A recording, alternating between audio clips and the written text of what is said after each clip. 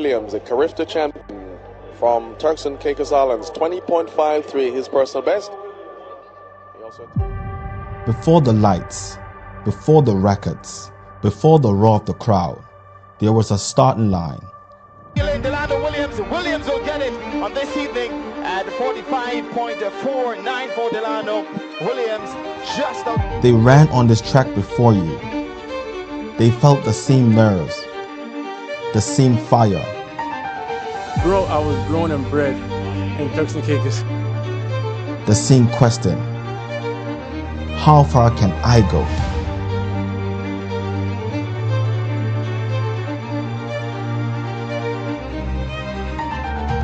Records were set. Legacies were written.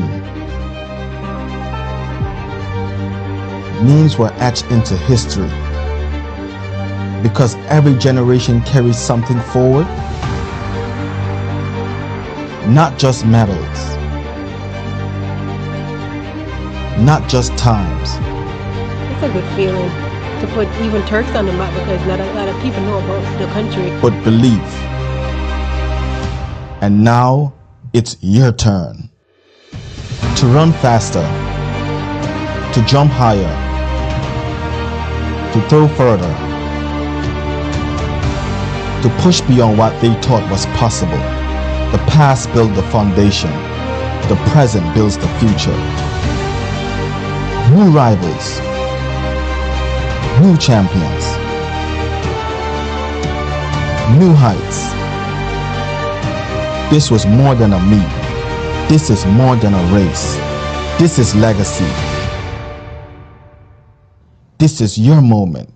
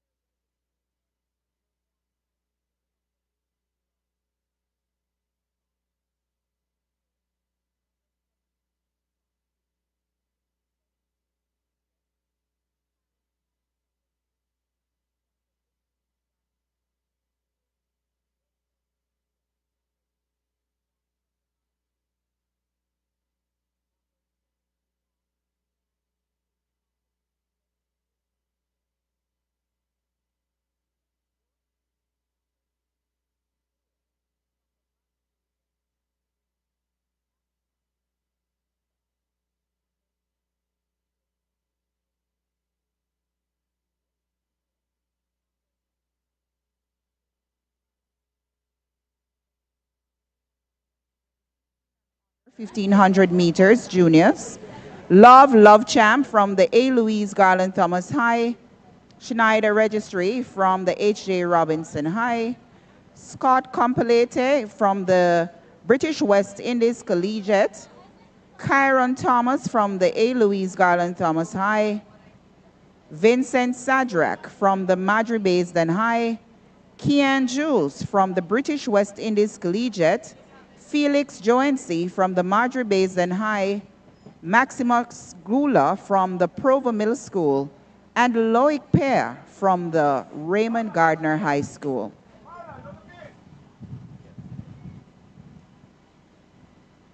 Okay, there are the names for the junior boys for the gaming 1500.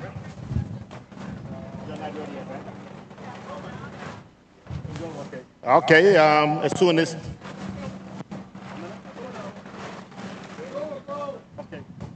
okay, we are ready here. The status is ready. Finish line, are you ready?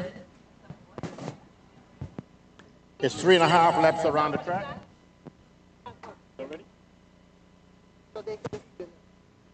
As soon as we're ready here at the finish line, we will have this race for the gaming 1500 on the track. Boys and girls, the boys and girls. The girls have just finished this race and the boys are now on the track. As you can see on the right side of the field, you got, okay, we are now ready. We have the finish line and the starting blocks ready for the gaming 1500 for the junior boys. They are on track.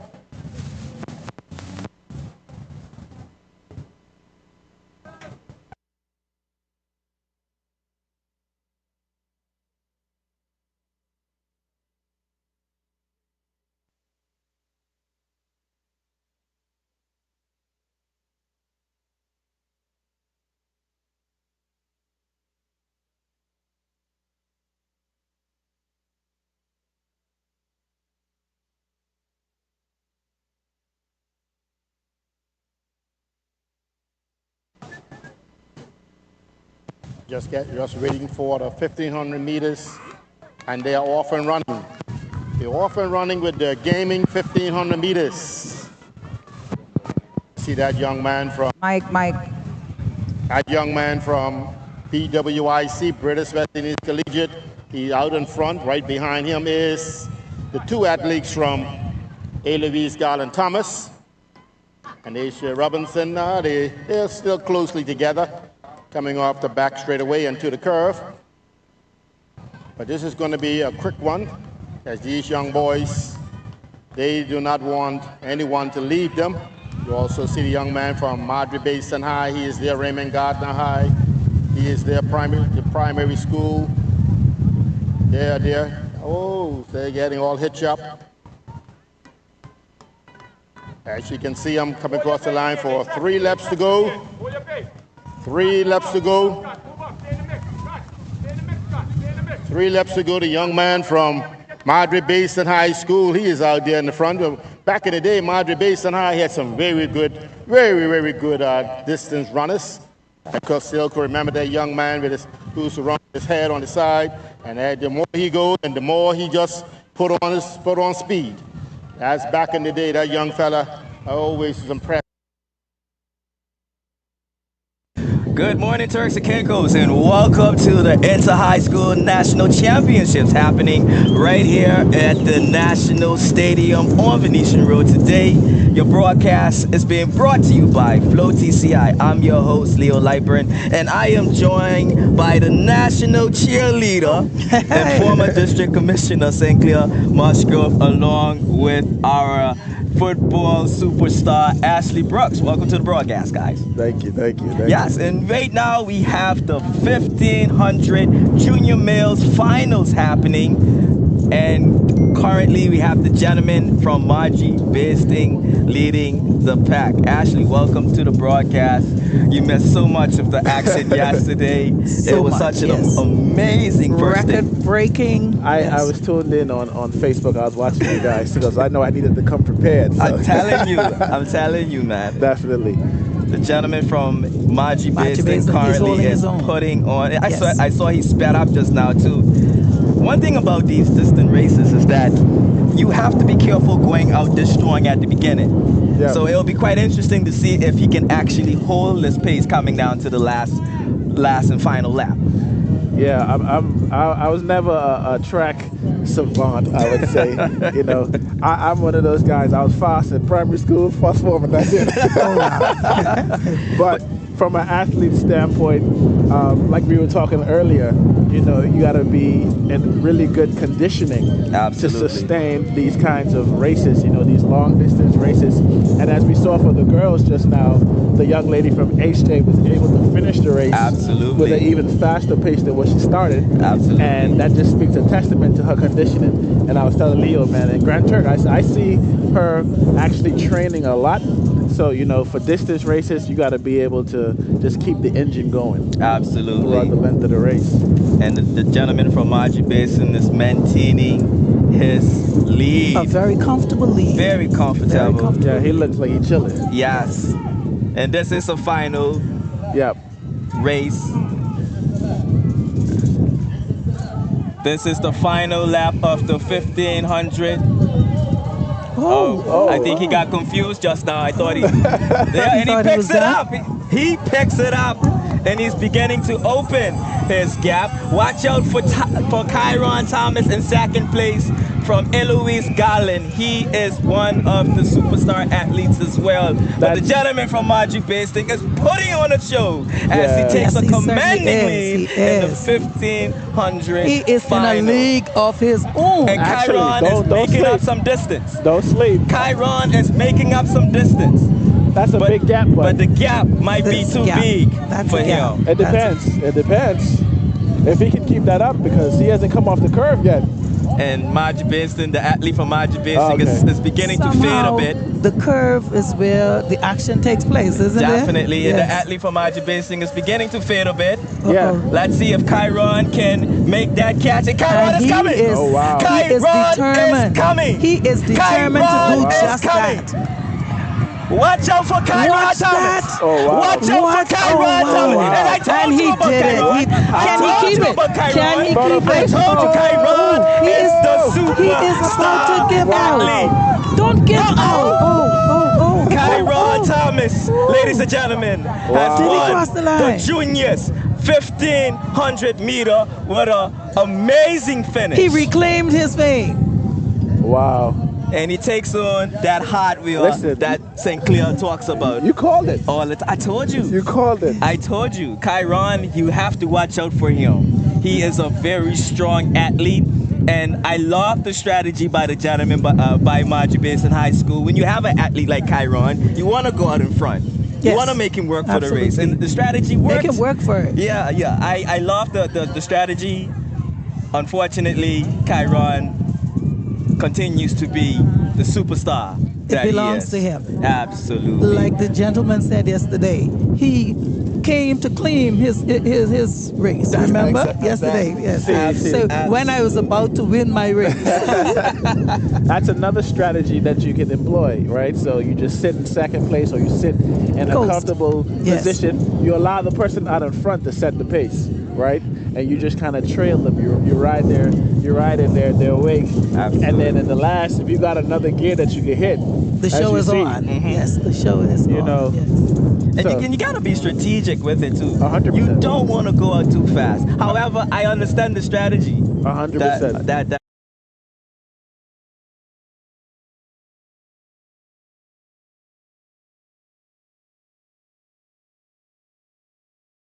Thomas of A. Louise Garland putting on an amazing performance.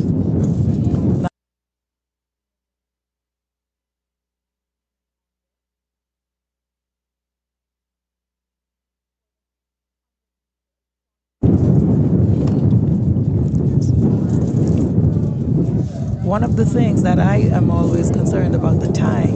Yeah. Because they can win the race, but it's more about the time. Yes, the qualifying time. So that matters. Yeah, hopefully we'll get those results soon, and we'll be able to see what times. What time? Yes. You know, especially like you said, for a final. You know, that's kind of determining who's going to represent us at Carista. So. Absolutely. The prelims are behind us. Yes. So it's all about that timing. Indeed. Will they advance? They advance today, but will they advance to Carifta and beyond? And Ashley, you said something earlier, consistency. Yes. And you can speak to the fact that you've seen that athlete putting in the work. Yes. And that is so important. Yesterday we talked about athletes who, unfortunately, many of them, 2 weeks before, they try to get ready, whereas it should be consistent. It should be what you do on a regular basis. On the regular basis, yes. Yeah, if you travel around and you have the opportunity to see athletics in other countries. Absolutely. These people train year round. There's no off season, right? Absolutely. And that's the only way you can really build the competitive edge, right? Because the margin of difference is so small. The only way that you can separate yourself is by compounding your training. So you can't just pick up and train today and think that it's going to show up next year. You must have 4 or 5 years of work only Yes. gives you a few seconds difference, is what I'm trying to say. You Absolutely. understand? So you got to stay consistent, and then when you get to the point where it's like, okay, if you having a gap between you and the field now, that's a result of years of work. Absolutely. Putting in the work. Yeah. Putting in the work. Absolutely, especially for distance. It takes a while to build your base. You have to build your base first as a distance runner, and that takes years, as Ashley alluded to. Currently, we have the 1500 senior females finals, and everybody in this race will win a medal. Hey, that's guaranteed. That is guaranteed. And Clement Howell will win too. Absolutely. Not that they Watch need out it. for Miss Mizik. She is a star distance runner. That's the lady in front for Clement Howell currently. She won the 5K for the Run of Nations in January. Did she? Yes. Okay. Amazing distance runner. And she does good time also? Yeah, she won the 3,000 meters for the females yesterday. And she's back in the 1,500 today. I wonder if only 3 athletes being in the race is going to influence how hard they run. I think, and this is something we were talking about yesterday, I think you run for time at this point. You're not running for position. You really want to run for that qualifying time. Carifta time. Got you. And for this race, the record is held by Tanisha Gardner of Long Bay, set in 2019 with a time of 5 minutes and 27 seconds. That's Tanisha Gardner. So will Ms. Mizik beat that today? It will be interesting to see. Yeah. We had 2 records broken. We had some. Yes. Yesterday. One in the 100 meters and the next one in the shot put. 2 national. Meters? Yeah, 100 meters. Boys under 15. So who won the shot put? I'll tell you right now. I'm asking for one reason and one reason only. Just for school.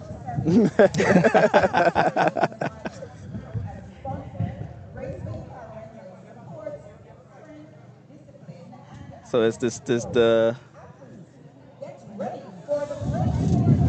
so the shot put under 15 junior. Mm-hmm. Raymond Gardner, where that is. Raymond Gardner, what they did. Yes, Raymond Gardner, your green machines for the key man, 3rd in that one. Okay, we'll take it. Alicia Harvey of Raymond Gardner with a throw of 6.68.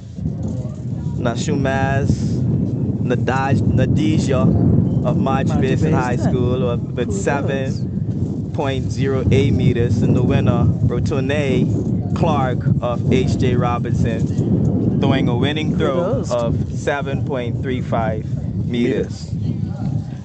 Yes, ladies and gentlemen, we have the 1,500 currently underway. Meter finals taking place currently. So the qualifying time for that, because seriously, after having athletes not advance to Carifta, I'm always curious about the qualifying time. Yes, because from a local standpoint in North Caicos, they clean up. They come so, right? Then they come to Provo. We see what happens. And then our best at this level, when they advance, we want them to be able to compete. So the qualifying time for this race for females is 5 minutes and 10 seconds for this race. Yeah, 5 minutes and 10 seconds for Carifta, the qualifying time. So we're in the final lap here. This is the final, and Miss Mizik is comfortably. Yes. Yeah. At this point, it's her race. Yeah, it's her race to lose. Give her hard way already. And for me, I would love to see her give her all on this last lap, given that she's running for time. Time, absolutely. You know, time. That has to be her focus right now. She is lapping. She gonna lap her teammate. Nah, she'll be done before. Okay. Yeah, because she's just gonna start her last lap. Yes. and if Miss Mizik is able to run the qualifying time, she will have the national record. Let's do it. If she's able to run, because the national record is 5:27. 5:27. And the Carifta qualifying time is 5:10. Interesting. Let's see. And here she comes, Miss Mizik around the bend. Do it. Yeah, she has picked up full her throttle. pace. Full throttle. She is pushing. Time. Here she comes. The stadium should have erupted in cheers by now. Well, I think we're still waiting on some spectators. Yes. Yeah. Okay. Speaking of which, if you are listening, congratulations. I hope you have plans to join us today. Yes. Amazing time ran by Miss Mizik. Yes, absolutely. Amazing run. I'm waiting for the time. Yes. And you have. Will she break the record? The athlete from H.J. Robinson coming in. She's cruising it. And she's finishing strong as well. That's how you do it. Discipline. And you see she's just swinging her arms and traveling. A lot of people don't know, a lot of running is about swinging your arms. Yes, absolutely. Because your legs follow your arms. You understand? You know a lot about running, Ashley. Brooks. I used to run track at one point. Okay. Until track started running me. But I mean, the concepts of it is the same. I mean, across all athletic platforms. You know, even when you're training and doing sprints, they tell you swing your arms. Swing your arms, absolutely. So that helps you to lift your legs. Mm-hmm. You understand? You can't run with your arms straight down. No. So that's why a lot of times you see athletes, if they're pushing or they're fighting, they're swinging their arms as hard as they can to help to create that momentum. So true. I think Ashley has a running future after football. Running my mouth. No running for me. But he can always pass it on, because remember yesterday we were talking about the athletes. Yes. What do they do after their careers? Yes. Absolutely. What do they do? Give back, pour into the up and coming generation. Absolutely. Most definitely understand. Ladies and gentlemen, that was the 1500 meter finals, female seniors, being won by Mizik, Eunice Mizik of Clement Howell High School, with a time of 10. I'm not sure if that time is correct. I hope not. Yeah, that's that. I don't. We'll have to get confirmation. Yeah, we'll have to get confirmation on the time. But it definitely didn't take that long. It definitely didn't take that long. No, absolutely not. So, great race ran by Miss Mizik. Yes. And let's pray that it pays off for her. Absolutely. Oh, there we go. That's the times. 5:52. So she misses the qualifying time by 42 seconds. Nonetheless, a great effort by Miss Mizik. Currently, we have our final 1500 finals, senior males. Are they ready to go? Are currently lined up. I see British West Indies in this race. Drop your Spartan emojis. Margie Baston, drop your knight emojis. We also have the H.J. Robinson Stallions in this race.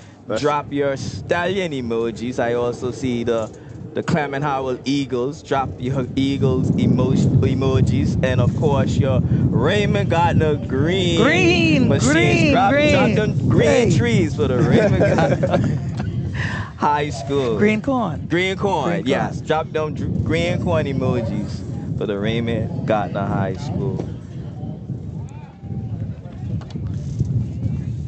If you are looking for a place to be on a Friday, it's definitely... Whether you're looking for it or not, change your plans and come. That's how you... Yes, I agree with you. I couldn't say it no better than that. Where else should you be? Yeah.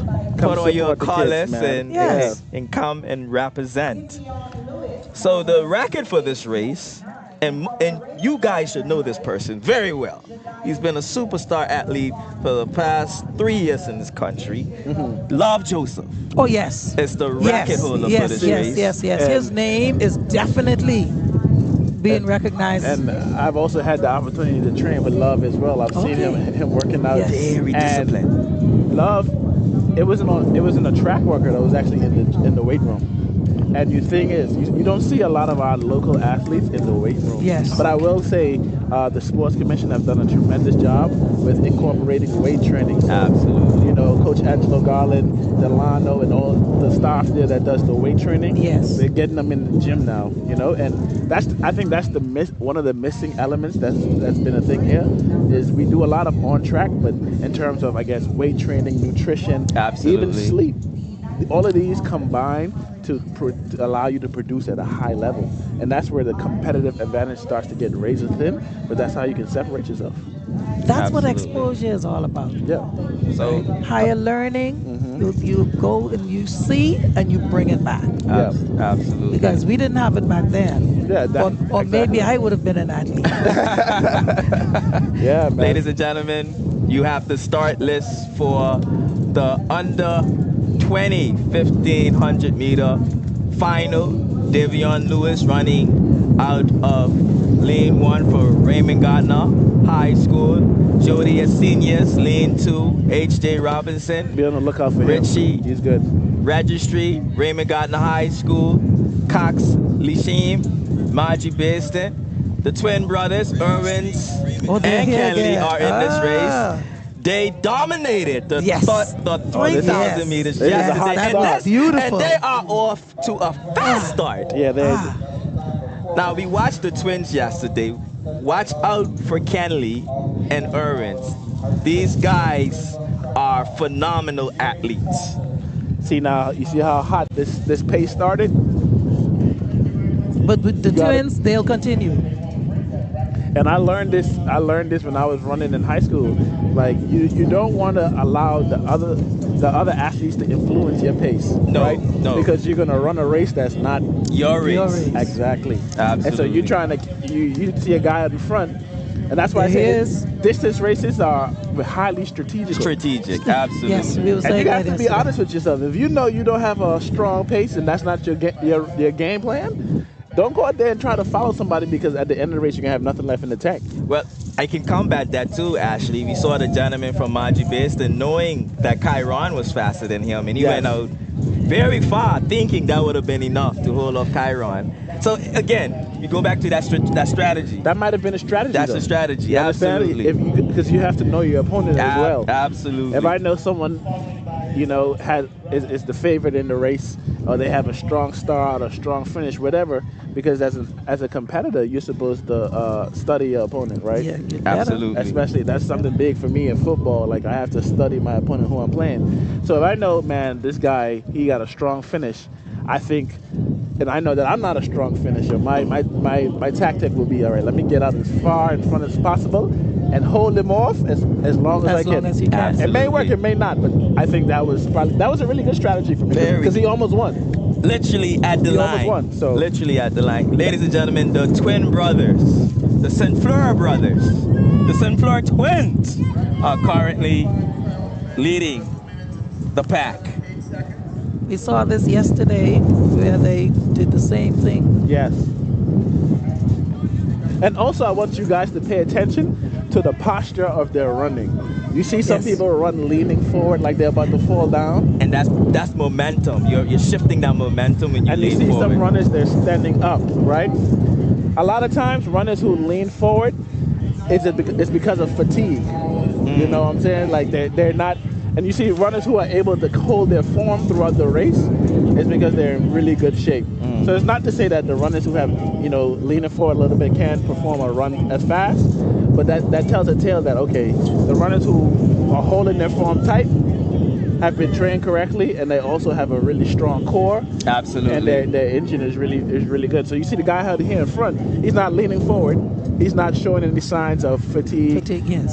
His posture is good. Arms pumping, knees go, driving. Absolutely. Yes. And that's how you say when guys look comfortable, because they look like they're just sitting. Yes. Sitting in stride. Right. Versus people who are leaning forward. And this is the same thing he did yesterday. Very comfortable. Yeah. Doesn't look like he's pushing at all. Final lap for the Saint-Fleur. He's gonna open up. And he's pushing. He is pushing. And I believe he's going for a time with this one here. And HJ is just staying steady. Watch HJ, the gentleman from HJ. Watch him. He could be challenging for that second place. Watch him. Yeah, I think he's probably going to just plot on second place. Yes, definitely. We could see a whole sprint out at the end. But it's safe to say that the Saint-Fleur twin is going to take this one. Well, we said that in the last race. Absolutely. So we got to see.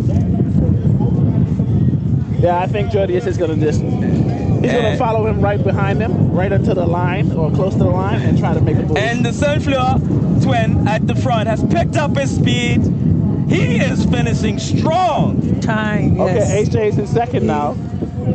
I expected HJ to pass. It is going to be a fight for second place, but as you can see, the Saint-Fleur twin has taken this race. Yeah, his second gold medal in these championships.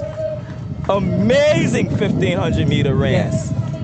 Strong finish. I would love to see his time. Very strong. Watch out, HJ I'm waiting to see his time. Take second in this one. Yesterday he finished third. Today he's taking home that silver. Second. Yes. Another beautiful race. Another amazing beautiful, final. well executed. And British Collegiate, they are in there. That was a good race. Absolutely. That was a good race. But are you noticing the improvements of British Collegiate? Man, they took 2 gold medals last night in the 100 meters. I watched the race, and I didn't know.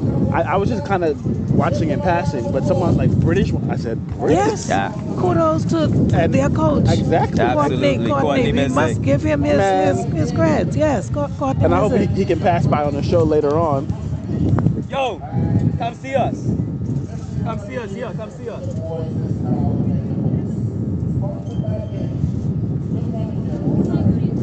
We still have, this is finishing up here. And the field events that's going on now. Shot put? Yes, that is the senior male shot put final happening right now, sponsored by Grace Bay Car Rentals. And we still have some athletes finishing up our final 1500 meter run. You can get up. You won just now? Call your brother. Nah, I thought it was you, but call your brother for me. You won yesterday, right? Really? Come up to the interview. So hold on.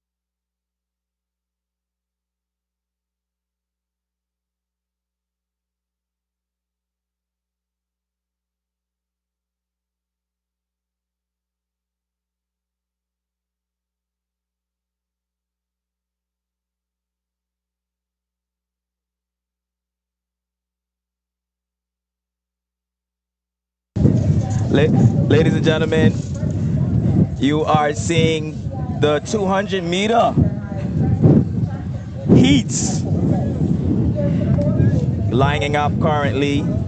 We have the heats of the 200 meters.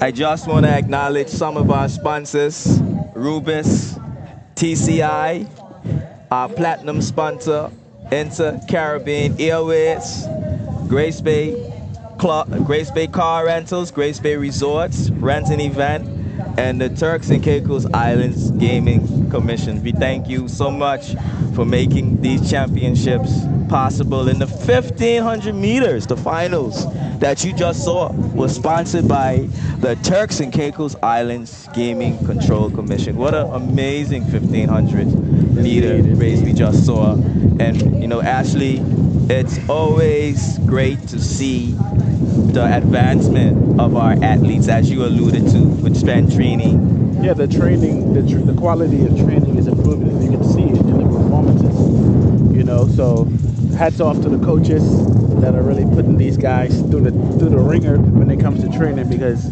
when you're doing distance racing, especially, you know, 15, 800, 400, the training is actually, you train to, so for example, to train for the 400, you train the 800. 800, you train the double of that. 15, you train the double of that. So distance training is extremely hard. So I always take my hats off to guys who run distance races, because, you know, pushing through at a consistently high speed is not easy. You got to keep, like I said, I was speaking earlier, you got to keep your form right. You don't want to ever be slouching forward, because it's like when you see guys leaning forward, it's almost like they're trying not to fall down. You understand? And that just shows fatigue. But when you can stay upright, you know, you use drop your those core, shoulders, and you just relaxing. And the young man who won the race just now, that just shows you. I was speaking to him. You just relax. You just look relaxed. When you don't look like you're straining, that's when you're able to run your best. Absolutely. Yes, ladies and gentlemen, we are at Inter-High School Championships happening right here on Venetian Road. Please come on down and support our athletes. We have everything down here. We have food, we have entertainment. So this is definitely the place to be on a Friday morning. That's fine. That's perfectly fine. Right now we have the under 13 female heat for 200. For the 200 meter, and running out of lane 1 is London Harvey of International School. Lane 2, Aaliyah Williams of H.J. Robinson. Lane 3, Marielle Radcliffe of Raymond Gardner High School. Running out of lane 4, Alexandria Salandia, running for Eloise Garland Thomas High School. Running out of lane 5 is Layla Martinez for Wesley Methodist. Running out of lane 6 is Corenda Brown Allington from Provo Middle School. Lane 7, Kayla Wilson of Precious Treasures. And lane 8, Sydney Braspin of British West Indies Collegiate. What we've been seeing in these championships so far is a massive improvement from British West Indies, and of course we must tip our hats off to the coach, Courtney Mizik, who is doing a phenomenal job with their track and field program that they have going on here. Qualifying times, well, not for this race, but for the under 17, you will see qualifying times of 24 seconds for the females in this race. So look out for the under 17 girls as they gear up for the Carifta Games happening this year in Grenada, the land of spice. Spice Isle. Spice Isle. Should be an electrifying Carifta Games on Easter weekend. What do you say? We going to come in that one too? I can't wait. Hint, hint, hint. Bring down the commentators. Let's cover it. I tell you, man. Yes, ladies and gentlemen, this is the Heat 1 of the 200 meters under 13 females. It is a beautiful day right here, and it's beautiful by nature. Turks and Caicos Islands. I was a little worried earlier that little rain shower came by, but I figured, you know, God just wanted to cool off the ground. Oh, I said it was the blessings. Bless the ground. Bless the ground. Absolutely. You know, just you be like, give it a little bit of water to cool us off, and then we can get going. Absolutely. Indeed. Liquid sunshine. Liquid sunshine. I never hear that one. Liquid. Yeah. What is liquid sunshine? Liquid sunshine. God showers over this beautiful, beautiful track and field championships there. You know what I loved about this championship so far? What's that? Brooks? It has been well organized, well executed. I don't know what's happening internally, but from what I'm seeing from my eyes, things are going according. I mean, we actually finished on time yesterday. And I heard you started on time as well. And we started on time. So kudos to the Sports Commission. Indeed. We have to give our people their flowers when they're doing things at the international standard. And I am elated to see that we are running the show on time. These 200-meter heats are brought to you by Flow TCI. Flow TCI is also the sponsor of this live stream today. So we're still waiting to get clearance. As you can see, we have one of the officials briefing the athletes, and what we're noticing is that they're not being lenient this year when it comes to false starts. I saw that yesterday. So in one of the heats for the 100 meters. I think it was a young man from Clement Howell. He got disqualified. Yes, they're not being lenient. That is the international standard, by the way. Yeah. And if we want our athletes to perform internationally at the standard, we must adapt the rules here. And I'm happy to see that that's been enforced here at these championships. If you false start, you will not be able to continue and run the race. Doing it any other way is setting our athletes up for failure. Absolutely. So, you know, it's only right that we implement that, and that will translate when they get onto the international stage. Absolutely. I also want to make note of the point system. Mm-hmm. We've gotten rid of that in the past 2 championships, and now we do medal count. Okay. And that again is aligning us to the international standard of doing things. And I think we're setting the stage for another Carifta game. Yeah?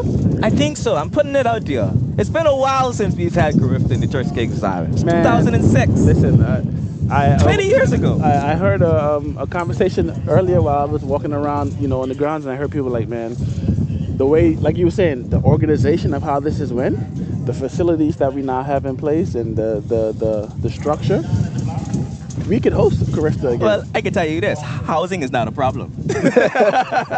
We got hotels in Provo. Exactly, exactly. So ladies and gentlemen, this is the 200-meter heat 1 of the females under 13. Athletes are down, and they're off. Great start by the athlete from British West Indies. Oh, they're moving. Watch out for the H.J. Robbins Stallion coming off the curve. And lane 2, I believe that is. Yes, and she's out there. Eloise is right her. So this is neck and neck.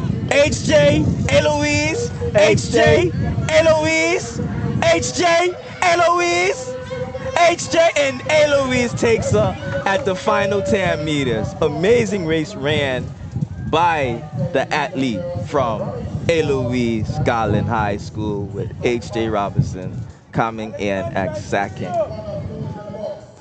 That was heat 1 of the under 13 females 200 meters. And we'll look at that finish again with the athlete from Eloise Garland taking heat 1. And the Stallions, of course, are right there. You can never count the H.J. Stallions out in these championships. If that was heat 1, I don't want to see what the final gonna look like, because, man, they were running.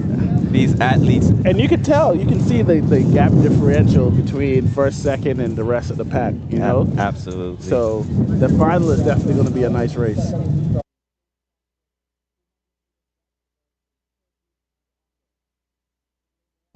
So this is the results. That's Alexandria of Eloise Garland with a finishing time of 28.62. Amazing race ran by the young lady. And that is a pretty good time for under 13. 28.62. Amazing time ran. So we have heat 2 taking place right now. Under 13 female, running out of lane 1, Cassidy Hamilton of British West Indies. Jemiah Robinson running out of lane 2 for H.J. Robinson. Darnique Henfield running out of lane 3 for Raymond Gardner High School. Amaya Clark running out of lane 4 for Eloise Garland. Demi Jared running out of lane 5 for Precious Treasures International. Lane 6, Brooke Williams of International High School. Lane 7, Tianne Henfield of Wesley Methodist. And lane 8, Adele Chemnad of Provo Middle School.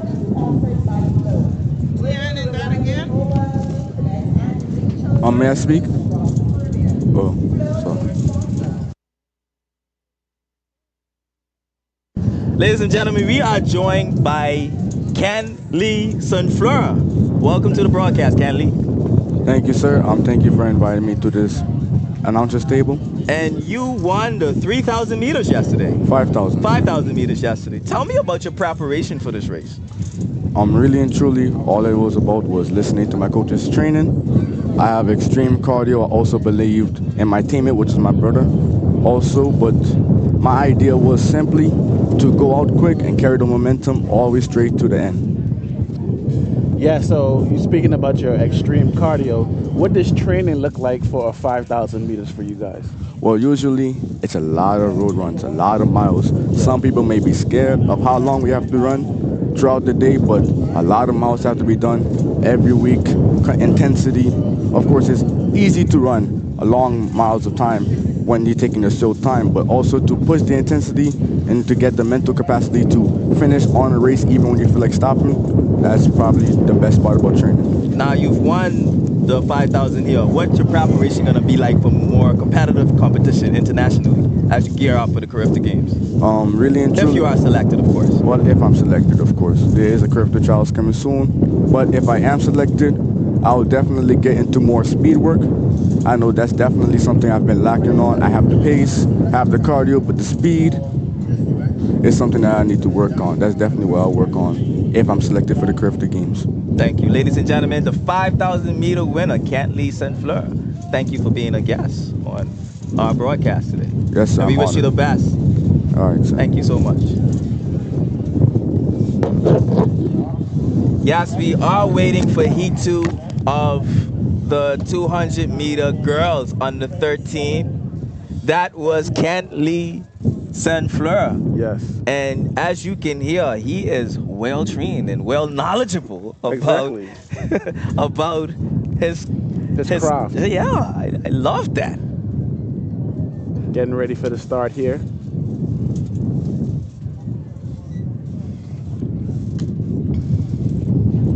Final check from the officials. White flags in the air. And they're off. And they're off. Watch out for the athlete from Wesley Methodist. She won the 100 meters last night. Okay, storming curve. The former green machine now running for Wesley Methodist. She comes off the curve strong, and she seems to be pulling away. Okay. She is the winner of the 100 meters last night, and she takes the heat. So we have Wesley. A commanding win in Heat 2. Wesley Methodist, the young lady for Wesley Methodist. Second place, Eloise Garland. Third place, H.J. It looks like H.J. Robinson for third place. And one thing I want to say, because, you know, some people that might be watching, you know, when these athletes finish the race and, you know, they may fall down or get over it. One thing I want, you know, our athletes to pay more attention to is their hydration. Absolutely. Because a lot of this stuff is, you know, cramps or, you know, feeling faint or, you know, lightheaded. A lot of that, if not all of it, has to do with hydration. Absolutely. And what you eat on these race days and leading up to your races in the, you know, days coming. You know, I want to talk on that, but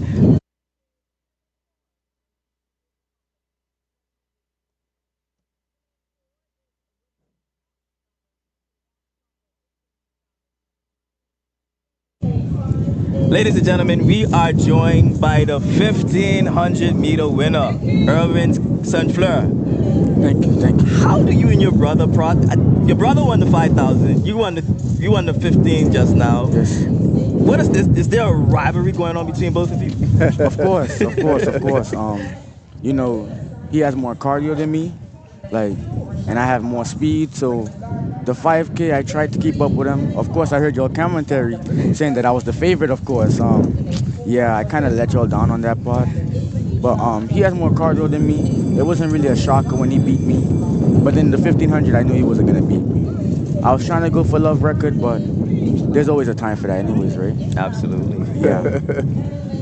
Well, like I asked your brother, you know, how do you find the training for these distance races, and like what is your strategy in terms of when you're going into a long distance race?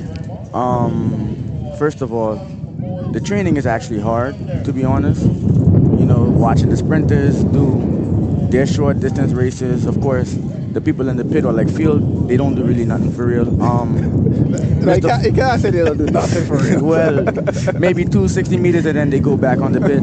But yeah, no shade. But it's really difficult. But it's more mental. Really and truly, I don't believe I'm the most physically gifted. But if I'm side by side with someone, I know I'm winning because mentally I'm stronger. Of course, everyone is human. Of course. Yeah. Although you see me winning, my whole body, my heart was hurting. But it's all about who pushed through at the end. Amazing. And what is your preparation, having identified your weaknesses moving forward as you gear up for international competition? A lot of more road runs. To be honest, the competition, especially Love, my mentor from last year, he's really a beast. To see that he's running 4:25, and I was quite far, but not really that far from it, 15 seconds. I do need a lot of work in, but I know I could make it to Grift and do something. Ladies and gentlemen, this was Irvin Sunfleur, the brother of Kenley Sunfleur, with us as he's talked about his preparation and domination of the 1500 meters. Irvin, we wish you the best and continue to do well. Thank you. Thank you so much. All right, boy. Best of luck. Yes, currently we are looking at Heat 1 of the 200 meter for the under 13 males. The athlete to watch out for in this race will be Rose Cox. Okay, which lane is he in? He is running out of lane 4. Rose Cox, he's the favorite. The son of one of the famous sprinting twins, Russell Cox. Well, he definitely has it in his genes. So let's see how he performs here in this heat. And he's running with his cousin as well, Roshano Cox. Don't count him out. Actually, it's his nephew.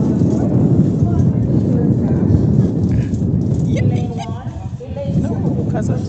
They're cousins? Okay. I stand corrected.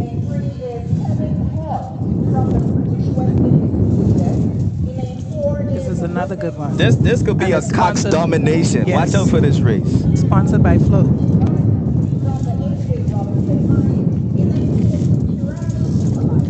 These 200 meters has been very good so far. I am truly impressed with the times. And I am watching record Rose. breaking now with those Coxes. I'm telling you, I'm watching Rose because he is a strong sprinter. You're about to see something right now from him. He pumps. He's built like a sprinter. You're going to see something very special in this 200 meter from him. Yesterday we talked about the Coxes who made names for themselves, right? And we forgot another set of twin Cox. Who comes from the same family? Yes. You're talking about Antoine walking. Yes, Antoine and his twin. And Rayvon. Yeah, Rayvon, right. Walking. So Absolutely. Something about those Coxes. I think the genes, man. I'm telling you, athletic genes. Yes. Races are ready. And the athletes are down.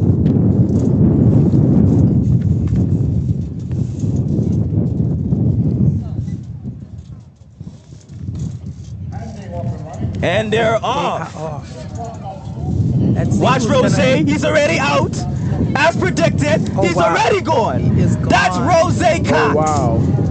And Raymond Gardner is right behind him. That's Roshano Cox. Raymond Gardner. Domination Cox. Family Yes. in this race. We saw the St. Place earlier, Yes. and this is the Cox domination. I told you Rose was the favorite for this race, and he continued. Roshano. Yes, he is right there, right behind him. Well, we know the Green Machines was a too far today. Hey, yes. It's great to see an appearance from the Green Machines. No flat tires today. No flat tires today. They are pumping. Shout out to Brenda Jones, the national cheerleader. And you're the assistant. The co-chair. I'm the co-chair. I'm the co-chair. But Brenda, if you know Brenda. Watch him. A little bit of form work, Ashley. Would you say? So a little bit more form work with his posture, with his arm movements. What you think? Yeah, definitely. His arms could be a bit tighter, but for his age and at the speed that he's running, he's at a good place. Absolutely. He's definitely at a good place. What a time! What a time for under 13. 25.37. That's an amazing time for Are his we age. breaking record here? That's Rose What's Cox. The record for the under 13, and we'll check on that right now. The record for the under 13 boys, but 25.37 for Rose. What an amazing race ran by him. Amazing indeed. And he's consistent, He delivered yesterday. He came back this morning and delivered yet again. Consistent. Well, he left no room for doubt in terms of who was going to win that race. Absolutely. He got out from the start. He had a great start and just carried straight through. And that's what you want to see from the athletes. You want to see them, be very proficient at each phase of the race. So the start, the middle, and the finish. Is all important. Especially when they give you a photo finish. Yes, indeed. So the record for that race, and this athlete, I think St. Clair, you're gonna be very, very happy to hear this one. Tell me. 2018, this record was set by Deshaun Gray of Raymond Gardner High School. I remember him. With a time of 22.88. Oh wow. So that's gonna be a tough record to beat. So it's still a little ways off. Yeah, that's fast. So the Green Machine quite a ways. keeps it. Quite a ways. Yes, that record. Deshaun was a twin also. And it's crazy. That racket is actually faster than the under 15 racket. And the under 15 boys racket is held by Rayvon Walkin with a time of 23.2. Ran in 2020. Which school is that? Precious Treasures. He ran for. Okay. Wow. Yes, amazing talent. He was a twin also. Yes, Rayvon Walking. No. You mean Deshaun Gray? Deshaun Gray was a twin. All right. That's fast. Yes, ladies and gentlemen, you are looking at Heat 2 of the 200 meter 13 and under mills. Sponsored by Flow. Sponsored by Flow TCISS. Seems to be picking up.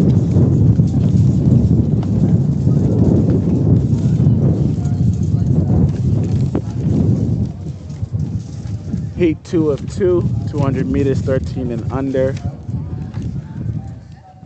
Got white flags up, so they should be getting started here in a bit. In the previous seat, we had Roshano Cox, who is the son of Rocano Cox Sr.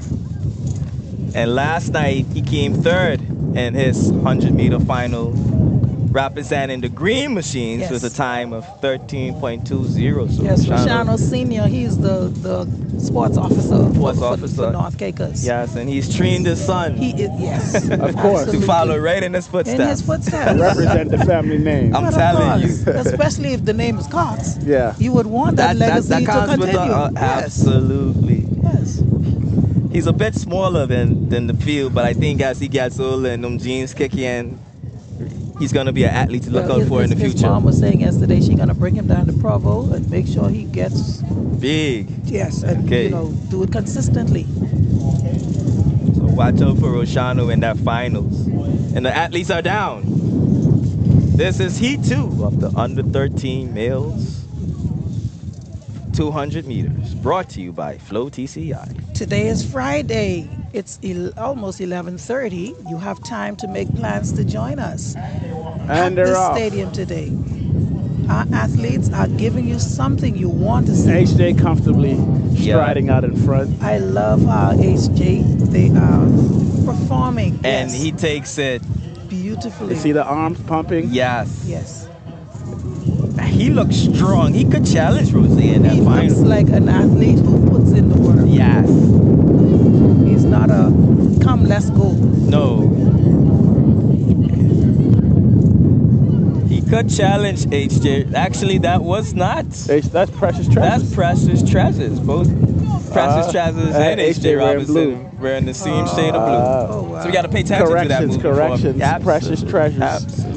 Won that race comfortably. HJ, I believe, was in second? No, third. And the winner of that heat was Caleb Laurent. He actually won last night the 100 meters with a time of 11:67. So he's definitely the favorite, given he's won the 100 meters last night. I'm predicting a showdown between Caleb and Rose in the 200-meter finals. You think so? I think it's going to be a showdown between those two. Yeah, and look at his time, not too far. 25:48. And that's what you got to watch. Like we said, the times. It's not about winning. It's about the times. Absolutely. Especially going into the finals, you want to look at everyone's personal best, and you can see you can pretty much gauge where they're going to come in. Absolutely. Absolutely. I'm predicting a 23 tonight. From one of those guys. I'm predicting. I feel like it. You feel it? I feel it. It's coming. Next up, we have the under 15 girls 200 meters, heat 1.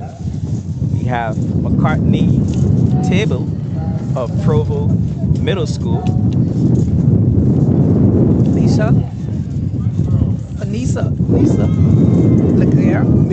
Nika, I would believe. Nika Legare of Raymond Gardner High School. That's your green machine.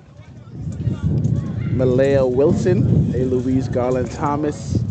Amoy Senior of British West Indies, running out of lane 4. Atna Genti. Watch out for Atna Genti. I was about to say. Watch out for her. She's a power sprinter. So watch them arms as she comes off the curve. She's the favorite in this race, I would say. Absolutely. And of course, Ewing Low-Key. Low-Key. What a name. Low-Key. Low-Key. Low-Key, but powerful. Marjorie Basin High School, running out of lane 7. The favorite in this race will be Miss Genti, Atna Genti. I believe she's a soccer player as well, Atna. She's a really good soccer player. Soccer, yeah. I've seen her name at the national level for soccer also. Atna came 3rd last night for the HJ Robinson Stallions with a time of 13.83. Speaking of Stallions, did you notice that they were the only school that actually brought their mascot? That's amazing. Well, you know the Capitol always will show up. And they always will show up. They showed up. Absolutely. A stallion. The only thing he didn't say, yeah. We also have Malaya Wilson, who won the 100 meters, running in this race as well. Watch out for her. Ready to go. There will be a showdown between Atna and Malaya. And they're off. And Miss Wilson is off. She doesn't seem to be pushing too hard. Just seems to kind of be, well, she's going to have to go now. Absolutely. Watch the strength of the stallion. This race is a speed and also endurance, the 200 meter. And Atna, I don't know. She tries to challenge, but she... that's an interesting race. I don't know if she meant to do that. I can't really tell. This is prelims. It is the heats. It is. So the first, how many get to the finals? The first 2? Or it's time based? I believe the first 2, and then after everything else is times. Okay. So Malaya, the winner of the 100 meters last night, she takes it with a time of 28.36. Atna Genti of H.J. Robinson High School, 2nd place with 28.62, and Amoy Senior of the British West Indies with a time of 28.93. we had a bit of a close finish there once again, but again, it's the prelims, so I think everybody's just saving their best runs for when it really matters. Later this evening. Yeah, when the rubber really hit the road. Oh yeah. So we should have some really good races later on. Happening later today, we also have the 4x1 heats. That's always a crowd favorite. I love the relays. The relays, yes. I always love the relays. The relays make me nervous, man. This baton exchange. Yeah. I was like, it can make or break the relay. Absolutely. But I think. So you have time to come down. The relays will be later on waiting for you. Let's pack the stadium today. Absolutely. Our athletes, they are showing up and showing out, so you do your part. Indeed. And again, remember, bring your pots and pans. We want to hear some noise in this stadium. Bring your pots and pans, your bottles, your cans. They gotta do like how they do in Jamaica with the horns. Everything, yes. Make your noise maker. It don't have to be store-bought. Make it. Absolutely. Grab one pot. Bring one pan. Your goat skin drum. Clang them together. Bring some. Yes. Could tell you, boy. Make noise. One thing in Grand Turk when they got sports day, you see all the car horns. And, listen, Man, the that's stadium how it's supposed quiet. to be. Yes. Parade is be lined right off. Ladies and gentlemen, this is Heat 2 of the under 15 girls. 200 meters taking place, brought to you by Low TCISS. And I think something that we should make mention of, you have athletes who are doing double duty. They are on the field, and they have to excuse themselves to go and run and return to the field. Absolutely. That is amazing. That is amazing. Well, running out of lane 1 is Amy Gallardo, Provo Middle School. Santima Ruthmania of Margie Bayston. Kendra Robinson of Eloise. She came second last night in the 100 meters. Watch out for her as she is the favorite in this heat. And they're getting down now, getting ready to get set. Kendra running out of lane 4. She's the athlete to watch in this race. White flags are up. And they're off. They are off. So we have two blues. Kendra making up ground already. It's already in front, coming off the curve. I don't think nobody's going to catch her. Precious Treasures and HJ in blue again. Yes. And she takes a commanding lead. She owns her race. She takes a commanding lead in this heat. She said, this is mine and I am going to keep it. Absolutely. Beautiful. There's a tight finish between second place. I would love to see the time coming out of this. So I think Precious Treasures got second and HJ is a close third. Close third. Very close. We have an athlete down. 28:03 ran by Kendra Robinson. Second place, Jamari Malcolm with a time of 29:32, and Renasia Parker of H.J. Robinson with the time of 29:39. 28:03, quite close to the first heat.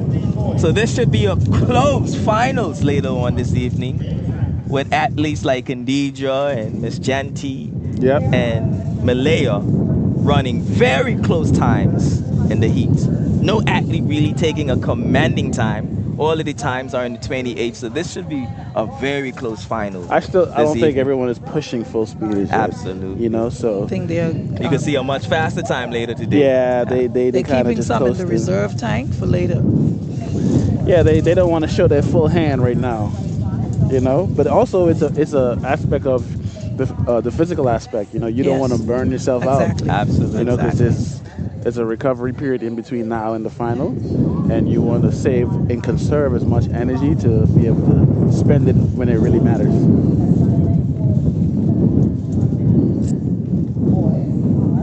What a beautiful day we have.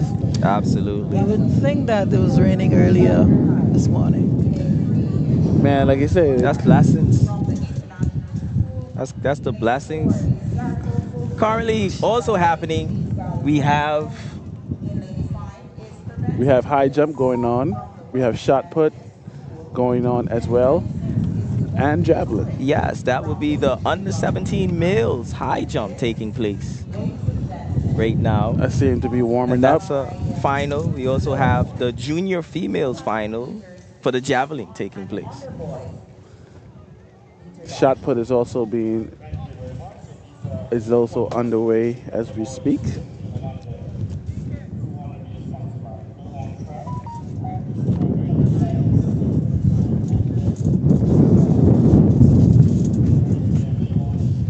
Antoine Dorsley, Raymond Gardner High School. Sherrod Goddard, International School. Jericho Fulford, A. Louise Garland Thomas.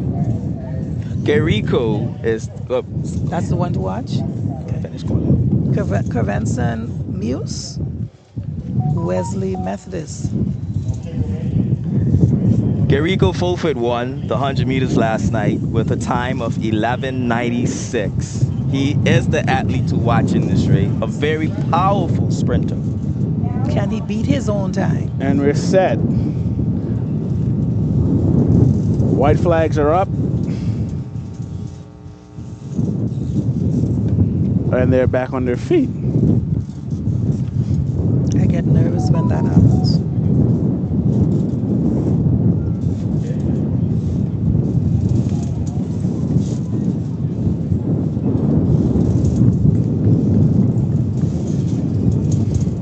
So just making sure that everything is going well with the athletes before they get started. Want to make sure we're all set to go. White flags once again. Watch out for Jericho. And they're off. They are running. Off.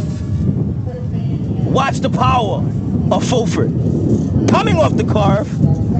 Oh, they're moving. They're moving. They're moving. Fulford takes a commanding lead, and he's being challenged by the athlete by Wesley Methodist. Wow. Wesley Methodist really is in the game. Fulford holding him off at the line. The favorite in this run gets through to the final round. Jericho Fulford. And I can see his coach over here by the fence asking him why he ran so fast. I think he went away from the game plan. But this is what I was telling you guys earlier. The young man in second place was pushing him. Absolutely. And it took him out of his game plan. In the moment, it just kind of kicks into like, oh, I can't lose. You know, you just hit another gear unnecessarily. But you can see his coach asking him like, yo, why are you pushing it right now? And Teray said something too. He said yesterday that sometimes it messes with you mentally as well, losing to an athlete that you know you could beat. So maybe it was him also making sure that I'm clear that I'm the dominant person in this final later on this evening. Absolutely. Let's just hope it doesn't hurt him later on this evening. Well, they do have some time to recover too. I mean, you'd be surprised. Like going through the rounds definitely takes a toll on your body. So absolutely, it's about energy management. It's about being efficient. Absolutely, and pushing when you need to push and pulling back when you don't need to, so that you can conserve energy and be able to run the later rounds. Absolutely. Jericho finishes with a time of 24:13. What was his time? 24:13. And ran in the 200 meters. How is that compared to? I'm looking at the qualifier.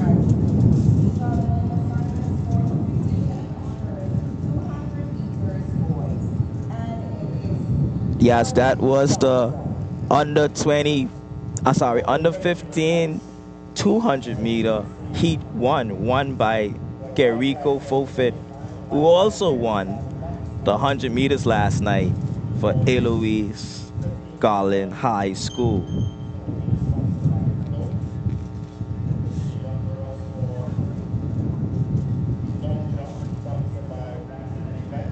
We have coming up the second heat. 200 meters. So the racket for that race is Rayvon walking with a time of 23:2. We have white flags again. And this is, which race is this one? This is heat 2 of the under 15 males. And they're off. Gerico could challenge for that racket tonight. Let's see. And Eloise Garland. I believe that's the athlete from British West Indies. Wow. British West And he's off. Yes. And he's off. And he owns it. He takes it. He is there to the final. British West Indies. The gentleman from British West Indies. And like you were saying, Coach Courtney Mizik over there is doing a phenomenal job. Yes, we cannot stress that enough. With bringing these athletes, you know, because let's be quite. They in the game. Let's be quite honest. British was never a contender. Never years a contender. before, and they're winning races. They are, and not only winning, but winning convincingly. Absolutely. They are in it to win. Damien Henfield of British West Indies running a time of 24:95. He will definitely be challenging Gerico later on this evening. He's a serious contender. He is a serious contender. Watch out for the racket tonight also. That could be in jeopardy. The racket for this race is held by Rayvon Walking, 23:2. It's gonna be, listen, I know many people, because they can watch the live stream, they would opt to, but you don't want to watch the live stream. Nothing like being in the stadium and cheering. Absolutely. Absolutely.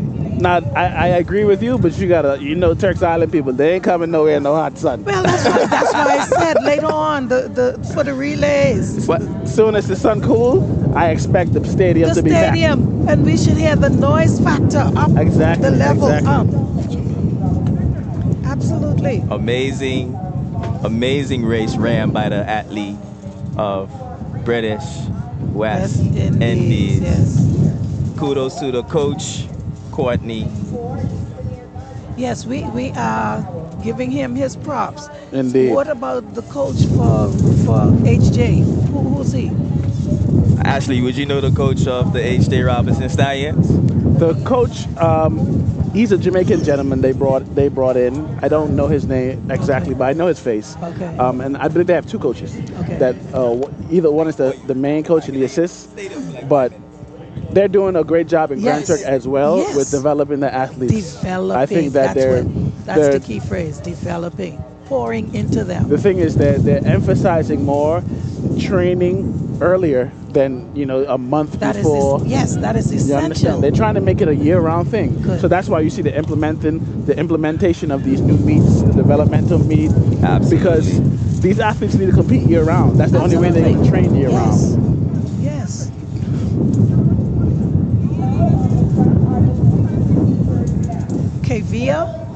Kavia youth. Running out of lane 1 That's Raymond Gardner. That's your green machines. Sunhadi Pierre, Wesley Methodist, running out of lane 2. Tania Gardner, someone to pay attention to, running out of lane 3 for Clement Howell High School. Shekinah Smith, running out of lane 4 for British West Indies. And Johanna Jean of H.J. Robinson, running out of lane 5. Who's the favorite in this? Tania Gardner is the favorite of this race. That Gardner family is Carifta. They got some runners, huh? Yes. Yes.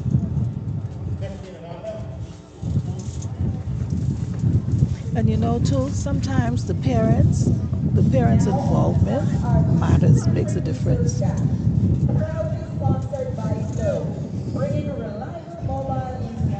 Tania Gardner did not run in the 100 meter last night. This is heat 1 of the under 17 females 200 meters. The qualifying time for this race for the under 17 females is 24:86. Can they do it? Can they beat it?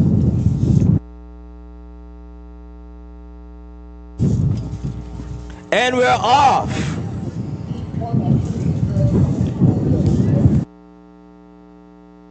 These young ladies are moving as well. Tania Gardner takes a commanding lead as we predicted. She is off. She is off by a large margin. Her own race. Well, watch the stallion with those long strides coming in, creeping up. Yes. Don't count the stallion out. Watch out for the Gardner. That was a good race as well. Absolutely. That was a good race. But as you said, Miss Gardner, she obviously knew and knows what time it is. She's winning this heat. But she's running for legacy. Absolutely. I'm very excited for the final, man. You see the winners of all these races having a commanding lead. They're going to have to push in the final. And that's going to make for a really good race. Exciting. So you would want to be here. Amazing. Don't watch vicariously over live. Come. The record for this race is held by Alexa Prince of Clement Howell High School, who ran a time of 25:88 in 2020. 25:88 is the record of the 200 meters under 17 female. Which year was that? That was 2020. 2020. Time to break it.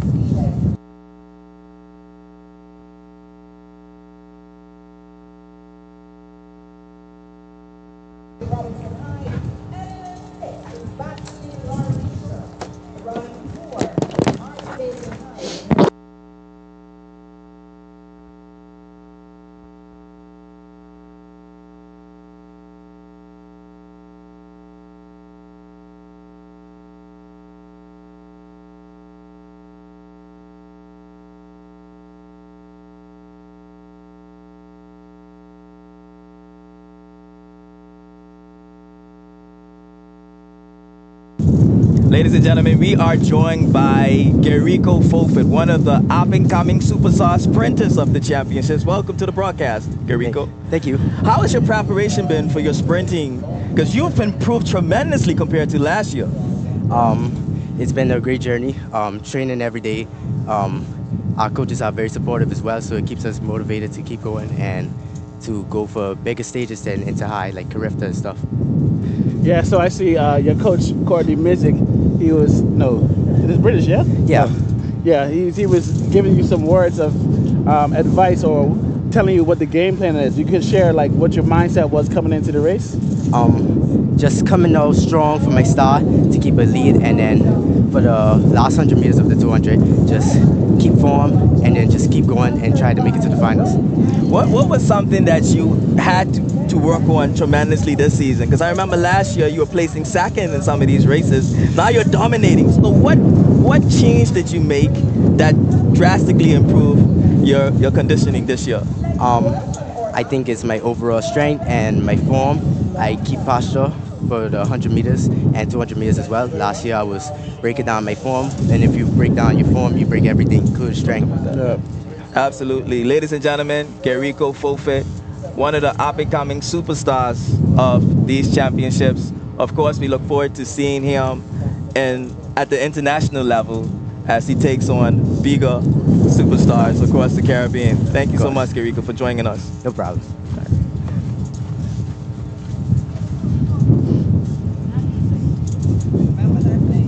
And we have had a great championships thus far. Ashley, you talked about form. Yeah. Gerrico talked about that just now, that posture.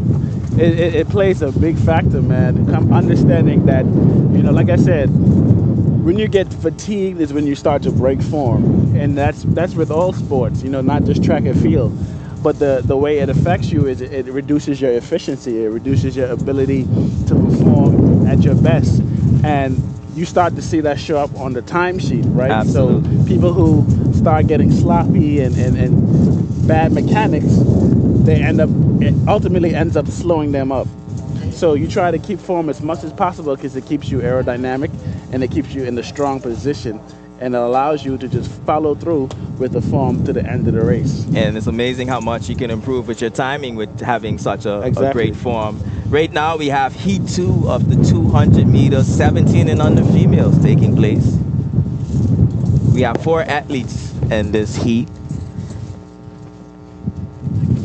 And one of the things we talked about yesterday was, even though we don't have the numbers for some of these heats, we should still let athletes run as opposed to going to a final, because they're still prepping themselves by running. Yes. Yeah, you're gonna have to run rounds if you go internationally. Yes, absolutely. So there's nowhere that you automatically get to the final. Absolutely. So even though it could be an automatic final, you should still let them go through the heats. Definitely. Similar to this sort of format. Most definitely. Ladies and gentlemen, this is the Inter-High School Track and Field Championships happening in Providencia Islands at the National Stadium on Venetian Road, brought to you by Flow TCI. Shout out to our platinum sponsor, Inter-Caribbean Airways. And the athletes are down for the under 17 female heat 2. 200 meters. White flags are up. And they're off. We have the young lady from Clement Howell High School coming off the bend. And she's pulling away. British West Indies is in second place. We talk about how they've improved tremendously, and it looks like Clement Howell will take this one and advance to the finals, along with the athlete from H.J. Robinson High School and third place, British West Indies. And you see Coach Mizik over here on the fence coaching his athletes, encouraging them, saying, good run, good run. That's how you do it right there. You want to make sure they feel encouraged. Cynthia Marshall finishing with a time of 28:08. Tamia Lewis of H.J. Robinson High School finishing with a time of 29:58. And Demian Dean of the British West Indies finishing with a time of 30.98. And that concludes our under 17 girls heat 2 of the 200 meter dash. Welcome back, Miss Musgrove. What an exciting day. Day 2. Day 2. It's heating they're up. Following, yes, it's they're following on. Yesterday was a great start. So today. Start list. Start list 4? Everything.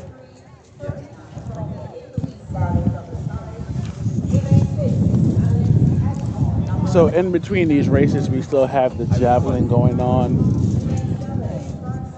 I believe we took a break from the high jump at the moment, but we still have the girls' javelin going on. That's a recap? Yes, and that's the junior females javelin taking place. Now, Sanjay, we have the under 17 males. 200 meters. Christopher Simmons running out of lean 1. The athletes to watch out for in this race will be Raiden Rojas of Wesley Methodist, who is the winner of the 100 meters last night with a time of 11:34.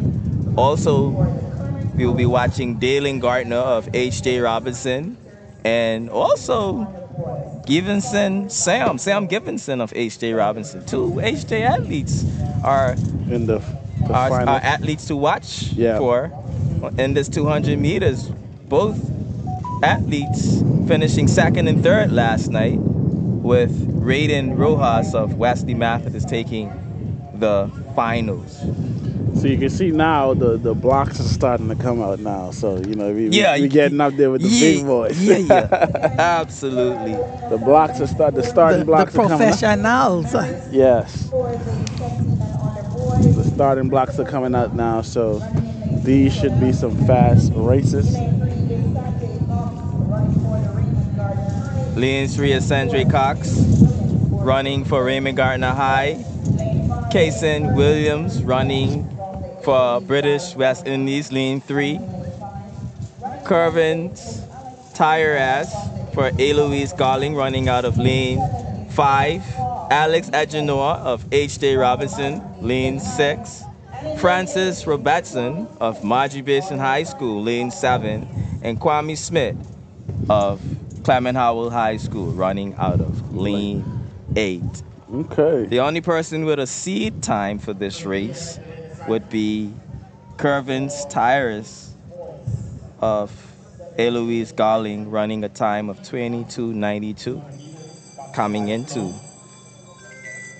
this heat. Curvins would have finished 4th last night. Let's see if he can redeem himself here in this 200-meter heat 1. White flags are up.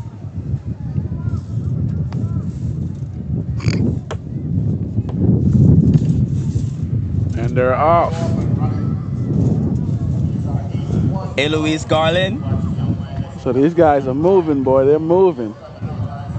That's Curvins. And he's off. And he's relaxing. And it looks like Curvin is taking this one. Yeah, he's chilling.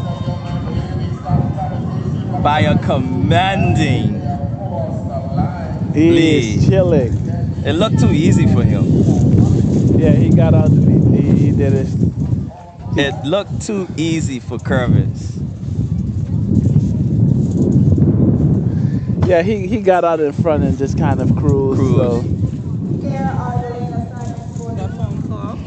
And he would have finished 4th last night in the 100 meters, and he dominates the heat.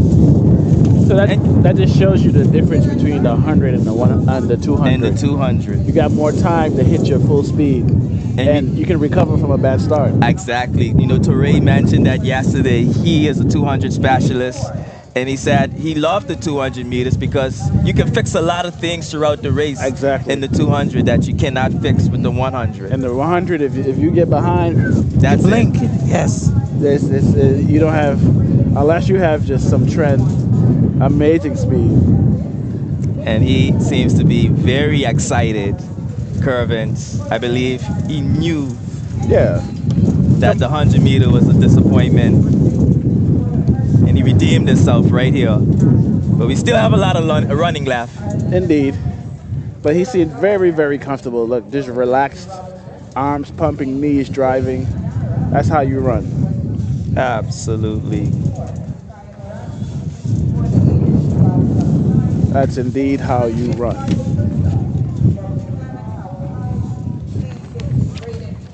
That was heat 1 of the under 17 males, 200 meters. So here is it. We have heat 2. Dalen Gardner running out of lane 1. He's one to watch. Jaden Anara for British West Indies running out of lane 2.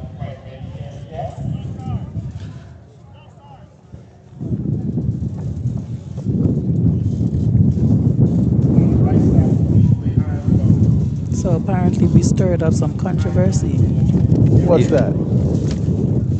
We praising Courtney too much.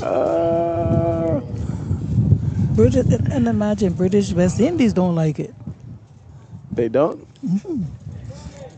We have Isaiah Morency of Eloise Garling running out of lane 3. Fretley Christoph of Clement Howell High School running out of lane 4. Raiden Rojas, the Wesley Methodist athlete. He's running out of lane 6. Watch out for him. He won the 100 meter last night in lane 6. Okay. Lane 7 is Cameron Henfield of Raymond Gardner High School. And Tobias Ferguson of Precious Treasures running out of lane 8. The athlete and the favorite for this race is Raiden Rojas. Which school is that? That is Wesley Methodist. He was the 100 meter last. White flags 100 are up, meter winner. And they're off. They're off. And they are off. Clement Howell is challenging the 100 meter champion on the curve. The 100 meter champion seems to be, he looks very relaxed.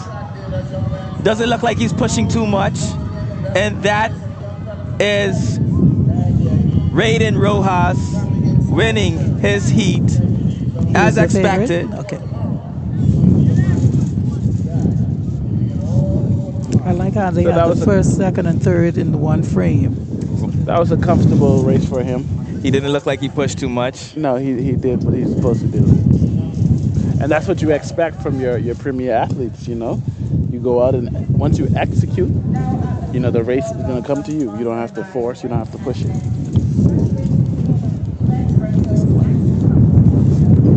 Absolutely. As DeRay would say, it's mine. I came to win it. Taking home some hardware. Well, we'll have an opportunity to see who takes home which hardware later on this evening. And how many? After 5 o'clock, we will be having the 200 meter finals. But of course, we have a lot of running left. Yep. With the 4x1 heats happening shortly after lunch. And that's always a crowd favorite. So absolutely. What you gonna do? Where you gonna go? Come to the stadium. Don't come with your empty hands. Bring your pans, bring your pots, bring everything that you can make noise with. Absolutely. So we may have a straight final for the under 19 200 meters, as there's only one heat for that. So they might allow that one to go to a straight final for the under 19 girls.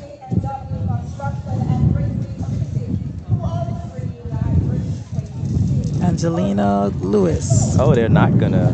Well, you see, this is what we were talking about earlier. Let them run. Let them run. So it will only be one heat. We have Angelina Lewis running out of lane 2 for Margie Baston. Okay. Jamara Veal running out of lane 3, Margie Baston. Janiqua Wilson of Clement Howell High School running out of lane 4. Jamia James of British West Indies, lane 5. Charma Fortune of Clement Howell High School running out of lane 6. And Esmeralda Sarah of Raymond Gardner High running out of lane 7. And you know, even though we don't have the numbers, it's still great to have the athletes still compete in the rounds. And willingly so, yes. My strategy would be to not go out hard, given that I'm going to run a final later. And it's not like you're going to be eliminated in this heat. Exactly. So that's what I always say, you know, just you want to feel out your competition. Also, you want to get a feel for how you feel in the race. You know, some days your legs feel a bit heavier than other days, or, you know, your body.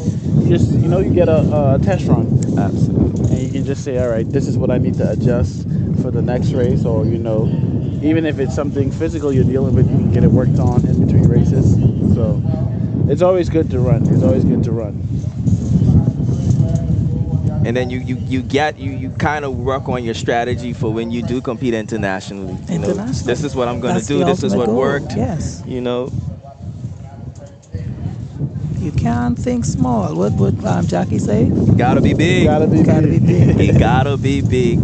What you are looking at right now also is the preparation for the under 15 female final long jump. That will be taking place shortly. Yes, the long jump has been going on as the racing has been going on. So, and as we said earlier, some of the same students are doing double duty. So kudos to them for holding it down on the field and on the track. Well, here's the thing. For this 200 meter heat, Jamir James of British West Indies won the 100 meters last night. And so she will be the clear fit, and she dominated that race actually. And she is back to claim it. Winning by a whole second. in front of Karma Fortune of Clement Howell High School. She ran last night a time. Jamia James ran a time of 13.43. Second place, Karma Fortune of Clement Howell High School, 14.43. And Esmeralda Sarah of Raymond Gardner, your Green Machines, running a time of 14.49. But it looks like they're about to do some medal presentations right now. And the wind has picked up once again. So I think that liquid sunshine is coming to blast us again out here.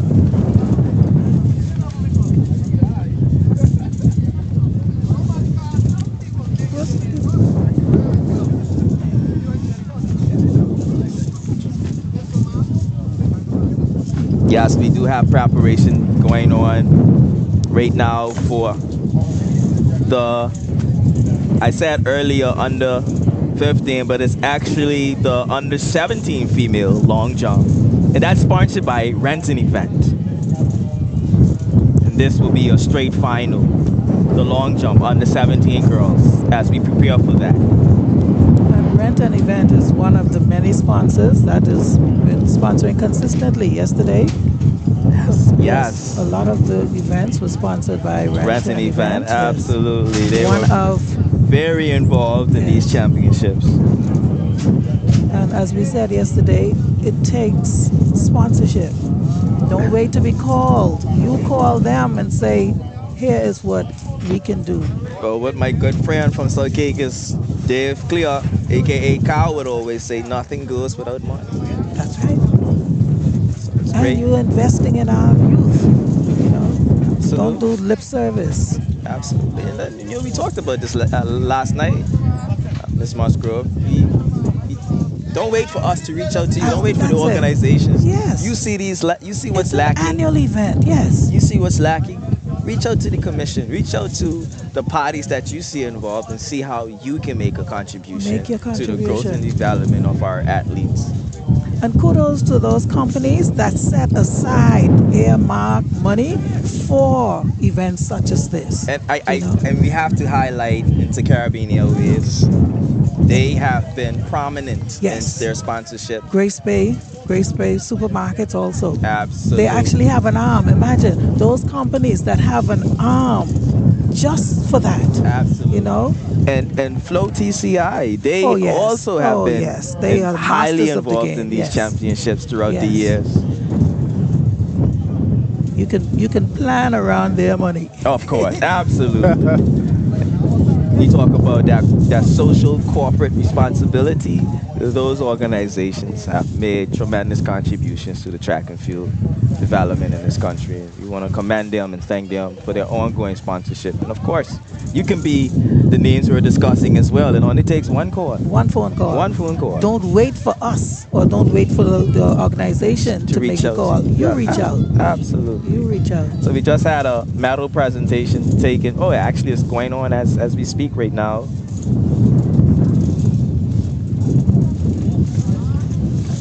You know, one of the things we noticed throughout these championships is that these athletes, one, they're conditioned much better this year. Yep. Two, last year we saw the Provo athletes using the blocks more than any other island. This year we're seeing more of the other islands using the blocks. So I've seen growth in that as well. And I commend the coaches who are taking it a step forward in the development of their athletes. It's great to see all the athletes taking out their blocks, knowing how to set it up, knowing how to use it, and knowing how to use it. Yeah, that's probably the biggest thing, because you know, if you don't know how to use it, it won't be as effective. Absolutely. You understand? And that's on the coaches to teach them how to use it. So absolutely.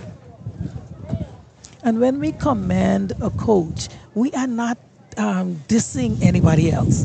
We are just giving props where it is due. Absolutely. And you know, we have been biased a bit to Courtney, and I'll say this, ladies and gentlemen, it's great to see our young men being highly involved. And if there's a bias, it's only because of that. Whatever we say, he's earned it. Absolutely. You know. So I personally don't know the names of the other coaches. So it's not even that I wouldn't want to give credit, but the whole entire coaching staff over there is doing a great job. Obviously, he can't do it by himself, So that's probably just the name most people are familiar with. But just to clarify, like you said, it's no taken away from anyone else. No disrespect to anybody. The entire coaching staff at the British West Indies Collegiate is doing a phenomenal job with their athletes. Because before and now. It's not a one-man show. It's not a one-man show. You understand? Before and now. And they're doing better, even better as the years progress. So absolutely. So growth. we're enjoying seeing the progression. If we can see growth and evolvement over the years, that is something to be applauded. So we're gonna be inviting a coach on shortly.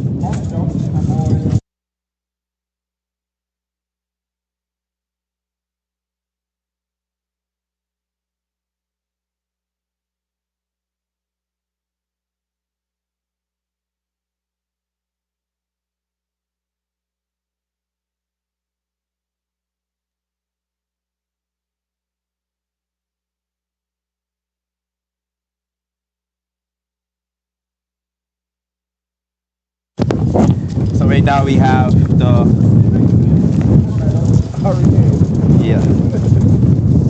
Right now we have the award ceremony taking place. I would have seen Mr. Bill Archie Clear being down at the ceremony, handing our athletes their medals. Mr. Bill Clear, national treasure of the Turks and Caicos Islands, who's been highly involved at many levels of our national development. And you know he never misses a Carifta. Never misses a Carifta. So he's going to be at the Spice Islands in Grenada, maybe shaking up and making some noise for these athletes. But yes, we must always pay homage to the people that paved the way for us to be here today. And Bill and he's the AMC as well at these events also. Man for all seasons. Man for all seasons. Indeed. Man for all seasons. Got a little bit of liquid sunshine coming down.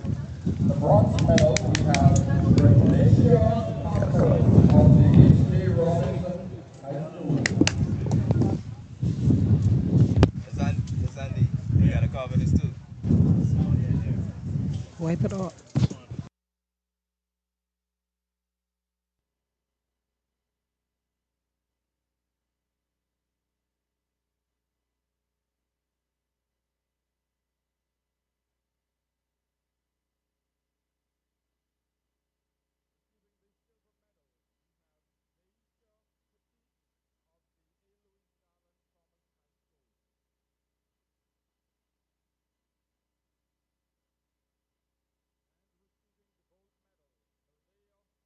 Of the A. Louis Garland Thomas High School.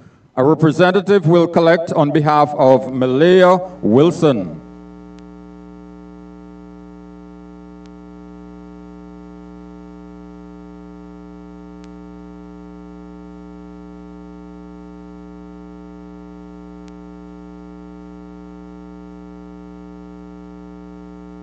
Our next medal presentation will be for the under-19 girls high jump.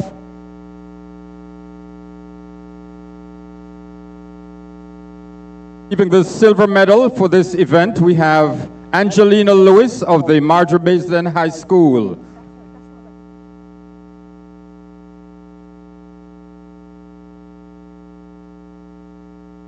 And receiving the gold medal, Sharma Fortune of the Clement Howell High School.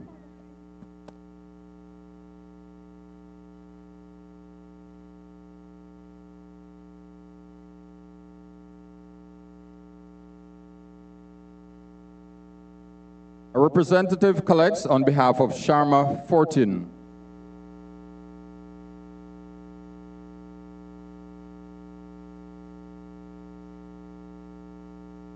Our next medal presentation will be for the under-19 boys high jump.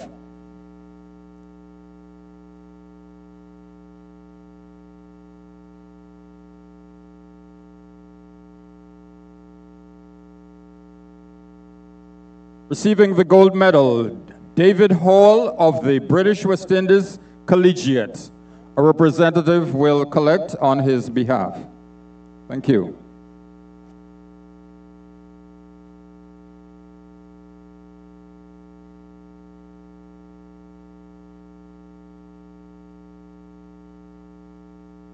Finally, for this segment, ladies and gentlemen, we have medal presentation for the junior girls shot put for girls aged 15 and under. Receiving the bronze medal, we have Pierre Trier of the Marjorie Baisden High School. A representative will collect on behalf of Pierre. The silver medal will go to Jamaica Julian of the A. Louis Garland Thomas High School. A representative will also collect on behalf of Jamaica Julian of the A. Louis Garland Thomas High School.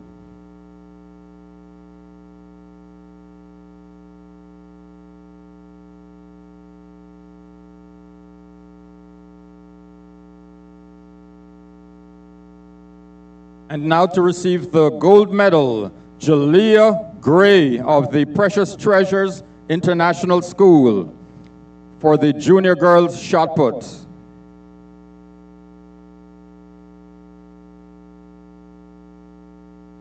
Put your hands together for the medal recipients, ladies and gentlemen. Give them all their support.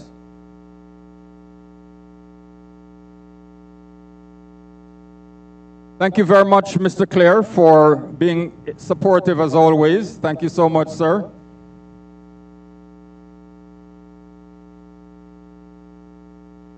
Thanks again to all our sponsors.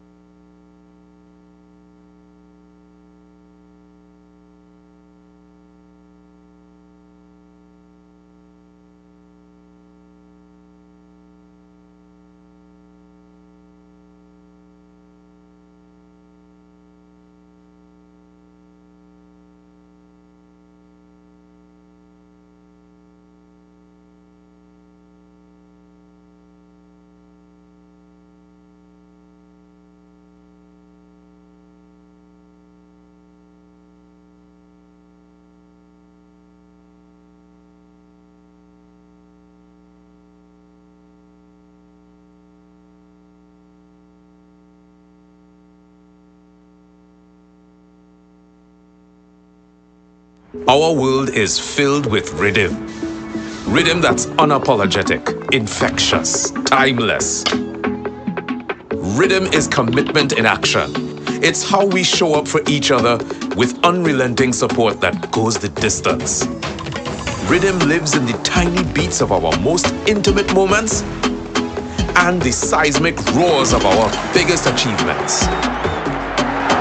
Rhythm is resilience in motion. So even when things go out of sync, we do what it takes to bring the rhythm back. At Flow, we understand your rhythm because we live it. That's why we're dedicated to building a network as resilient as you, with a team of familiar faces working every day to keep you on beat. You're at the heart of everything we do, and our commitment is to keep your rhythm flowing, no matter what.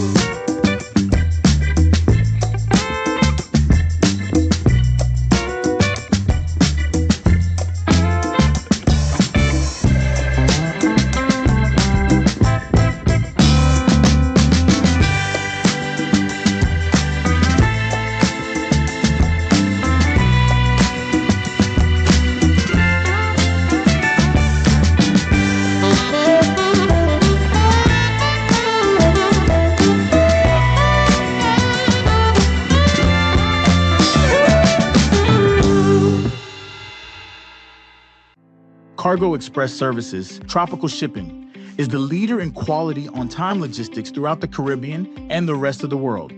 We offer twice-weekly sailings to Providenciales and weekly service to Grand Turk and South Caicos.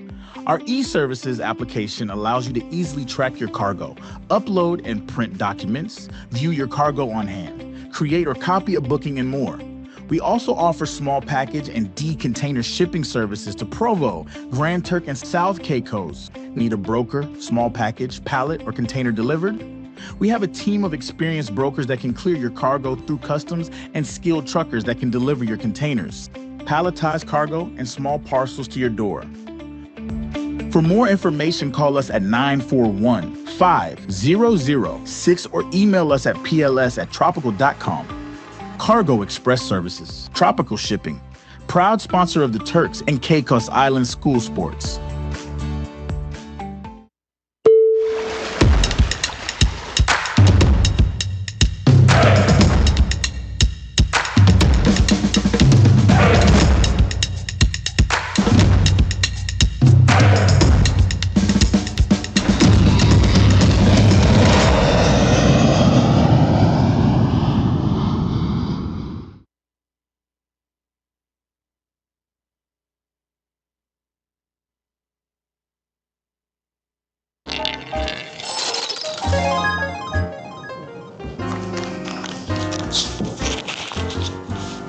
Hello Turks and Caicos, my name is Leonardo Leiber, and I'm the responsible gaming coordinator with the Turks and Caicos Islands Gaming Control Commission. Recently, we've conducted the first national research on gambling behaviors in the Turks and Caicos Islands. What we found was eye-opening. Over half of adults gamble, 6% gamble daily, and many of those daily players are facing serious financial and relationship problems. We've also learned that older adults are more likely to play the lottery while younger adults prefer casinos. And too often, people gamble without realizing the risks. That is why the Commission is launching a new 2-year campaign called Pause Before You Play. This campaign is not only about awareness, it's about protecting families, empowering players, and ensuring gaming is entertaining and not a source of harm. Through this campaign, you'll see billboards in our communities, multilingual digital ads, a public awareness video, and even a new self-assessment quiz you can take online.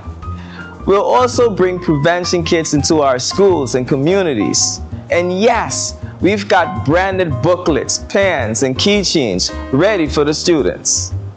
We know gambling can affect more than just your wallets. It can impact your family, your health, and your future. That's why this campaign also includes connections to support services. And remember, reaching out for help is not a weakness. It's a step towards control and a healthier life. The research has made one thing clear. Now is the time to act. Together, we can make sure that gaming in the Turks and Caicos Islands remains safe, responsible, and fun. This is Pause Before You Play, and it starts now.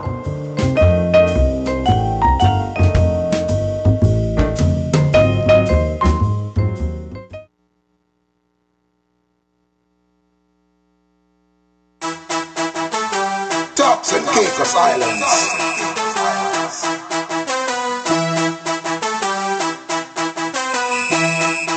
Turks and Caicos Islands. Let's move. Already then. Let's move. Let's move. This year, I'm moving like God's grace. I'm moving for health. God gave me strength to walk up and sweat. No matter how hard I walk, I come here to mash it up. I'm running around the track. Nobody can hold me back. Let's move. Let's move. Already then. Let's move. Let's move. When you see we coming, we moving around the track. We moving non-stop. I'm moving like God's grace. I'm moving for health. Already then.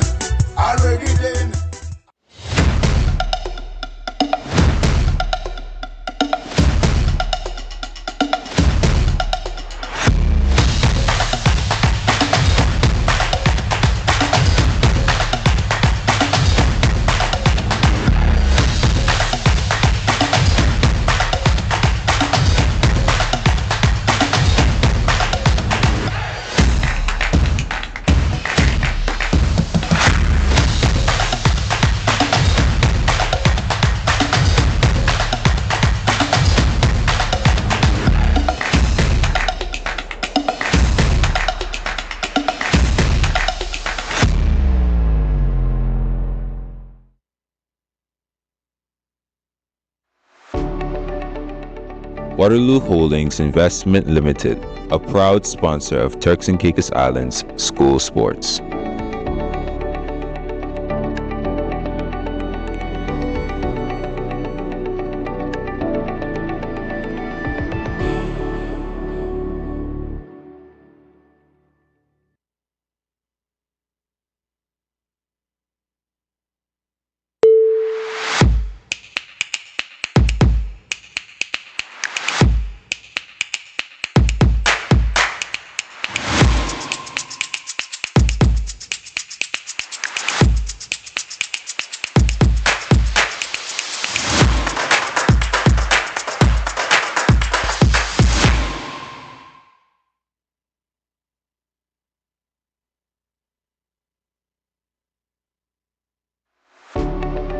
Waterloo Holdings Investment Limited, a proud sponsor of Turks and Caicos Islands school sports.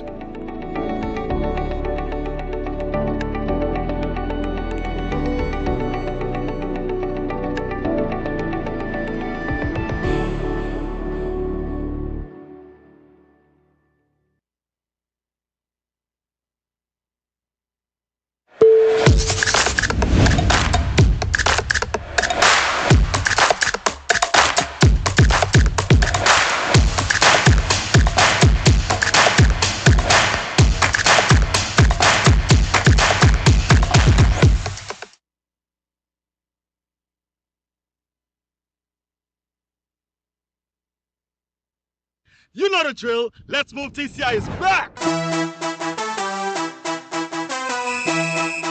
Turks and Caicos Islands. Let's move. Already then. Let's move. Let's move.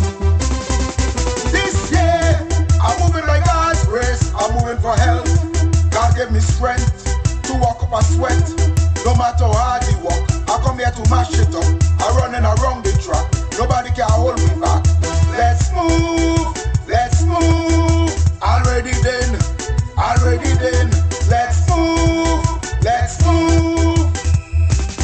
When you see we coming, we moving around the track, we moving non-stop. I'm moving by God's grace, I'm moving for health.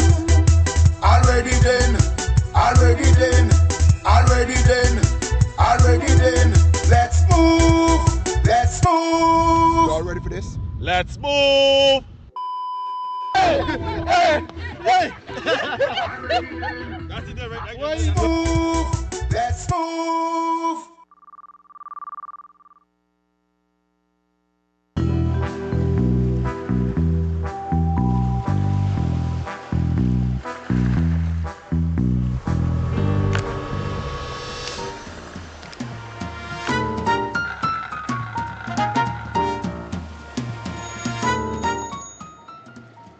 Hi, I'm here to remind you that gambling is all about fun, but only when you're in control. Think of gambling like this deck of cards.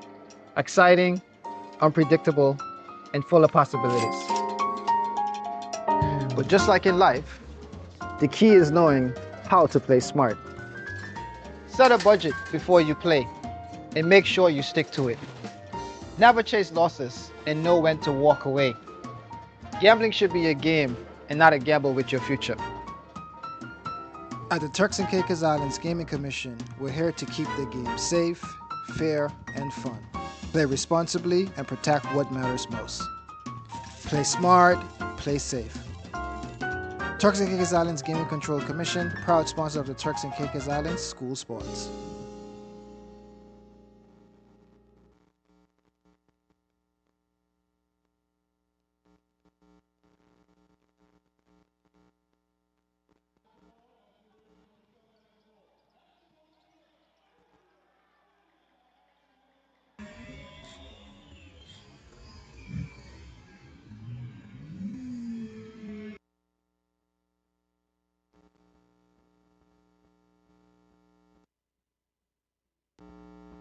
Our world is filled with rhythm. Rhythm that's unapologetic, infectious, timeless. Rhythm is commitment in action. It's how we show up for each other with unrelenting support that goes the distance. Rhythm lives in the tiny beats of our most intimate moments and the seismic roars of our biggest achievements. Rhythm is resilience in motion. So even when things go out of sync, we do what it takes to bring the rhythm back. At Flow, we understand your rhythm because we live it. That's why we're dedicated to building a network as resilient as you, with a team of familiar faces working every day to keep you on beat. You're at the heart of everything we do, and our commitment is to keep your rhythm flowing, no matter what.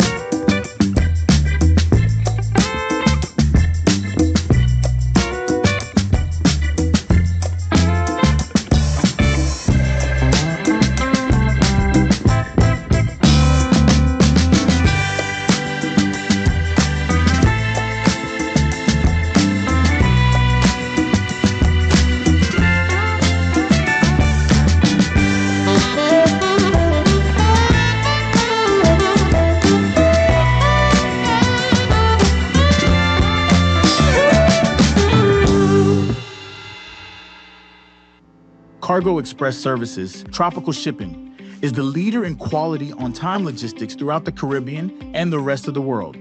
We offer twice weekly sailings to Providenciales and weekly service to Grand Turk and South Caicos.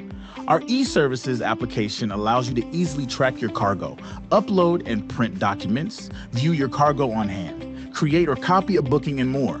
We also offer small package and D-container shipping services to Provo, Grand Turk, and South Caicos. Need a broker, small package, pallet, or container delivered?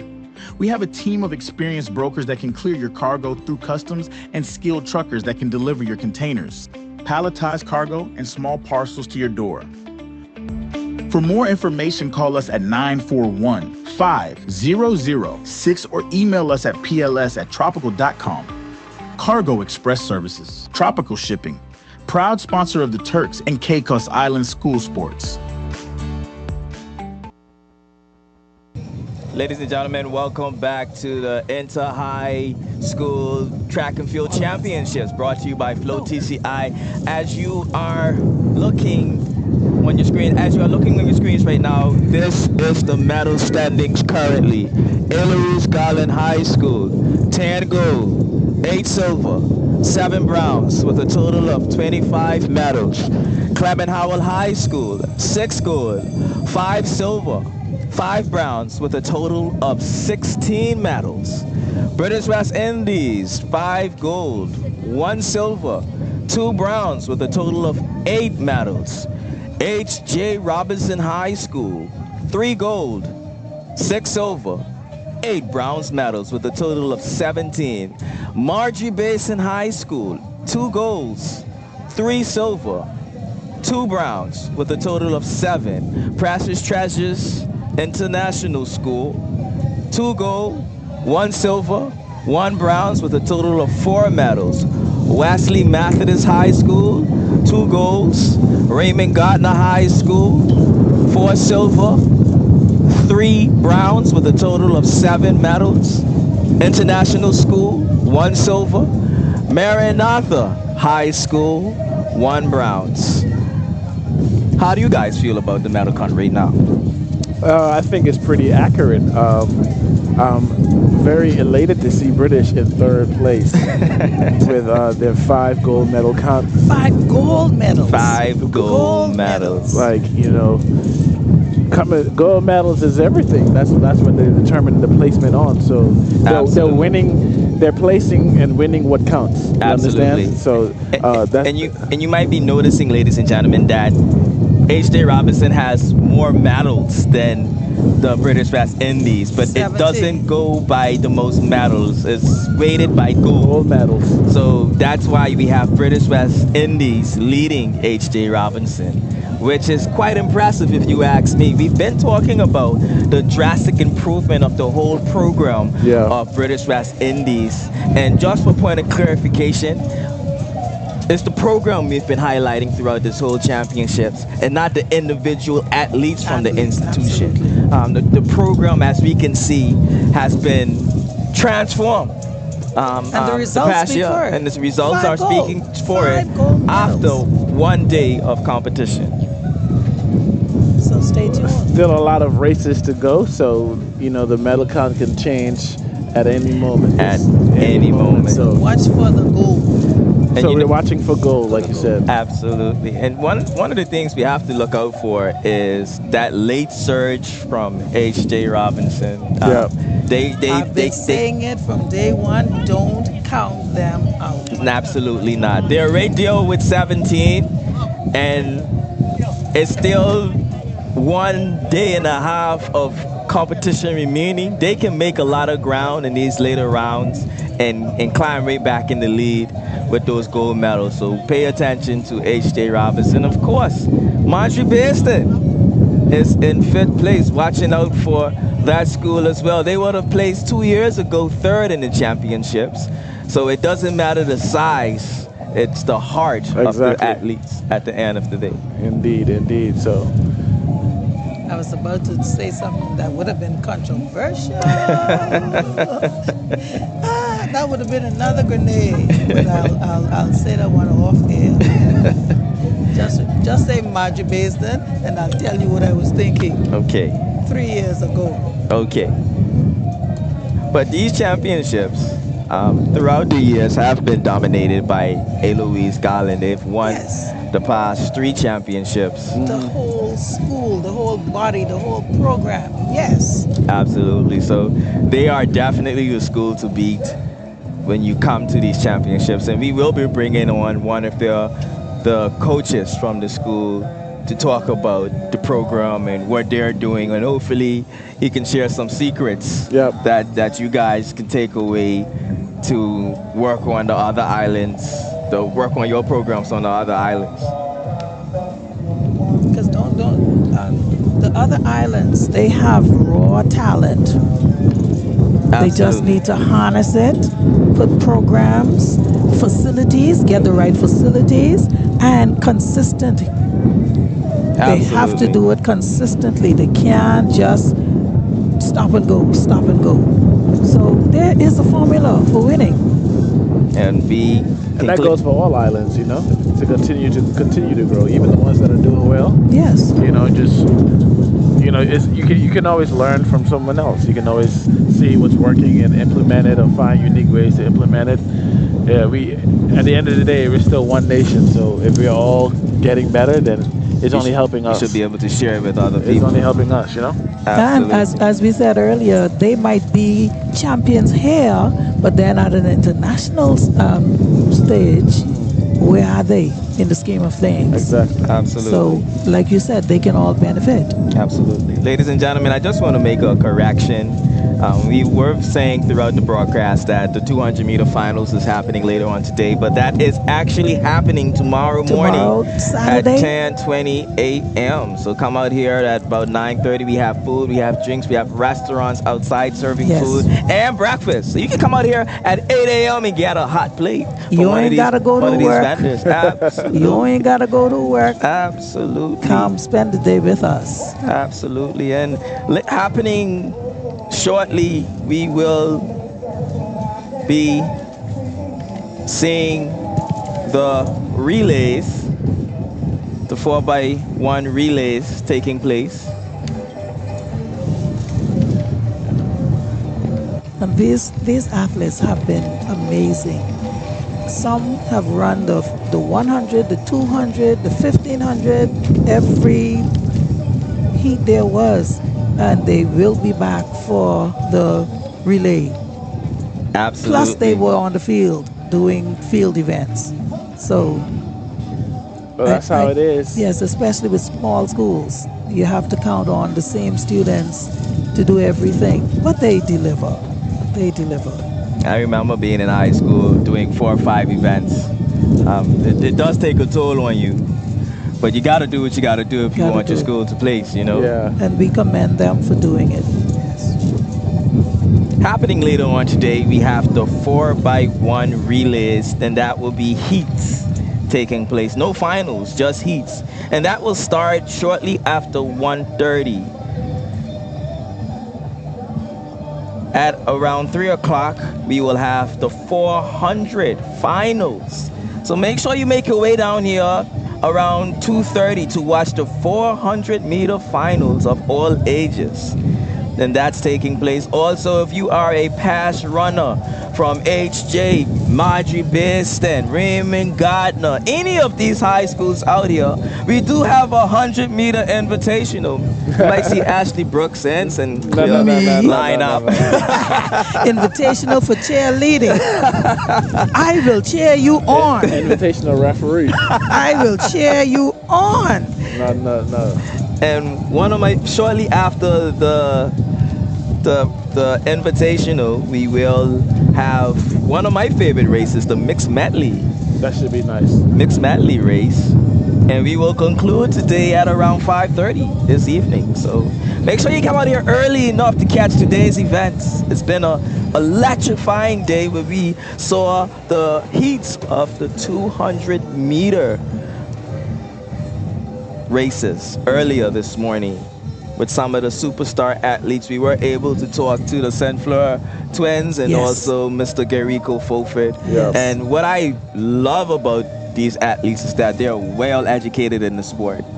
They're not running off for just sheer talent. Talent, yes. They are educated. And they're telling you their weaknesses as well. And telling you how they intend to improve on it. Exactly. Absolutely. That's they have a big game thing. plan. So they're in this, like you said, it's not just raw talent. They are studying to improve themselves. So their names will be called for a while yet. Absolutely.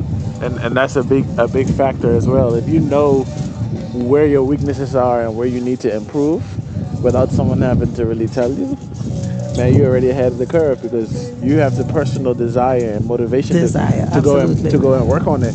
Absolutely. You understand? So, and you know what's impressive? Not only do they know their physical weakness, you heard Mr. Irvin Sinclair talk about the mental aspect. Absolutely. I was like, what? Absolutely, I wasn't talking yes. like this in high school. Yes. But he's talking about, okay, I might not be physically as strong as you, but mentally, I'm way ahead of the field. And that's very important, especially in some of these races where you have to have that mental edge to get ahead of your opponent in these strategic races like the distant races. That mindset is majority of the battle. You know, that's something that you learn and practice. You know, and you learn that in all disciplines. Like when your body is ready to give up, you got to find that extra will to push. Absolutely. You understand, and that's what separates good athletes from the great athletes because they know, okay, they've trained so much and had so much mental training that they know how to get into that extra gear, that next level, to unlock more ability and demand more from their body. Speaking of which, let me say something. We weren't live when they were doing the long jump last evening, but Donnie Hanfield, she ran in some of the races. She didn't place, but you could see she was in pain. She was injured the way she was walking, but that young lady, she persevered until she made that 4.0.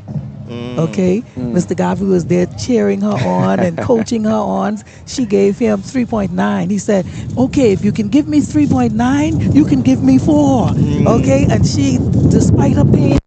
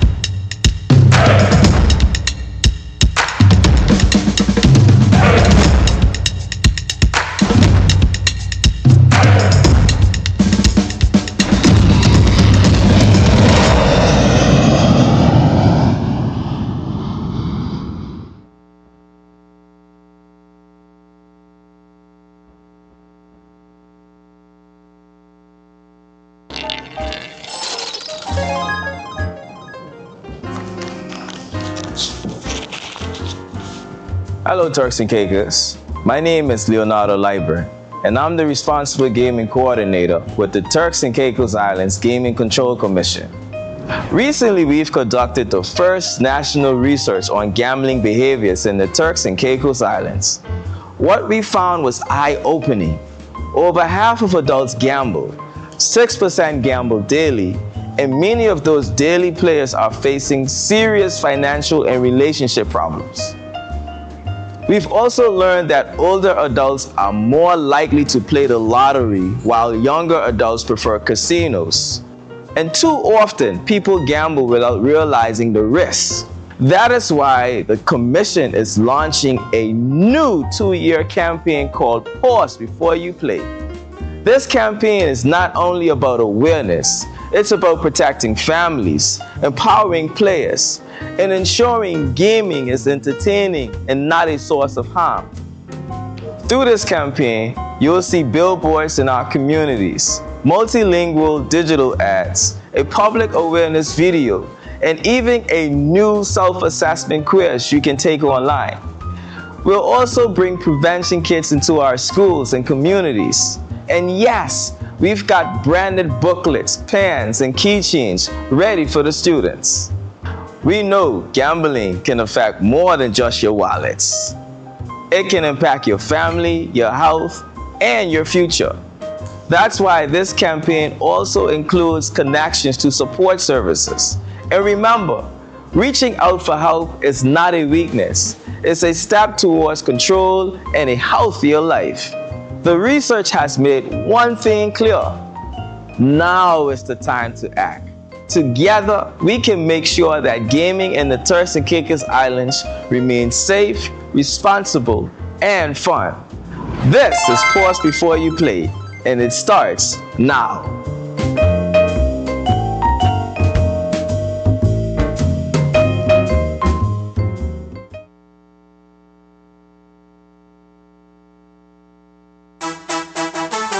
Turks and Caicos Islands.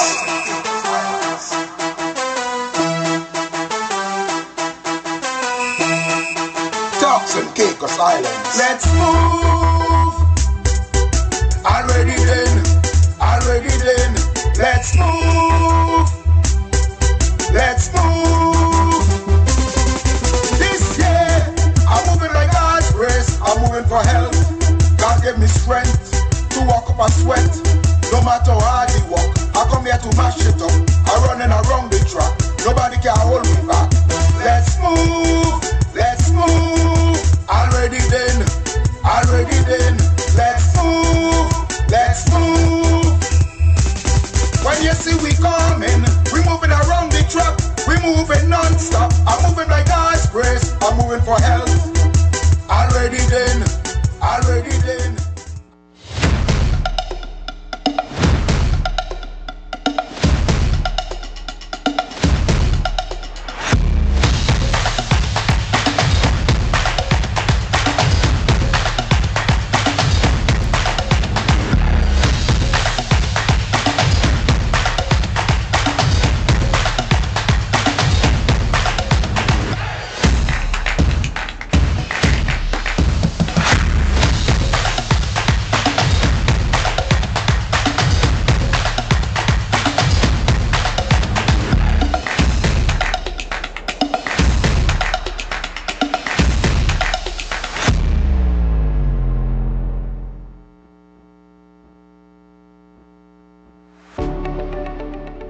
Waterloo Holdings Investment Limited, a proud sponsor of Turks and Caicos Islands school sports.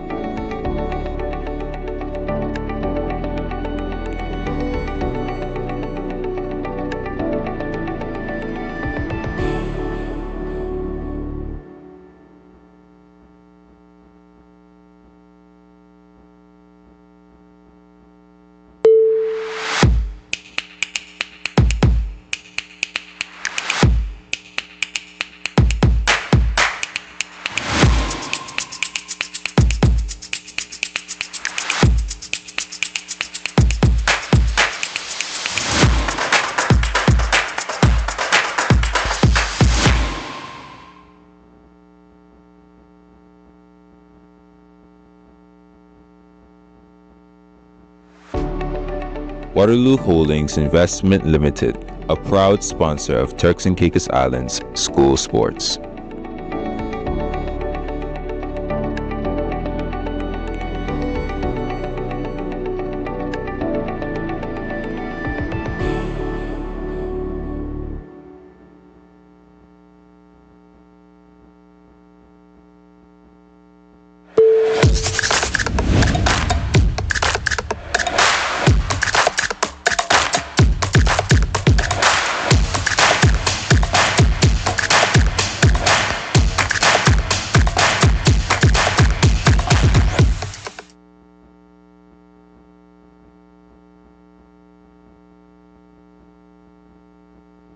You know the drill. Let's move. TCI is back. Turks and Caicos Islands. Let's move. Already then. Let's move. Let's move. This year, I'm moving like God's grace. I'm moving for health. God gave me strength to walk up and sweat. No matter how hard they walk, I come here to mash it up. I running around the track, nobody can hold me back. Let's move, let's move. Already then, let's move, let's move. When you see we coming, we moving around the track, we moving non-stop. I'm moving like God's grace, I'm moving for health. Already then,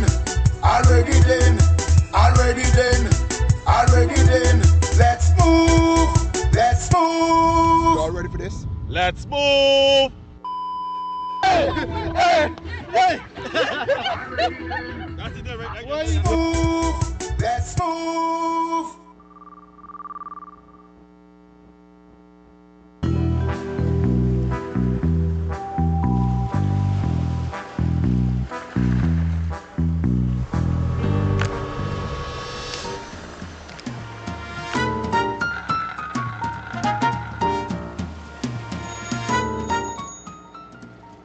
Hi, I'm here to remind you that gambling is all about fun, but only when you're in control.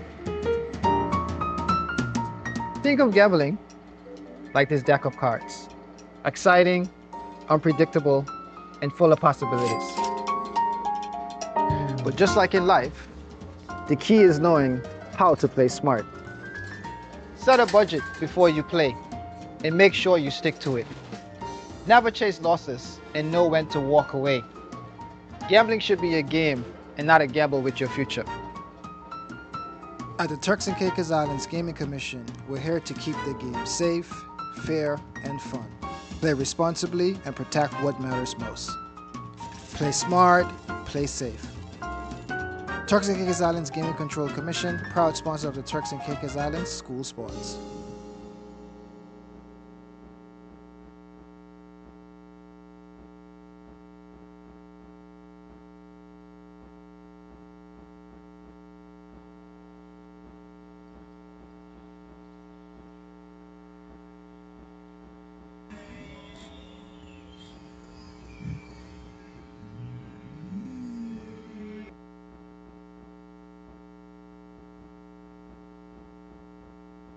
Our world is filled with rhythm. Rhythm that's unapologetic, infectious, timeless.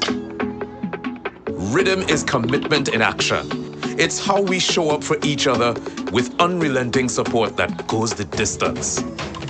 Rhythm lives in the tiny beats of our most intimate moments and the seismic roars of our biggest achievements. Rhythm is resilience in motion. So even when things go out of sync, we do what it takes to bring the rhythm back. At Flow, we understand your rhythm because we live it.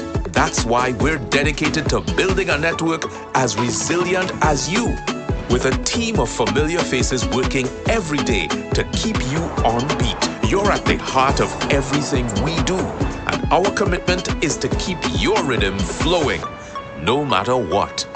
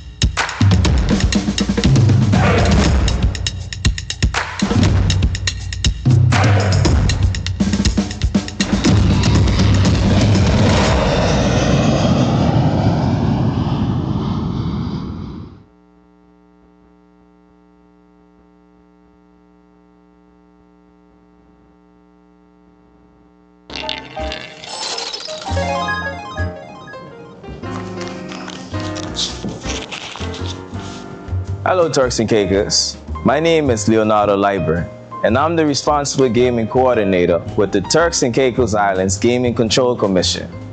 Recently, we've conducted the first national research on gambling behaviors in the Turks and Caicos Islands. What we found was eye-opening. Over half of adults gamble, 6% gamble daily, and many of those daily players are facing serious financial and relationship problems.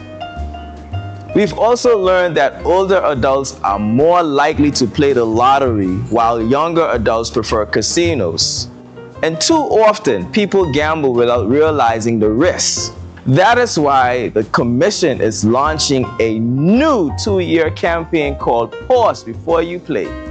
This campaign is not only about awareness, it's about protecting families, empowering players, and ensuring gaming is entertaining and not a source of harm.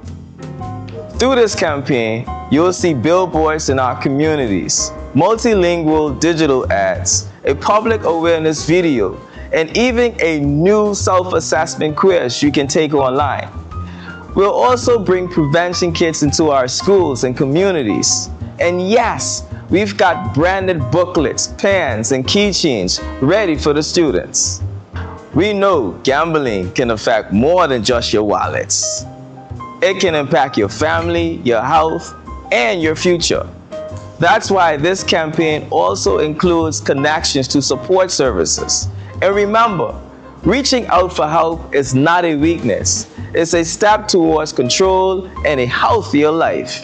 The research has made one thing clear. Now is the time to act. Together, we can make sure that gaming in the Turks and Caicos Islands remains safe, responsible, and fun. This is Pause Before You Play, and it starts now.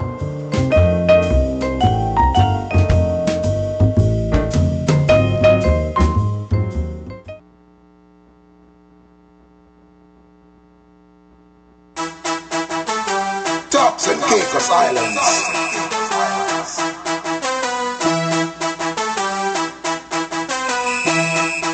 Turks and Caicos Islands. Let's move. Already then. Let's move. Let's move. This year, I'm moving like God's grace. I'm moving for health. God gave me strength to walk up a sweat. No matter how hard he walk, I come here to mash it up. I'm running around the track. Nobody can hold me back. Let's move. Already then. Let's move. When you see we coming, we moving around the track. We moving non-stop. I'm moving like God's grace. I'm moving for health. Already then.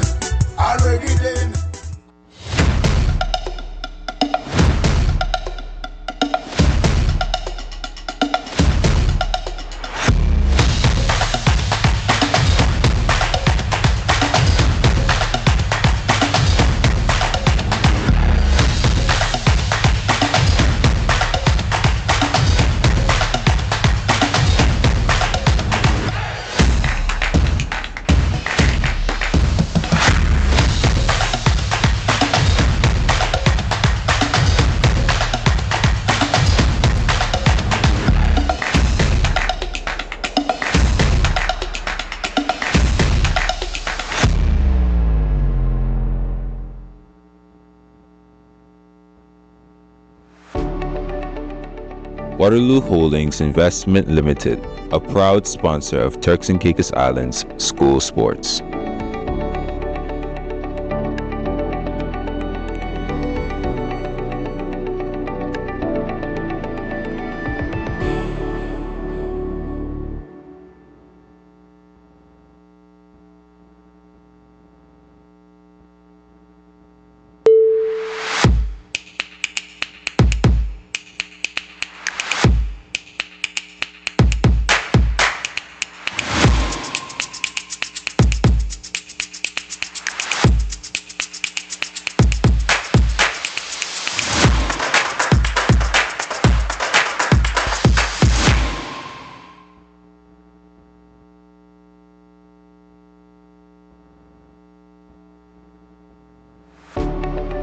Waterloo Holdings Investment Limited, a proud sponsor of Turks and Caicos Islands school sports.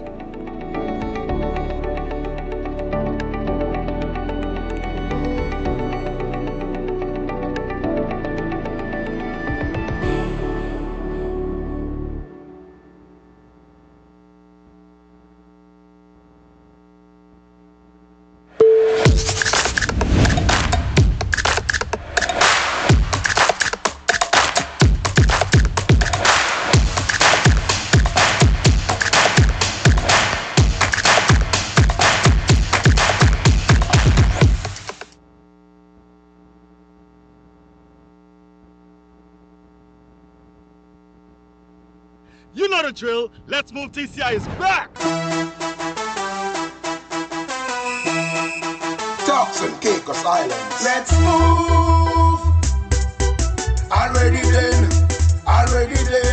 Let's move. Let's move. This year, I'm moving like God's grace. I'm moving for health. God gave me strength to walk up a sweat. No matter how hard we walk, I come here to mash it up.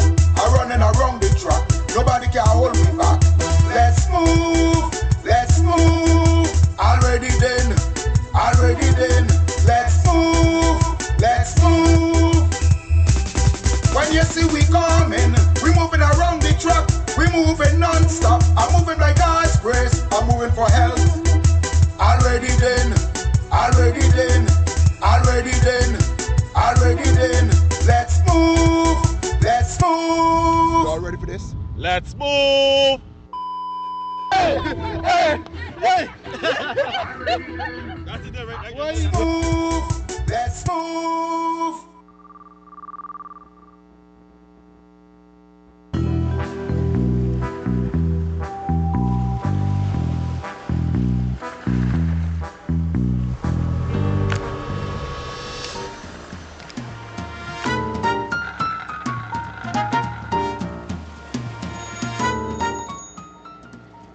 Hi, I'm here to remind you that gambling is all about fun, but only when you're in control.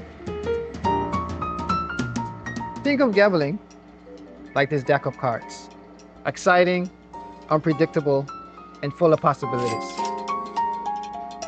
But just like in life, the key is knowing how to play smart. Set a budget before you play, and make sure you stick to it. Never chase losses and know when to walk away. Gambling should be a game and not a gamble with your future. At the Turks and Caicos Islands Gaming Commission, we're here to keep the game safe, fair, and fun. Play responsibly and protect what matters most. Play smart, play safe. Turks and Caicos Islands Gaming Control Commission, proud sponsor of the Turks and Caicos Islands school sports.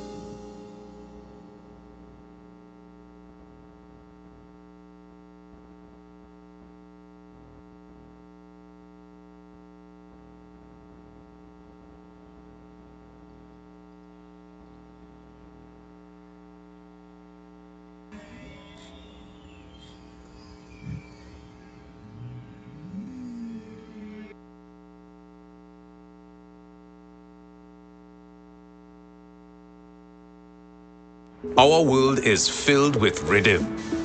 Rhythm that's unapologetic, infectious, timeless. Rhythm is commitment in action. It's how we show up for each other with unrelenting support that goes the distance. Rhythm lives in the tiny beats of our most intimate moments and the seismic roars of our biggest achievements. Rhythm is resilience in motion. So even when things go out of sync, we do what it takes to bring the rhythm back. At Flow, we understand your rhythm because we live it. That's why we're dedicated to building a network as resilient as you, with a team of familiar faces working every day to keep you on beat. You're at the heart of everything we do, and our commitment is to keep your rhythm flowing, no matter what.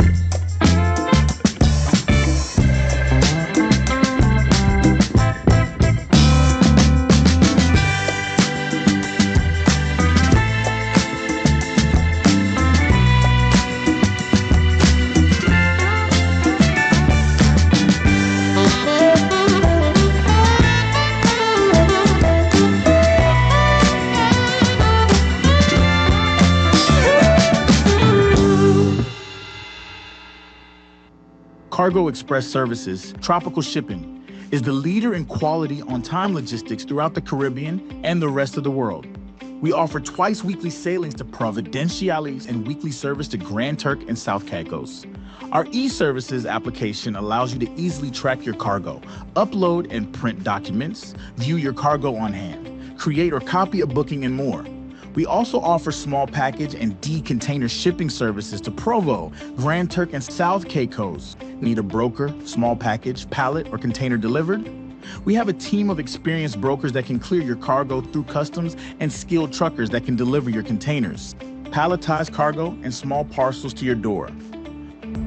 For more information, call us at 941-5006 or email us at pls@tropical.com.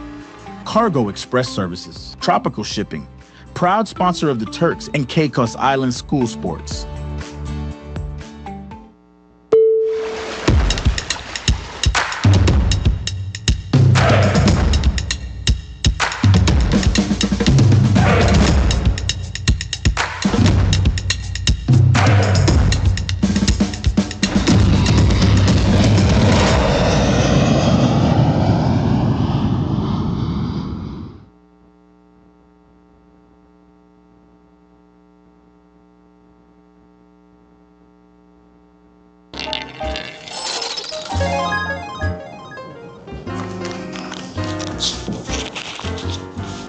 Hello Turks and Caicos, my name is Leonardo Leiber, and I'm the responsible gaming coordinator with the Turks and Caicos Islands Gaming Control Commission.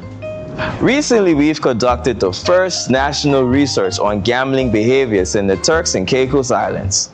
What we found was eye-opening. Over half of adults gamble, 6% gamble daily, and many of those daily players are facing serious financial and relationship problems. We've also learned that older adults are more likely to play the lottery while younger adults prefer casinos. And too often, people gamble without realizing the risks. That is why the Commission is launching a new 2-year campaign called Pause Before You Play. This campaign is not only about awareness, it's about protecting families, empowering players, and ensuring gaming is entertaining and not a source of harm. Through this campaign, you'll see billboards in our communities, multilingual digital ads, a public awareness video, and even a new self-assessment quiz you can take online. We'll also bring prevention kits into our schools and communities. And yes, we've got branded booklets, pens, and keychains ready for the students. We know gambling can affect more than just your wallets. It can impact your family, your health, and your future. That's why this campaign also includes connections to support services.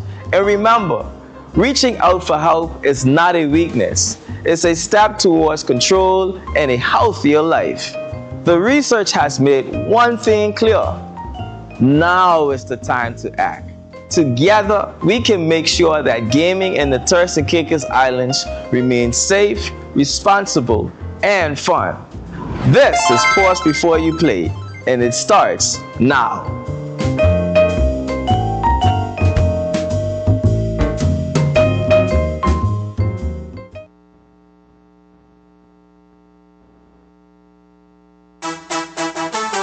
Turks and Caicos Islands.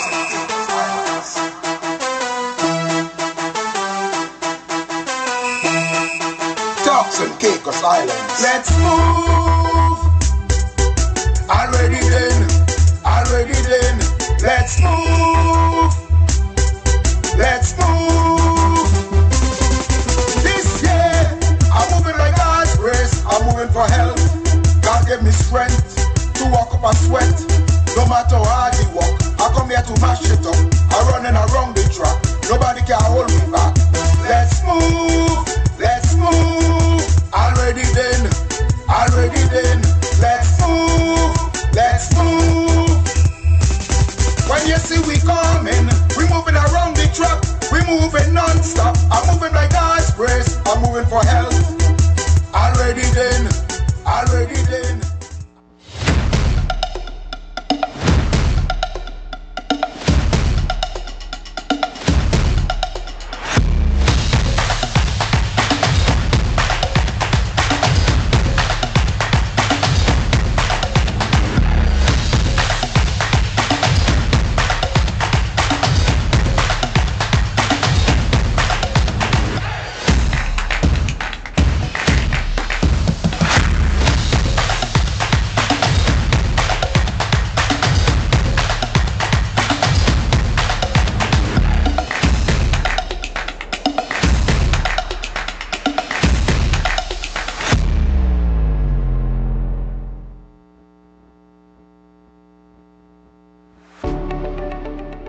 Waterloo Holdings Investment Limited, a proud sponsor of Turks and Caicos Islands school sports.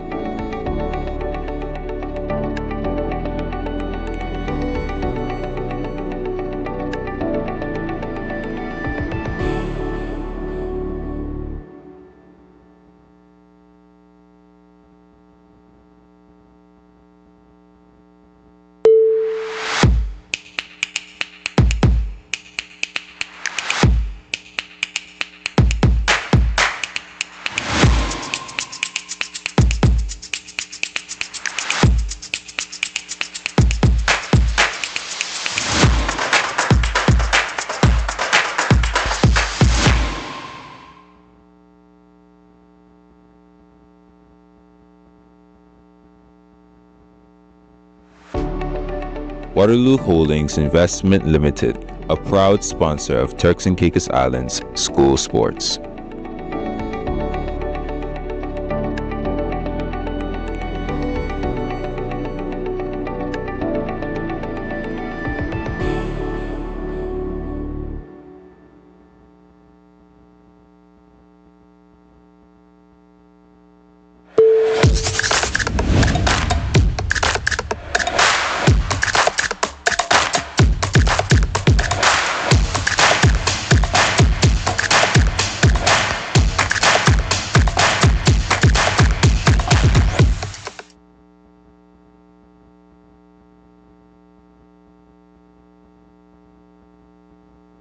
You know the drill. Let's move TCISS back. Turks and Caicos Islands. Let's move. Already then. Let's move. Let's move. This year, I'm moving by God's grace. I'm moving for health. God gave me strength to walk up a sweat. No matter how hard we walk, I come here to mash it up. I'm running around the track. Nobody can hold me back. Let's move. Already then. Let's move. When you see we coming, we moving around the track. We moving non-stop. I'm moving by God's grace. I'm moving for health. Already then. Let's move. You all ready for this? Let's move. Hey.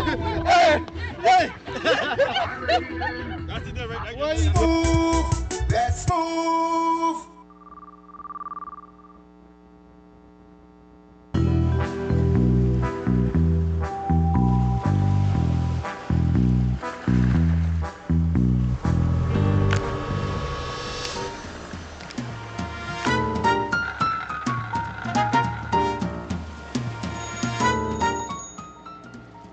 Hi, I'm here to remind you that gambling is all about fun, but only when you're in control.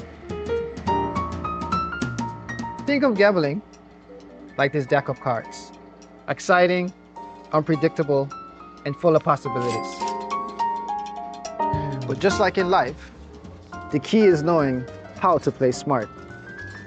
Set a budget before you play, and make sure you stick to it. Never chase losses and know when to walk away. Gambling should be a game and not a gamble with your future. At the Turks and Caicos Islands Gaming Commission, we're here to keep the game safe, fair, and fun. Play responsibly and protect what matters most. Play smart, play safe. Turks and Caicos Islands Gaming Control Commission, proud sponsor of the Turks and Caicos Islands school sports.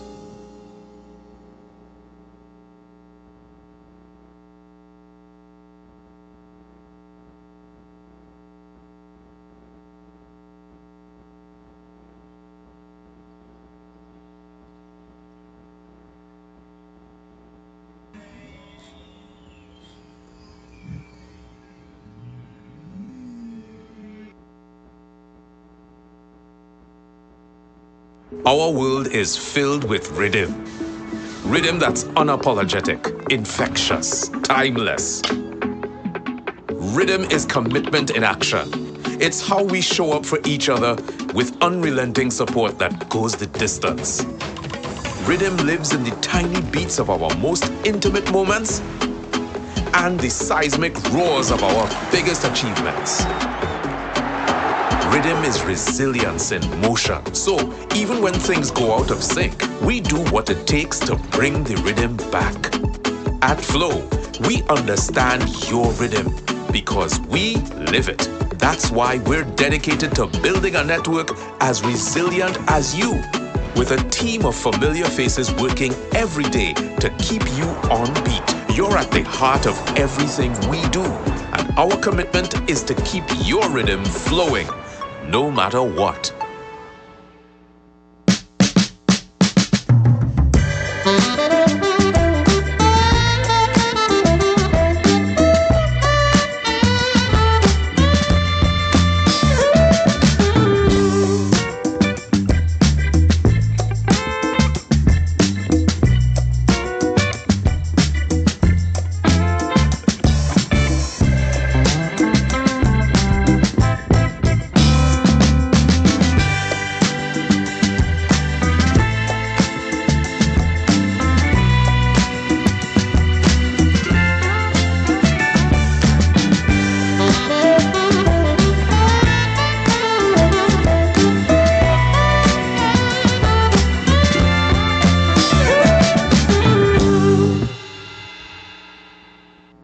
Cargo Express Services, Tropical Shipping, is the leader in quality on-time logistics throughout the Caribbean and the rest of the world.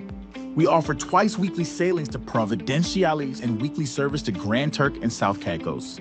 Our e-services application allows you to easily track your cargo, upload and print documents, view your cargo on hand, create or copy a booking, and more. We also offer small package and D-container shipping services to Provo, Grand Turk, and South Caicos. Need a broker, small package, pallet, or container delivered? We have a team of experienced brokers that can clear your cargo through customs and skilled truckers that can deliver your containers, palletized cargo, and small parcels to your door. For more information, call us at 941-5006 or email us at pls@tropical.com. Cargo Express Services, Tropical Shipping, proud sponsor of the Turks and Caicos Island School Sports.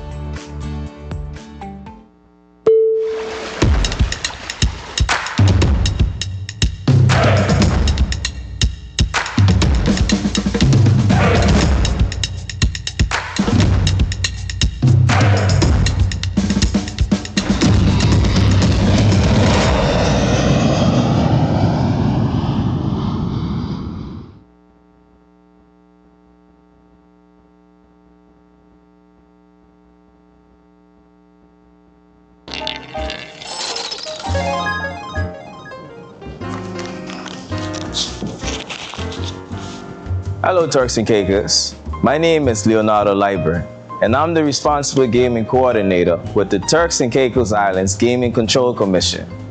Recently, we've conducted the first national research on gambling behaviors in the Turks and Caicos Islands. What we found was eye-opening. Over half of adults gamble, 6% gamble daily, and many of those daily players are facing serious financial and relationship problems. We've also learned that older adults are more likely to play the lottery while younger adults prefer casinos. And too often, people gamble without realizing the risks. That is why the Commission is launching a new 2-year campaign called Pause Before You Play. This campaign is not only about awareness, it's about protecting families, empowering players, and ensuring gaming is entertaining and not a source of harm. Through this campaign, you'll see billboards in our communities, multilingual digital ads, a public awareness video, and even a new self-assessment quiz you can take online. We'll also bring prevention kits into our schools and communities. And yes, we've got branded booklets, pens, and keychains ready for the students. We know gambling can affect more than just your wallets. It can impact your family, your health, and your future. That's why this campaign also includes connections to support services. And remember, reaching out for help is not a weakness. is a step towards control and a healthier life. The research has made one thing clear. Now is the time to act. Together, we can make sure that gaming in the Turks and Caicos Islands remains safe, responsible, and fun. This is Pause Before You Play, and it starts now.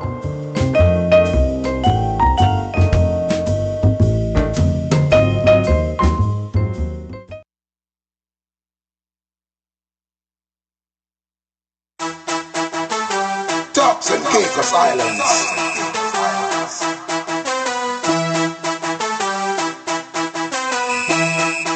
Turks and Caicos Islands. Let's move. Already then. Let's move.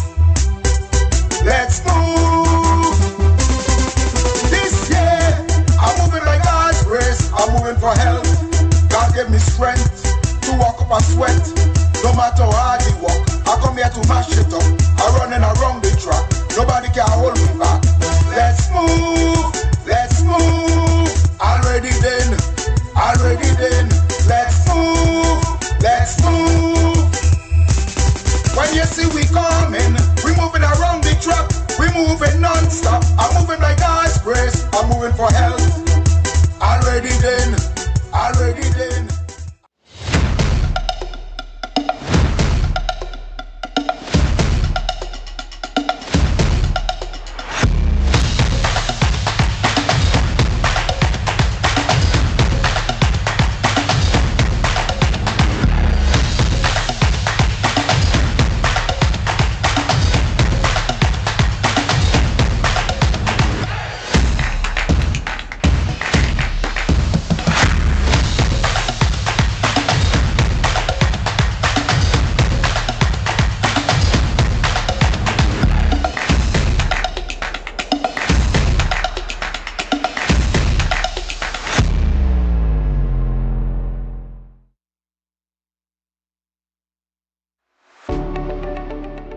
Waterloo Holdings Investment Limited, a proud sponsor of Turks and Caicos Islands school sports.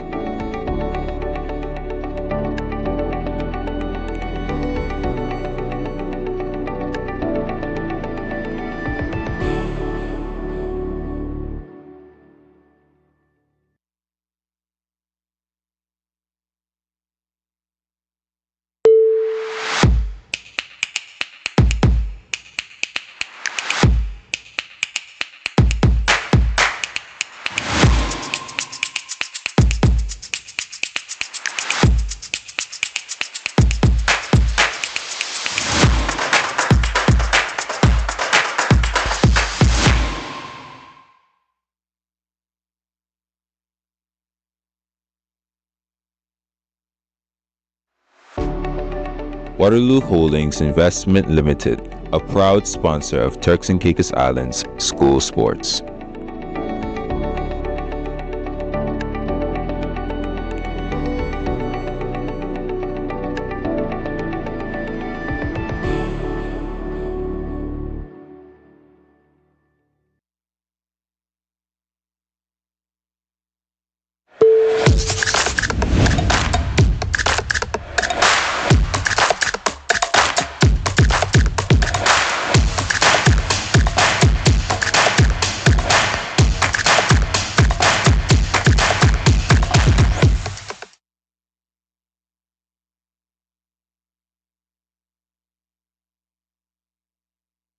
You know the drill. Let's move. TCISS back. Turks and Caicos Islands. Let's move. Already then. Let's move. Let's move. This year, I'm moving like God's grace. I'm moving for health. God gave me strength to walk up and sweat. No matter how hard he walk, I come here to mash it up. I'm running around the track. Nobody can hold me back. Let's move. Already then. Let's move. When you see we coming, we moving around the track. We moving non-stop. I'm moving like God's grace. I'm moving for health.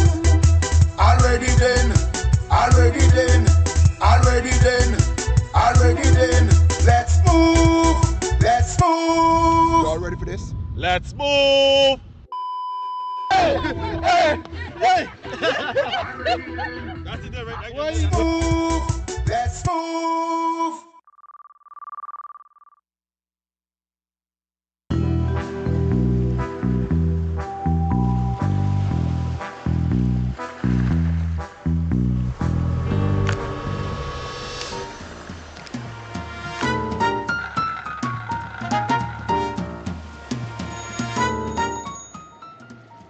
Hi, I'm here to remind you that gambling is all about fun, but only when you're in control.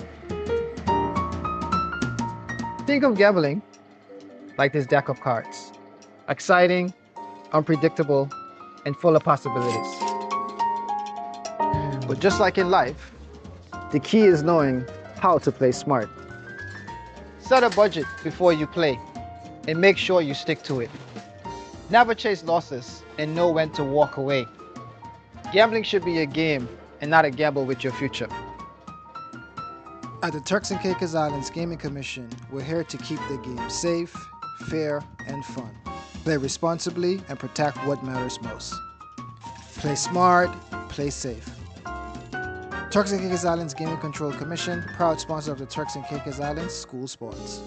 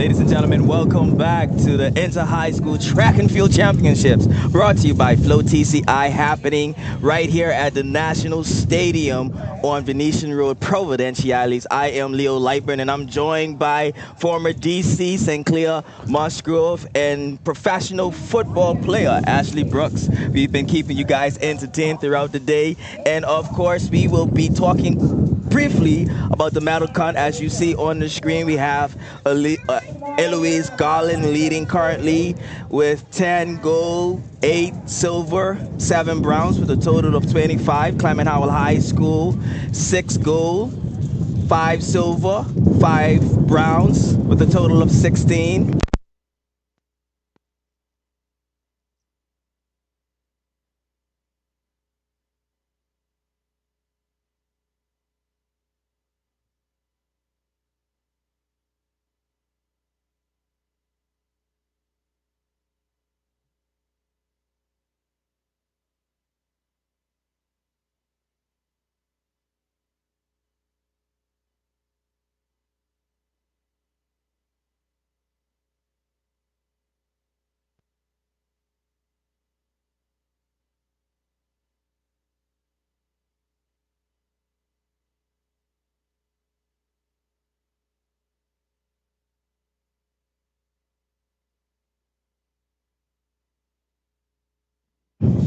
Yes, ladies and gentlemen, apologies for the technical difficulties that we are experiencing. As I was talking about earlier, we are doing the medal counts right now, and I was highlighting H.J. Robinson in 4th place with 3 gold, 6 silver, 8 browns, with a total of 17. And of course, my former school, Margie Basin High School, 2 golds, 3 silver, and 2 bronze medal, with a total of 7. It has been such an amazing afternoon. I was excited for the 200 meters. Ashley, St. Clair, how are you guys feeling after the first half of the day? I am actually looking forward to the relays, the action. Yeah. Yes. Yeah. But the students, the athletes, they have really been putting out their best. Absolutely, and we've been talking about that throughout the day with strength training. We are seeing a difference. We see development. We are seeing that. We see development. That's the biggest word there, I would say. But yeah, the day has gone well so far. Like Ms. Musgrove has said, I'm definitely looking forward to the finals that will be happening today, and relays. Absolutely. So yeah, I'm excited to see. Hopefully the athletes have been resting. They feel rejuvenated after lunch. Get some stretching and activation in, so they can have a good performance this evening. Now Ashley, you play professional sports, right? And you play for that first half, and then you go on that halftime break. Yeah. How do you keep warm up for those 20-30 minutes while you're waiting for the second half? So typically how halftime works for football is like 30 minutes. So you go in, you get off the field, you go in, you normally sit in your lockers, coach give you a speech, you stay there for about 10 to 15, and then you get back out and you start stretching and warming up again. So you want to grab a quick snack, something nutritional that will give you some energy. So you can do some candy if you want a quick shot of sugar. Sometimes you do a chocolate bar or Gatorade, water, whatever. You need to hydrate. Make sure you don't cramp up, because that's the thing. If you sit down for too long, you're gonna start to get cramps. You're gonna get cold. Your muscles are gonna seize up. So you don't want that to happen. So you can do some stretching, but you just start warming up again. You start with jogging and stretching, and you just build it back up. So you don't allow yourself to come down too far. That's the thing. You don't want your body to relax too much. So halftime isn't about, allowing your body to think, okay, we're done. It's just we're taking a break. And that's why we're seeing, as we look on the field, we see some athletes that get their warm-ups on, they're continually walking. Even if they're not running, they're just walking up and down. You want to keep your muscles warm, because that prevents injury as well. Because if you run and your muscles are not properly stretched and warm, that's when you tear something, that's when you pull something, because it's not, it's elasticity in your muscles. You want to keep it loose. So it keeps the blood flowing, keep the muscle warm, and that way you're able to access the entire muscle without any potential injury.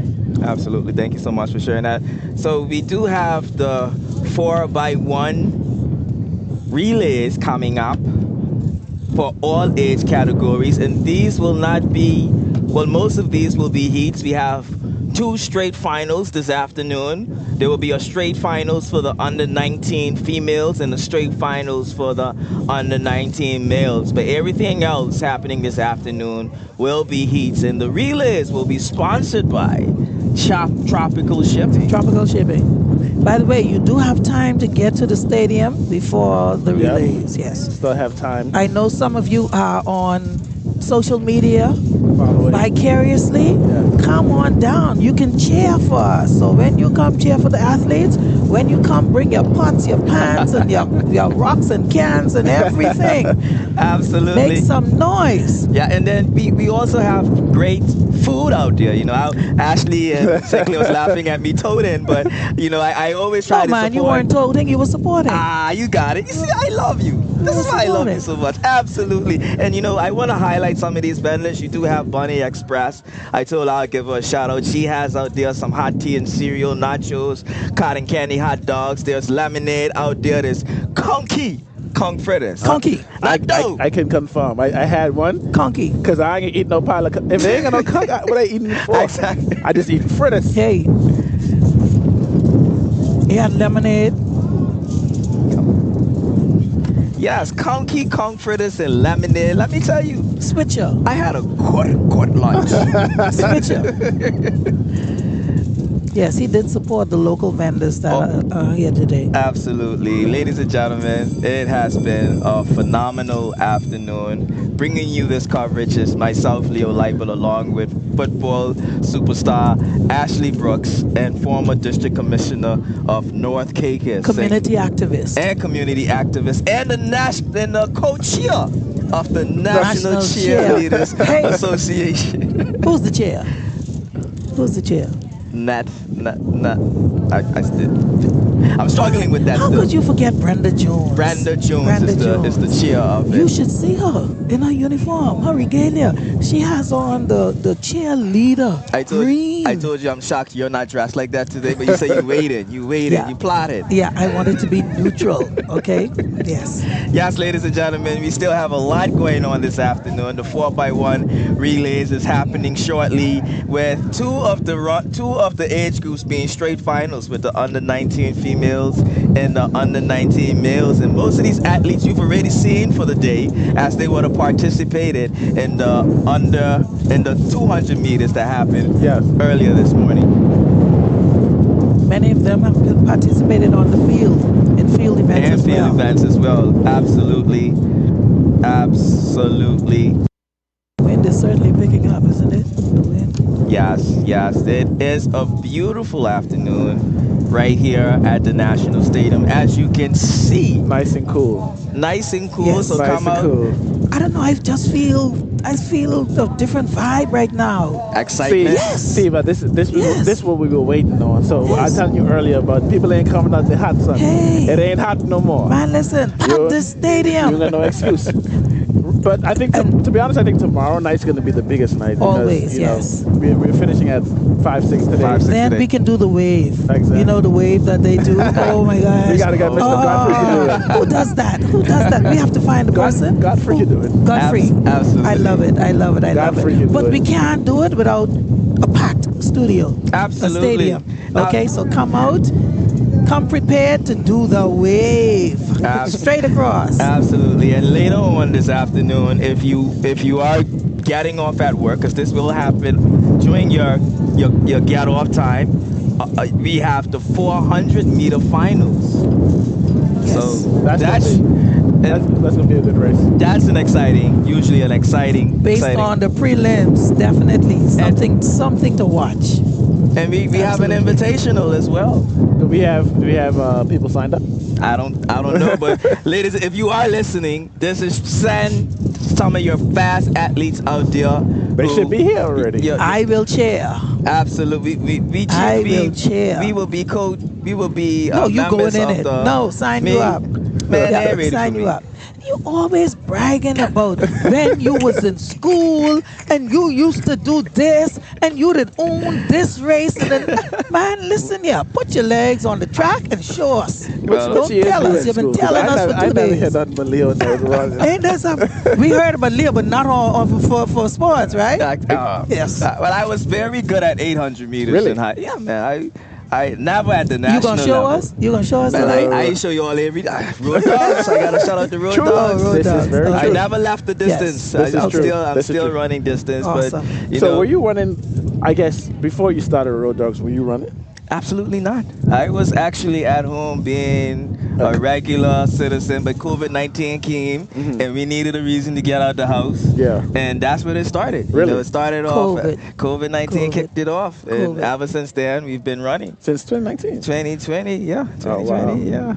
yeah. So you took a good break between high school and big break.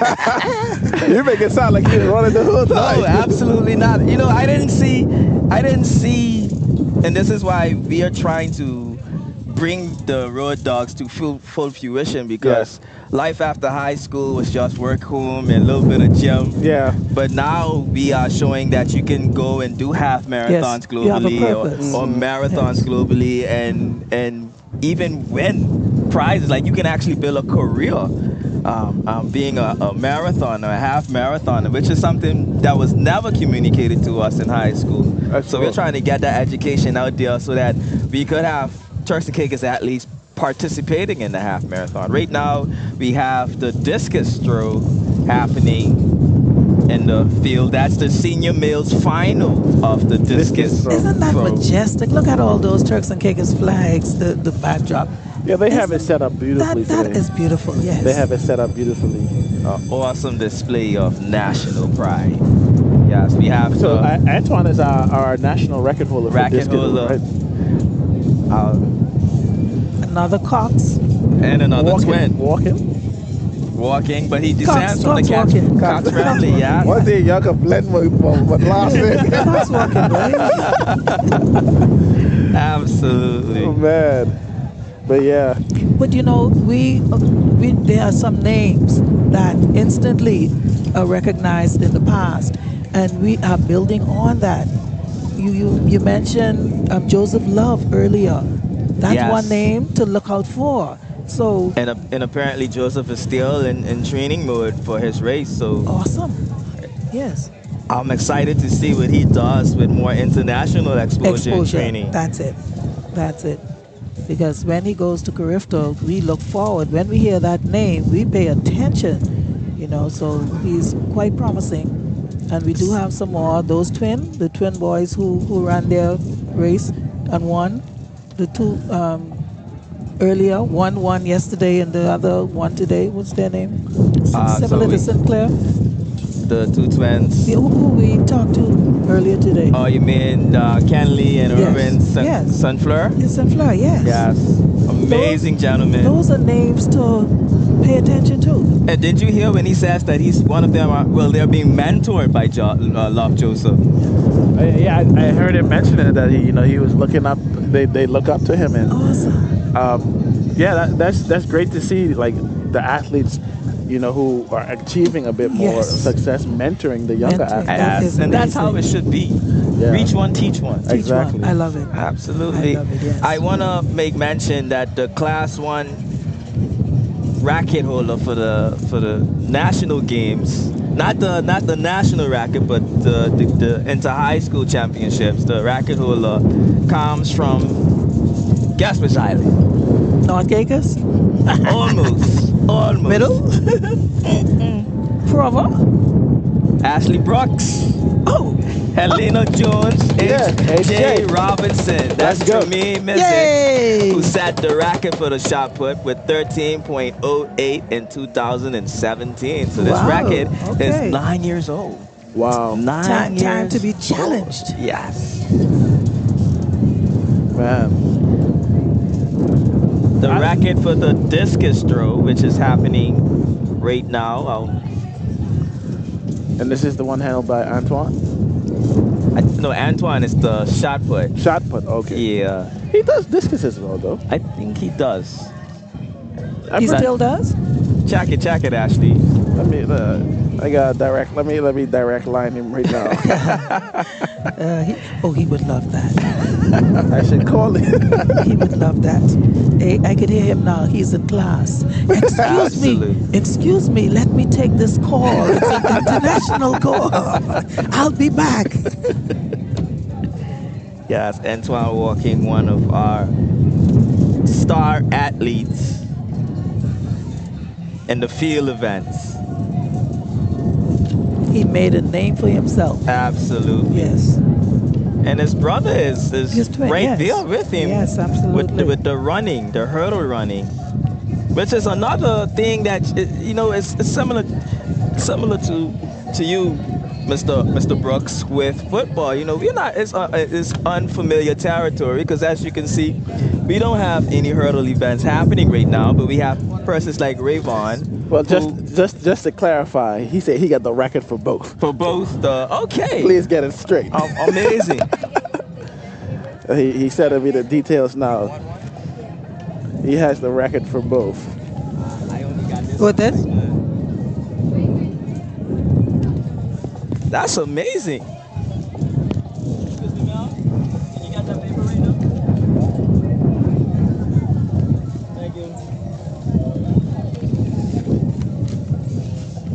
Shout out Antoine. So for the junior, he has the record for junior is 16.280 meters for shot put and 58.64 for discus. So that's what it is exactly.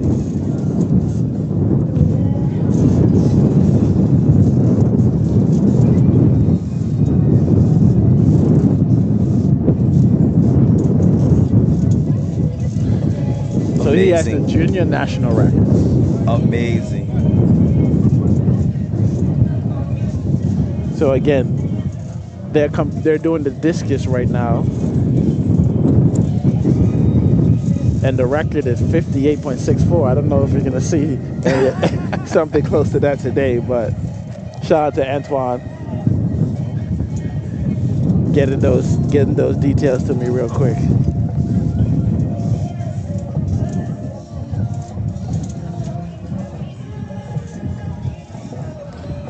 But yes, people, nice cool afternoon here in Providenciales at the National Stadium. Right now, the shot put and discus, the discus events is taking place right now. But we're all excited and looking forward to the relays later this afternoon. Everybody's going to be hyped and excited for that. I'm especially excited. I think I'm going to stand up here and be jumping up on our little platform. I want to hear the noise, or else I will have to go in the stadium and make some noise. Man, listen, we can organize for Godfrey to give you that mic, I'm telling you. Man, hard to do. I ain't telling Godfrey, man, listen, we got somebody who will move the crowd. And you can go do your thing. We'll have the camera follow you and all. I just want to highlight the Carifta qualifying throws that's needed. So for the discus men's, the qualifying throw would be 45.223, and the shot put, the qualifying throw would be 14.49. Okay. For the Carifta Games. If you're wondering, the Carifta Games will be held in Grenada during Easter weekend. Book your tickets and come and support our national athletes. Indeed. I've actually never been to Grenada, so should be interesting. Sports Commission, we have some. Listen, we can make competition right here. I'm telling you. I was there 2 years ago. Really, it's when nice. They had they had the Carifta. I would love to experience that. I know it was a lot of energy in the stadium. I can imagine. Oh my gosh! You know what stadium I would love to experience in Jamaica, man? When they have crazy champs. Oh, okay. I hear that's a big turnout. But Carifta in Nassau. It was booming. Because the Junkanoo. You can't go wrong with Junkanoo. I'm telling you. You can't go wrong with Junkanoo. Take over the stadium. I think actually, they go everywhere. Yeah, they go everywhere. But video. Go ahead. Sorry. Yeah, I was gonna say it's interesting to see the atmosphere in a lot of these countries. For example, when I was in Italy and I was playing over there, I went to a basketball game for their national team, and mind you, it's indoors, right? So the sound is getting trapped. It's not escaping. Man, I'm telling you, I had a headache by the time I left. Those people go crazy. I'm talking about. That's what I want to hear. Drum. They have a whole section of the stadium dedicated to people who are chanting, playing drums, whatever. Then you got other people got this big flag, and this is just noise everywhere. And I'm sure you guys have seen the FIFA games, the soccer games, where they people I've attended fire soccer. and It's these flares that they have. It's ridiculous. And the energy. It's crazy. Like, I want to attend one of those. I've been to a soccer match, and they had the fans exiting differently from the visitors. Really? That's how intense it is. They're gonna fight it here. Clash. Yes, so we had to exit differently from the home crowd. Man, they take even when I was playing in Brazil, like my teammates were telling me, they take soccer extremely like. People get hurt. That's the nice way to say it. Like, move, get out the way, get out the way, get out the way. If you wear the wrong colors to the soccer game, you gotta see. You're in jeopardy. You gotta see somebody. Wow.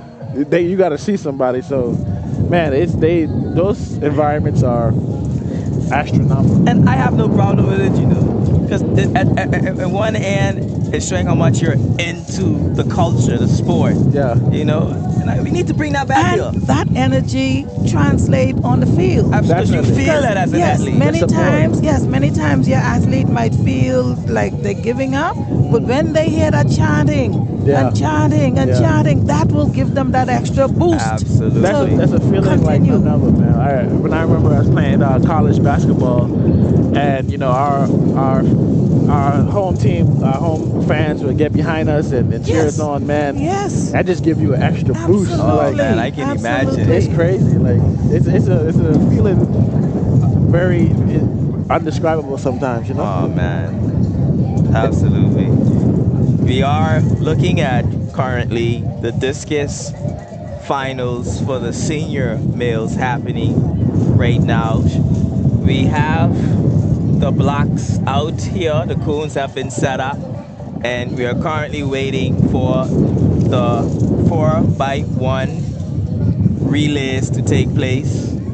So those are going to be the heats? Those will be the heats. Okay. And 2 will be finals, the senior group, the under 19, the under 20 females, they will be finals. Okay. And they're going to go straight to the finals. But I love how the afternoon is cooled off. Yeah, I'm online. Like, you know, because if I was an athlete running today, I want a little bit of breeze blowing, and you know, the sun not. This is perfect. Yes. This is actually perfect weather. It's perfect weather, so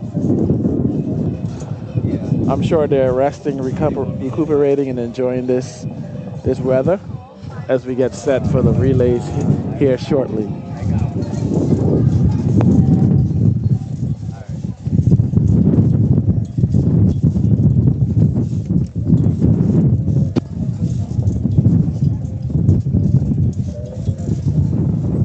Yes, ladies and gentlemen, we also have the 400 meters taking place this afternoon. Come out and support your school. There was a time at these track and field championships where you had to weave to get to. Really? It used to be so much people out here. Yes. I'm not sure what happened. I only attended one inter-high before this one, so it's been a while. But even back then, you're right, like wall to wall. Especially as the evening progressed, yes. Wall to wall with everybody left work early. And came here. I would love to see these inter-high school championships get back to that level of us coming out here and supporting these athletes. But again, because they have an option, social media, they can watch it. Exactly. So they don't really have to. They don't have to be here physically. Yeah. That's why I'm telling them, listen, even though you can watch it, it's nothing like being here, getting caught up in it, and doing your part, cheering the athletes on. Wearing your car, listen, if you beating your are drum. on Provo, leave the social media watching for people in the islands who can't come. Yeah. Right? But if you are on Provo, what are you waiting for? Why you ain't here yet? Tell the boss, I say, you gotta go here anyway. Hey. He talking that no Kagan story. I love that. Absolutely. Absolutely. It has been a great championship, and we've seen some amazing performances. Potential, yes. Some raw talent, some structured discipline. Absolutely. You can almost call them professionals, but they are. Well, that's how They you are prepare professionals yourself. in their future. That's how you prepare yourself. Yes. You know, you don't wait until you get to that level to start preparing. You know, you could, if you, because the thing is, you always hear the saying, if you know better, you do better. You do Absolutely. better. So if you know how to train better, to take care of your body better, to prepare yourself to be able to mentally. Exactly. There's no reason you shouldn't. And you know, if you have aspirations of going really far with this sports, then it's smart to start as soon as you can. Absolutely. And what I've loved and what I've seen a lot from the Turks and Caicos Island Sports Commission is the development meets. And we keep talking about preparing early, but the Sports Commission has been doing what they can do. They provided. It's up to you to take advantage of the opportunity. Yeah, they've been. I've seen a few development meets leading up to these championships, and if you want more, again, we've been talking about it. Everything goes with money. Yeah. You know, I mean, if you want to see more development meets, especially if you're a corporation listening in, reach out to the Sports Commission and see how you can have, let's say, and I'm just throwing it out there, because they're our sponsor here. So I'll just call one of the current sponsors, Grace Bay Communities Track and Field Meet. That can be your meet in collaboration with the Sports Commission. You know, you just provide whatever resources and let them run it for you guys. You know, we have to stop with this over-reliance on government and start to take the initiatives as the private sector to uplift our communities right here in Turks and Caicos Island. What can we do? Absolutely. What can we do? How can we make a difference? Absolutely. Exactly. And like you said, you know, imagine having a meet named after your corporation. Like, there's no bigger way to promote yourself to show that you're involved in supporting the community. Absolutely. I think it's a great idea. Absolutely. Ladies and gentlemen, you are watching the discus throw of the males under 20 taking place right here at the National Stadium on Venetian Road. This is the place to be. Day two.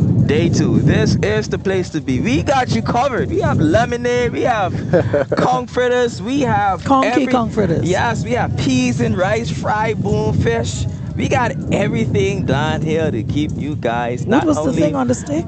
We have waffles covered with chocolate. Why are you putting my business out there? Oops. Oops. No, man, I was trying to plug for the vendors. But yeah, absolutely. Well, you know, you gotta support our local entrepreneurs. So you don't have to eat before you come. Come down and support. Food is here. Absolutely. As we would say in North Caicos, food is a man here. Ah, you got it. That's what they said. I gotta learn this North Caicos slang, man. Yeah, boy. This is sweet talk. Food is a man here. Food is a man here. I mean, food is here. Absolutely. Yes. Oh wow. Yes, ladies and gentlemen, we are looking at the finals of the under 20 discus throw, and Ashley would have highlighted that the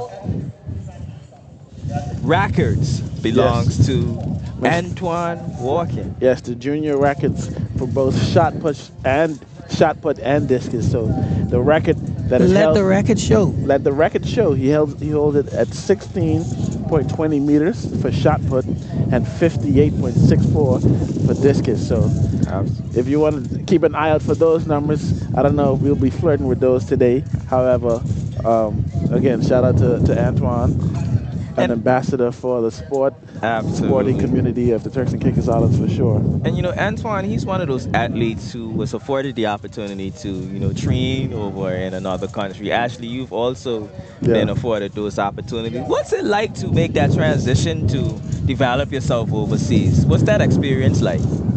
The experience overseas for me personally is very interesting because I play in a lot of different countries, and they speak a lot of different languages there. So how many languages you picked up? The problem is I don't stay there long enough to pick it up. Okay. So I'll be there for about, let's say, 4 to 5 months. Okay. That's how long the season typically is.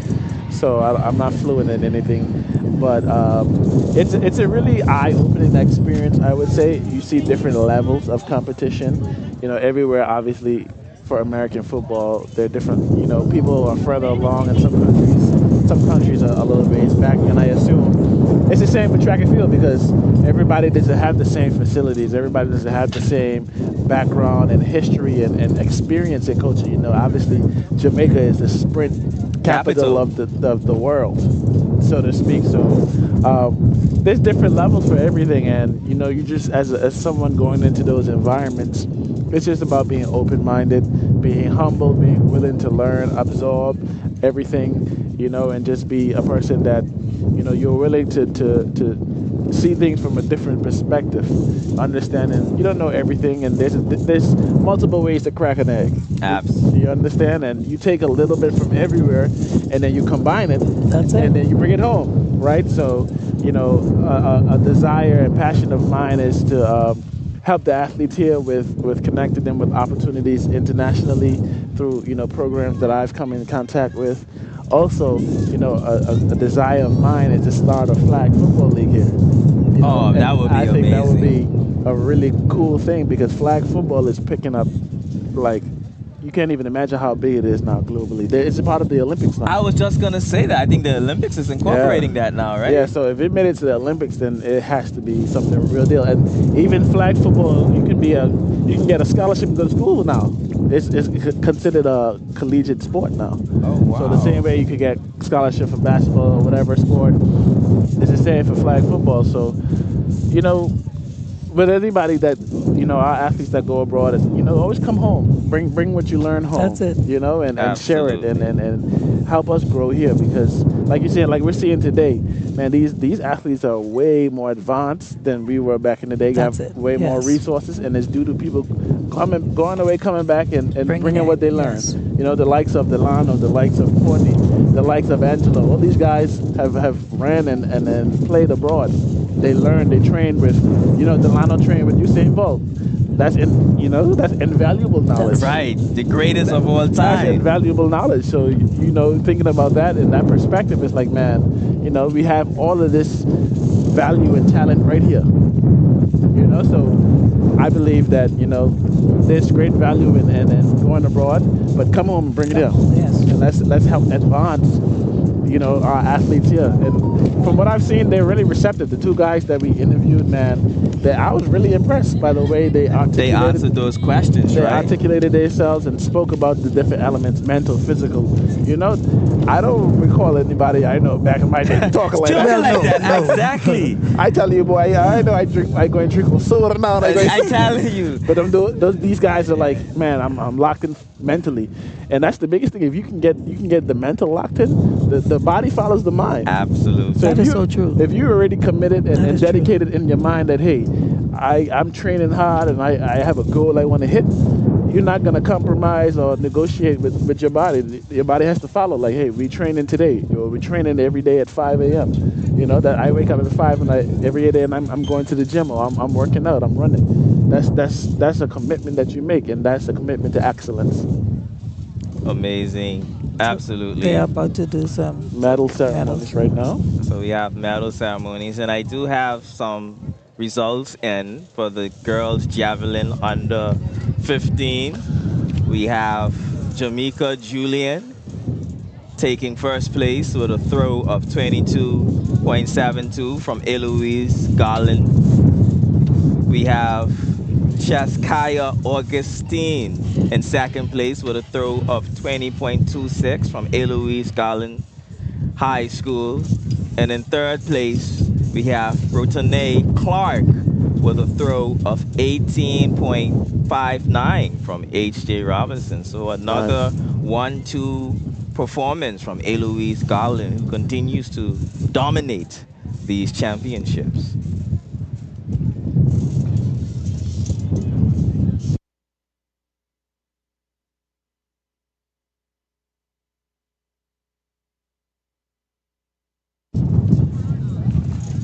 Yes, another 1-2 by Eloise Garland. Man, listen, Eloise, and the thing is, people only think about the sprints, but that's goal. Absolutely, that adds to the medal count. You understand? Absolutely. So people only think, man, shot put, discus, high jump, long jump, those medals count, bro. Absolutely. And people, those go under the radar because they ain't the flashy, fancy, popular sport events. But man, that could be the difference between a win and a loss. Absolutely. That's correct. So I feel like, Eloise cleaning up 1-2. Won everything. Everywhere. From the field to the track. Exactly. Like you say, 1-2. Exactly. Yes. Those are gonna count when the final score comes. Absolutely. I tell you, they like how Jamaica. You know how Jamaica dominates it at Carifta? In Carifta. They're very balanced in terms of, because like I said, I've seen them placing everywhere. The girls, the boys are all equally balanced, and so that just speaks a testament to the program they have going there, and everyone's buying in. Like I said, the young men that I hear speaking, you would think they were media trained. Seriously. Right? The way they articulated themselves. Yes. That ain't nobody just jump up and decide, I can speak this way. They had to be instructed, led, taught to understand, hey, this is how you want to conduct yourself. This is how you want to approach this. This is how you present yourself. Exactly. And I love that, Ashley, because athletics is not just athletics. You have to have the intellectual capacity, because when you do get those D1 scholarships, you have to meet those grades to maintain your scholarship and, and participate. I tell you, when I was in school, I had so many very talented teammates, but because you didn't take care of the academic side, you can't participate. So I can't tell you the number of guys I saw come and go through when I was playing basketball in college because of academics, and you're a student athlete. Student come first, athlete come second. You understand? So it's very important that you take care of your grades and handle the things you're supposed to, because even with that, if you're a phenomenal athlete, your sports don't last forever. There's life after sports. Absolutely. You understand? So gotta take a holistic being approach. well-rounded is just as important. Absolutely. Yes, we do have the medal presentation happening right now. And we speak of Jamaica. I just want to put this into perspective for the general public, how dominant Jamaica is at the Carifta Games. And these are the top 3 medal tables for last year Carifta Games held at Trinidad. Jamaica, 78 total medals with 30 gold. Wow. The Bahamas, 37 and what second. What did I tell you? And that's every year. With 16 gold, and Trinidad placed 3rd in the Carifta Games last year with 25 total medals with 9 golds. That's every year. That dominant 78 to 37 is what separates Jamaica from 1st and 2nd place. When we talk about dominating track and field in the Caribbean, there's no other country. And Antoine and his brother would have been trained and schooled in Jamaica. Yes. And both of them are national record holders. Of course, we cannot forget Delano Williams. Yes. The golden boy himself. The pinnacle, yeah. But you can see here off in the distance, I've been seeing some of the teams practicing their relay passes. Yeah, so they're warming up. Nice. Getting ready for the relay. As we were speaking earlier, the part of the relays that makes me the most nervous is the baton. Passing the baton. Exchange. Man, listen, because even if you complete it, but you complete it outside the zone, you're disqualified. This is zone. There's a certain zone that you can pass it in. I thought only if you drop it. Actually, that rule has been amended. Really? Recently. I'm not sure if it's amended at the Carifta level, but I mean the zone part of it. Yes, the zone. I thought you mean running in different lanes. No. Yeah. So you have a You're passing right. zone. Passing zone, absolutely. If you don't pass the baton before a certain point, you're disqualified. Wow. Yeah. Because if you think of it that way, I can run behind you. You understand? Okay. Yes. So you have a specific zone you have to complete the exchange within. Makes sense. Exchange zone, I think they call it. Yes. So it's more than just completing the exchange. is completing it within the correct area. I'm observing the ladies who are going to be presenting the medals. Now, if you notice, I see a yellow band. I see 2 green bands. There's a red. Normally, whenever you see the tie, you would identify that person's island. Absolutely. But I'm wondering if they are just using it in this instance, or if they actually have these ladies who are from North Caicos, or who's from Grand Turk, because normally, if I'm wearing green, you know I'm from North Caicos. Absolutely. Okay, if you're wearing red or orange, if you're wearing orange, you're from South Caicos, right? So I'm just curious if they actually matched it, or they just randomly using it. And what you are looking at, ladies and gentlemen, is our national dresses. You know, an amazing representation of our culture. Of every island, yes. Right here Yes. at the championships. And kudos to the former director of culture, Mr. David Boying, who was instrumental in bringing forth these national dresses, in costumes and outfits right here. What I love about it, each island, the color tells a story. Absolutely. Okay? The color identifies the island and tells you predominantly what that island is about, in a nutshell. Indeed. Without saying a word. You can write a whole essay just looking at that. I'm a huge supporter, as you all can see yesterday. I came full orange. Oh yes. You got to represent the fisherman's country. I can tell you. Yeah, I know what happened with my green. Go on, green. Don't worry, I come in my red tomorrow. Okay, I come in green. Don't worry, I come in green tomorrow. I brought my red. I said I can save it today.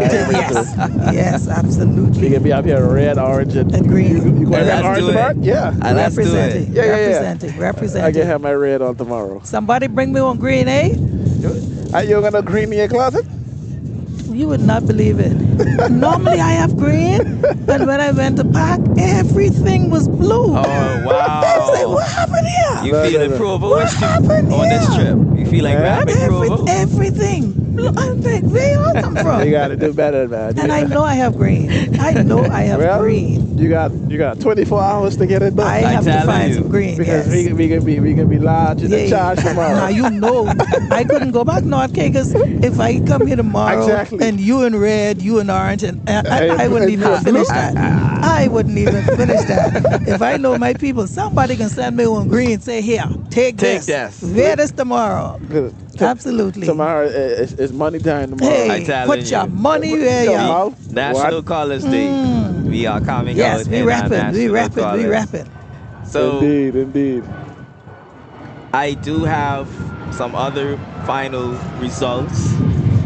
This is the boys shot put under 20. Okay. Boys shot put under 20. Shandell Seymour winning with a throw of 11.57 meters from Marjorie Basin High School. Joshua Innocent with a throw of 11.57, placing second from Raymond Gardner. And say that again. The Green Machine. Hey. For the people in the back. Okay. And we have for the throw of 10.77, Giovanni Jean from Eloise Garland coming in third place. And that's the boys shot put under 20. And they're showing you now the girls are still doing their long jump. They've been going consistently throughout the whole day with all the other events taking place. Absolutely. And that's the under 20 female final long jump, sponsored by Renton event taking place. But yeah, I'm excited to see these relays get underway, man. I want to see what these young people are going to do. And you know, Ashley, relays are so unpredictable, as you mentioned, because you might have a best team. That's what I said. It's one little mistake. Yes. False start. That's it. Well, like baton drop. Exactly. And the thing is, I think relays have a higher, there's more nerves when the relays are on. Absolutely. Because it's not just you, right? Yes. So people, they're not just counting on they're not you. just relying on you to do your job. You know, if I got 100 meters, I ain't got to worry about somebody else. You know what I mean? But when you know, man, that person out there waiting on me, they relying on me to execute. That's make your hands a little sweaty now. Pressure. That's pressure. Pressures get tall. Pressure reach. And you know, I want to talk. I mean, we talk about that, right, Ashley? I want to talk about strategies. Yeah. You know, usually you start off your slowest to your fastest. Yeah. But some people would start their fastest runners off and go to the slowest. Yes. You know, I never really understood how the strategy worked. Like I said, my track career was very short, brief, and amateur. I've seen it, yes. But there is a strategy. There is a strategy I to wouldn't it. sit here and tell you I know, but the thing is, I do know that everyone's is different. Absolutely. And again, it's about who you're racing, right? So if you, I've always been the thought that your two best start and finish. Yes. Because, or even the third leg you put, because you're thinking about, okay, where are we going to fall behind, and then the next person needs to be able to catch up. Right. So that's how you think about it. So a strategy is, I'll bring up a scenario. If you have a dominant runner, like how we've seen A. Louise, Yes. you would start, let's say, British Collegiate, I will start my two fastest at the beginning, so I'll build that lead. Yeah. And I'll pray A. Louise doesn't run me down. That's what I'm saying. Remember, it happened. Absolutely. It happened. We watched it happen. Right? They started their best, and which school it was took down their best, took them out. So that's what I'm saying. I think that it just depends. Like you gotta, because the thing is, at the end of the day, and I remember in high school, man, everybody, they wait to see how you line up. So they want to see who going first, second, third, fourth. Absolutely. And you try to base it on that. Absolutely. But they don't show you to the last minute. Hey, and our coaches be shuffling us around, because you know, man, listen, sometimes the deficit is too great for them to recover. Like, absolutely. Man, if you get blown in the first two legs, that's it. You know, by third leg, if you ain't close, and they got some. And you only need somebody who can hold on at the end. But okay, let me go back. I remember, was it Nadia Forbes? Yes. Helsie Silver. Yes. Those ladies ran the for the 4x4. Listen here, don't worry if whoever in front of them. Yeah. The beauty of watching them overtake. Really? Yes. Wow. Yes. Wow. And they did it consistently. They did it consistently. And I will bring this up, because last year, my sister, Azari Brooks. Oh yeah. She put on a show. Man, We used to say Showtime. Showtime. Where was I? It's Showtime. I think I was in Brazil at the time. I was watching from over there, and you were commentating last year too. Man, she run that girl down. Great job, and she did the point at the end. Let me tell you. Yes. So is she here today? She graduated. Okay. She put on a show. She did well last year. She did well. Amazing athlete. She here today. I see if I can bring her on to talk about Definitely, man. We wanna that has to go down in track and field history. She got I got that, the video. What she did? The video, man. She run the girl down at the finish line. She took the baton and stopped pointing at her. Wow. I don't know if they had some sort of exchange while they were waiting. I'm not sure. Probably but not. the way she pointed at it's like, I told you. Oh, okay. Man, everybody went crazy. Showtime. Yeah, the whole stadium erupted. That's when the stadium was rocking. And that's what I was about to say. The whole stadium erupted with that. Stuff like that. You can't react to that at home. No. Exactly. Nobody can hear you. Come out. Man, Make your way down. What time is it listen, now? my mom was inside the fence on her foot, recording, waiting for her. It's not I sure that was 3 illegal, yet. but You have time to get down to this the is what I'm saying, stadium. man. Absolutely. On Venetian Road. But that's the type of electricity that makes these events so fun to attend. So special, absolutely. And you see these people. You and see so these memorable. You see these athletes bloom right in front of you. Yes. You understand? And they make a name for themselves. You know, and that's how you get on the radar. Even Xavier, my little cousin Xavier Joseph, the class 1 boy from Grand Turk, did exceptionally well last year, and he's training to try out for the Carifta team. So you just never know. You give the kids an opportunity and they seize it. Some people rise to the moment, some people shrink, but you know, it's a platform for everybody to get an equal opportunity. Absolutely. Ladies and gentlemen, what you are looking at is the medal ceremony. We have the permanent secretary, PS Oswald on the field along with the Dapsack, Mr. McCartney. I believe they will be presenting to the athletes. Yeah. We also have the long jump, 19 and under females finals taking place. Oh, so this is the finals they're doing? Yeah, sponsored by Rent and Event. Yeah, the ladies have been jumping consistently. I will say that. These are the under 19 females. And Rent an Event, as the name says. Correct. If you have an event, they got it. Absolutely. You need it, they got it. I tell you. And they would execute that for you. As they you don't can just see. deliver. Out here, Okay? look. They got you. What it look, Leo?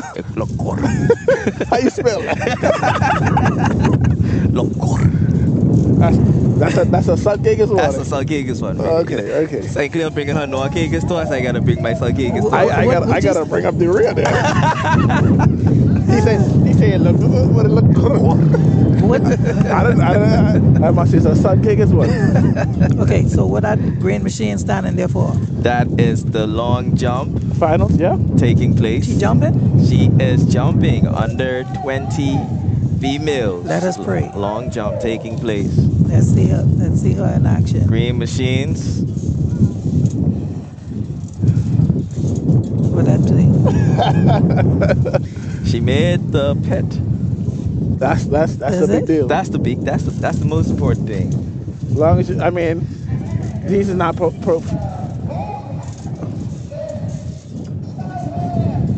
wonder if Danica, she finished yesterday. Yes, we have the finals taking place. It has been. I'm interested to see who wins these finals. But now we're gonna transition over to the medal ceremony.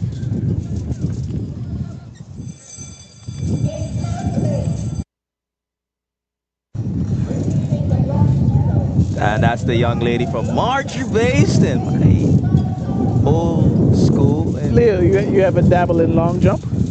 Yeah, but that wasn't my thing. Unfortunately, some things need a little bit of height and a little bit of athleticism. Yeah. I have everything. You know? I mean, I shouldn't say that because this one over here, he had everything. Basketball, soccer, football, you name it. So I take that back. I didn't have track. I didn't. I think that's the no, balance, you right? selected not to have track. There we go. There is a difference. I don't believe that I was that naturally gifted. Probably could have trained for it, but I feel like, because for example, let me tell you who I went to school with: Delano, Angelo, Ifani. He had a chance. How did we forget those names? He had a chance in that age category. Now you understand. Okay. Yeah, you did the wise. You know who? Absolutely. Yes. Andy Clark, Tony Clark. Oh, those boys were fast. The brothers. Clark brothers? They were fast. That's when I was in high school. So No. exactly. No. Teray. You lead that radio. Teray run with Angelo and Ifani them. Yeah. So I chose wisely. No, but y'all were a rich bunch. Man, I'm telling you. That group was a very great runners. A lot of greats in that class. And Delano was the fastest in high school from second form. Wow. Yeah. Or if not first form. I'm going to tell you about Delano. Right now we are watching the medal presentation that's taking place on the field.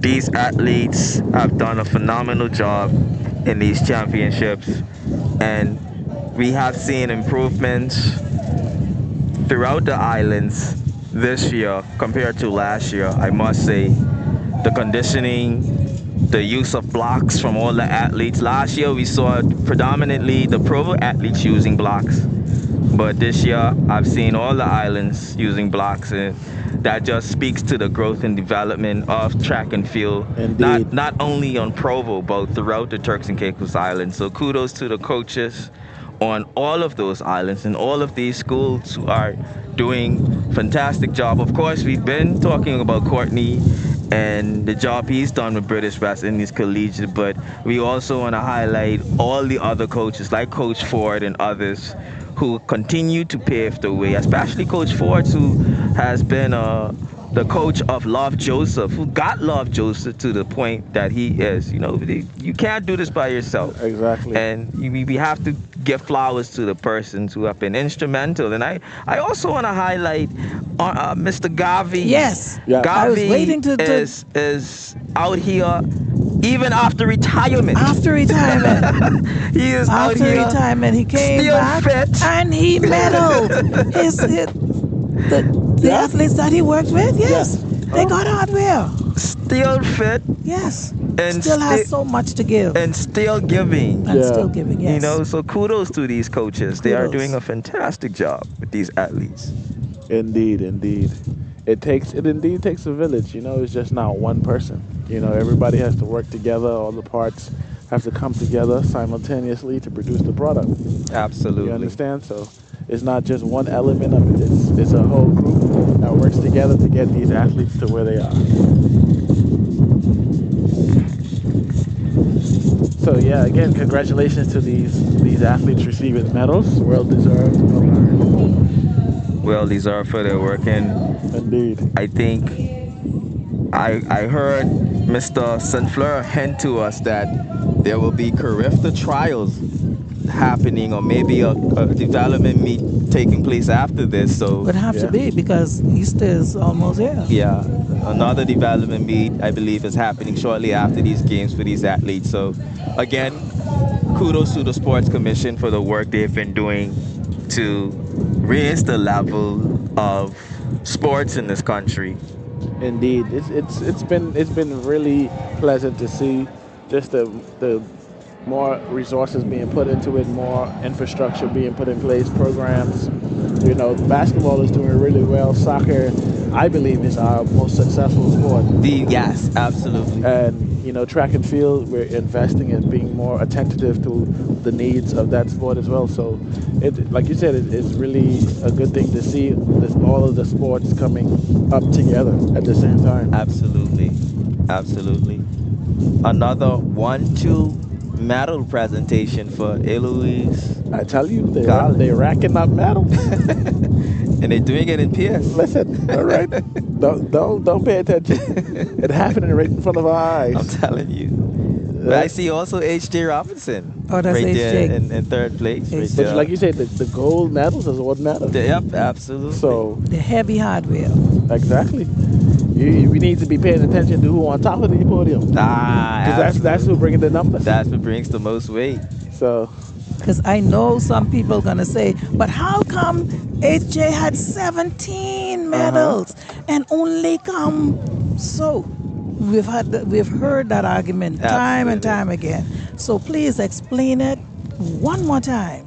Yes, we transitioned from the point system to the medal system right here at our local games, and that is synonymous with what takes place internationally. We are getting to the international standard of conducting sports in this country, and internationally, it's the gold medal that carries the most weight.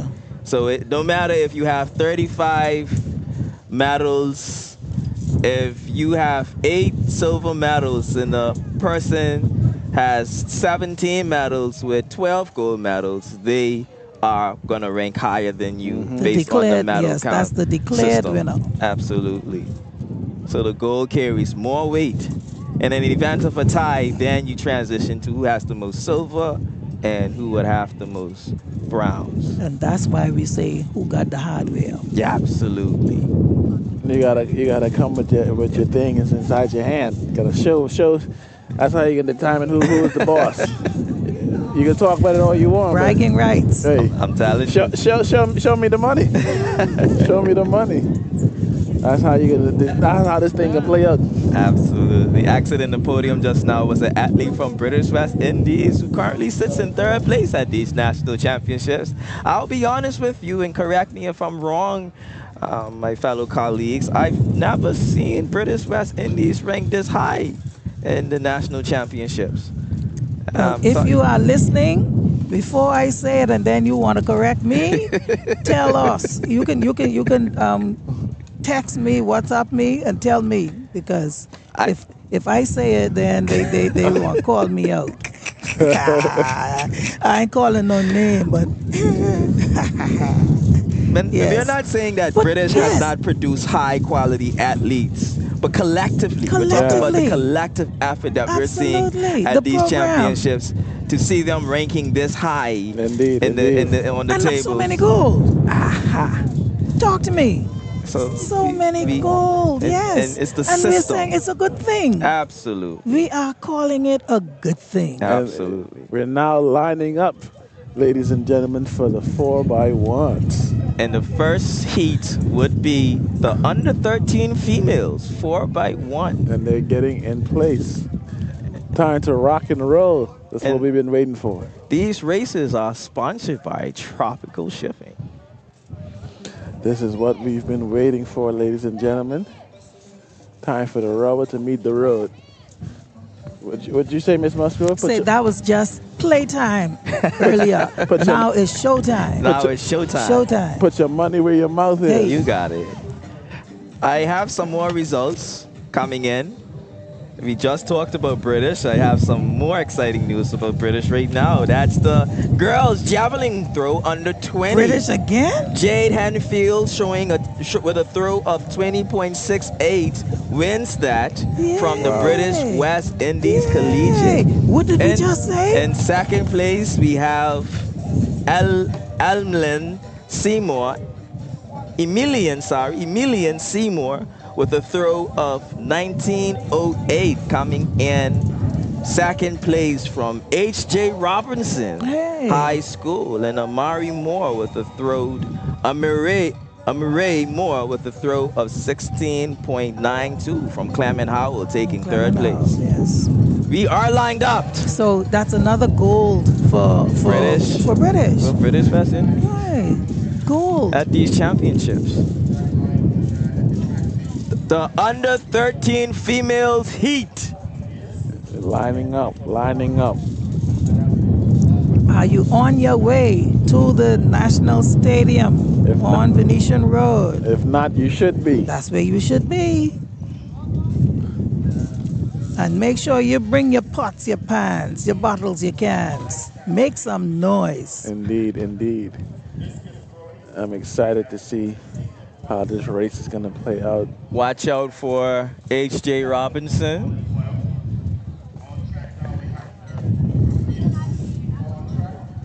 I'm noticing something, Ashley. Is that two athletes from Eloise, lane 4 and 3? Yes. It looks like they have two teams in this relay. Apparently. That's what it's looking like. That's dangerous. Yes. That means that they have deep talent in that school if they can produce two teams. Well, the thing is, they have twice the chance to win. That's what you got to look at. The gold and the silver. Wow. They have double the chance to win. But so does HJ. They have two also. Oh, they have two athletes. Okay. Yeah. Two teams? All schools. Okay. 7 and 1. Yes. Okay. So what about 6? So running out of lane 1 is Maranatha, lane 2 Eloise, lane 3 International High School, lane 4 Wesley Methodist, lane 5 H.J. Robinson, lane 6 Provo Middle School, lane 7 Precious Treasures International, and lane 8 British West Indies Collegiate. Yes. Well, they're here announcing right now, so. Oh, Maranatha is in this one. Yes, we have Maranatha. They've been rather quiet. Very quiet in these championships. So it's good to see them in this.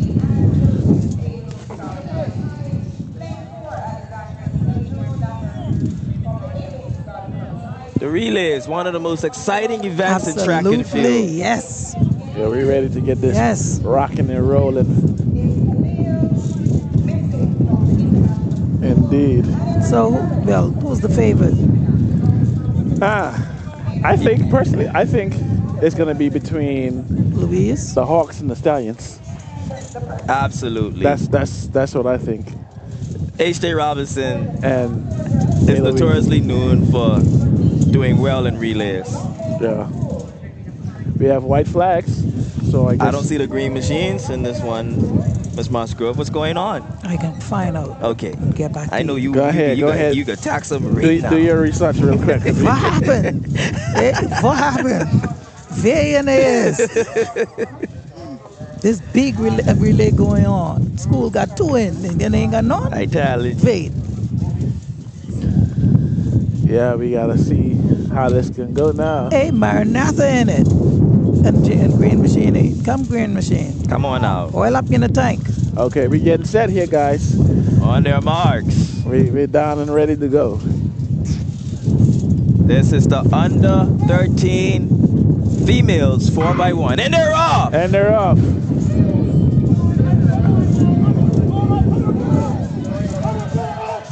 This 4x1. They can run like 400-meter pace. I don't see. Well, this ain't a HJ ahead. Wait, I believe this is the 400-meter. Apologies. Finals. Okay. So I believe we have skipped the relays. I'll find out for you momentarily. Yeah. But HJ is in the lead. We have Louise is tracking. Yes. Louise is tracking. Louise. And Don't this is count them out. And this is what I told you about finishing. It's okay to start really hot, but you gotta power through the finish. And Louise she's coming. She's coming. Look at that. HJ, look Louise. at that. HJ, look Louise. at that. She HJ, took her down. Louise, HJ. Louise, HJ. Louise, HJ. Louise, Photo HJ. finish. There you go. Photo finish. There you go, folks. Like we said, it's not about how you start. It's about how you finish. Comfortably. Having that strength, that stamina is how you finish races.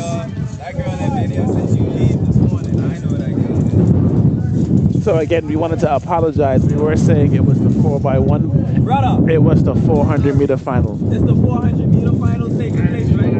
All right. So what happened to the relays? Play finals this evening. All the relays tomorrow.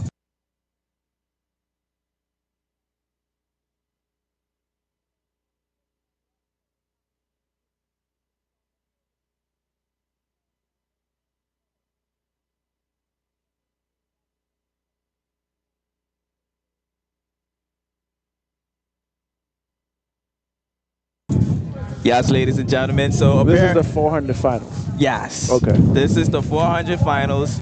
All the 100-meter 4x1. All the 4x1 races has gone to an automatic finals, and that will take place tomorrow, except for the mixed medley. The mixed medley is still happening today. Currently, we are doing the 400-meter races, and we just started off with the under 13 females with Louise Garland. And what a race it was. Winning that one at the end. She was dominant from the beginning. There wasn't any question about what was going on there. She had that race sold out from start to finish.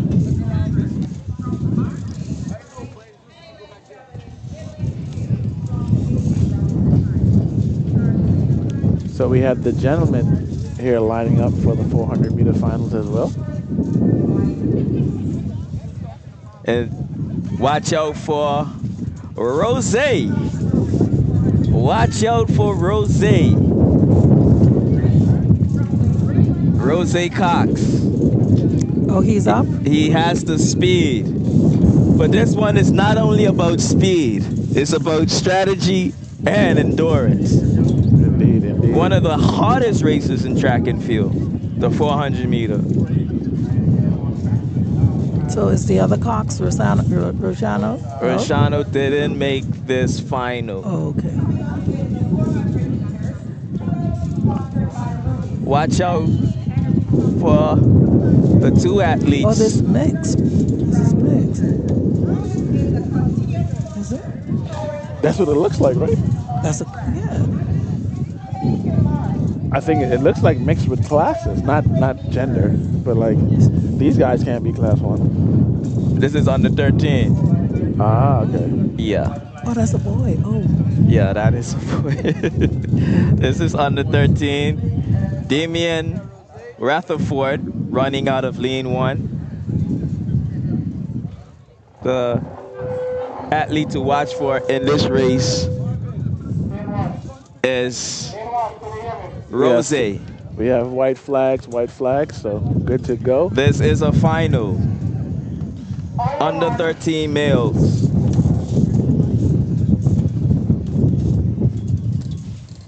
Watch out for the speed. And they're at the start. Of Cox.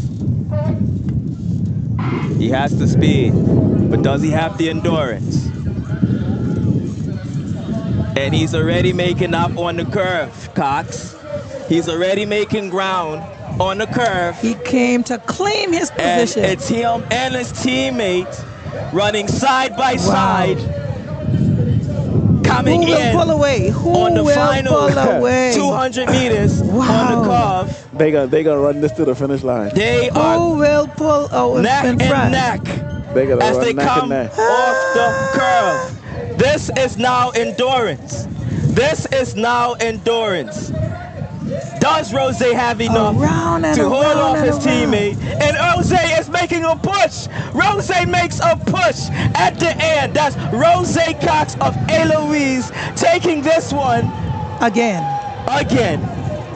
Followed by his teammate. Amazing running by Rose Cox. He make it look so effortless. A chip off so the which school old is block. that? The third. Which school is that? Third place. We will wait to get confirmation, but it looks to be Provo International High School coming in at third place. The athlete from Provo International. Rose running a phenomenal time of 57.26 with Mervin's Duras car of Eloise running 57.71. Right there neck with and neck. Rose and Hensley Ranch Jr. As we predicted. Absolutely.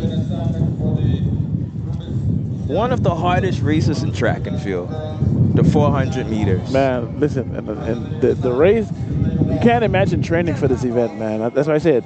When you do 4, you train 8. So your training is actually running 800s. So you always train the double of what your event is, because that helps you build the stamina and the conditioning that you need. Because 400 is a sprint. Absolutely, it is a sprint. A full out sprint, you know. I never had that in me. Like I said, it was in my head. I could just never get it out of my head and onto the track. I couldn't get it done, but. Man, I love to watch the 400. And we're watching Rose. You know who was really good at the 400? Angelo Garland. A specialist. He was really, really good at the 400. Delano was really good at the 400 too. Yeah. What wasn't he good at? Well, that's what he made the Olympics for. If you can. Yeah, the 400 meters. He was running 49. So, no slouch in that event at all. No, not at all. And we talk about Delano Williams. I remember being in high school when I first saw Delano Williams. And let me tell you, he rocked the stadium. He was electric, man. Everybody was lining up to see him, He was winning races by a large margin. We knew at that moment this guy was different. Yes, man, listen, we knew Delano was special from primary school, like telling you. Wow. Delano has been the fastest all my life. Wow. From South School in Grand Theft, Elijah Simons. Delano was always the fastest. And then, after Ike is when he went to Jamaica and started running over there. So I guess when he left, the other kids, they were happy. I can tell you, because they stood a chance to win. Trophies. You see that same move my sister pulled, pointing at the girl? I remember one sports day. Hold on, we're starting here now. Yes, this is the under 15 females. And they off. Finals of the 400 meters. We have the 2 athletes from H.J. Robinson out fast. We have 3 blues. But Eloise is right there with them, closing in. She seems to have a leg injury, but she's still putting up a good fight in spite of her leg injury. And Eloise like is I right told there. you, the first 200 is cool, but after you hit that curve is when you start to see the pack separate, because that's when the conditioning starts to show. Absolutely. Right here is when you're like, oh, I still got a long way to go. And the athlete from Eloise is maintaining, but H.J. Robinson could make a move right now. And her teammate is closing in on her, but she pulls away. Eloise is pulling away from the back, but HJ, she's claiming that. And her next teammate seems to be in a fight for second place, and this race will be won by Eloise Garland. Another set of hardware. Good job, Eloise. With H.J. Robinson also making the podium in third place. Amazing race ran by the athlete. She is in tears. She is so happy. She is happy. Running over to her coach. Right here. Amazing, amazing run. That's a great, awesome. Amazing run. Great job. By Daphne Joseph of And she Eloise. has her right knee with a all time bandaged up and of still 104. Still performed.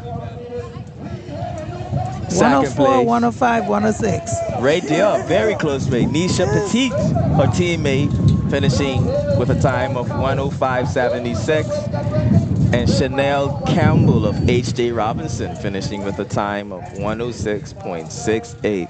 And Ashley, you mentioned it earlier.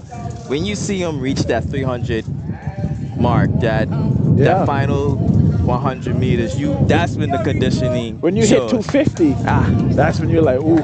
Yeah. That's when the core strength comes in. That's when your arms come into play, because like you got to carry and you got to we call it traveling. You just got to travel. You see, look here, arms pumping, knees pumping, and she's pushing. They have to go. So.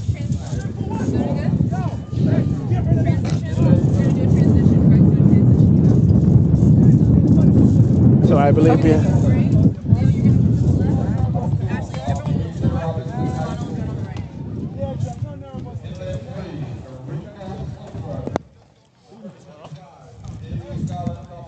Who you want to move?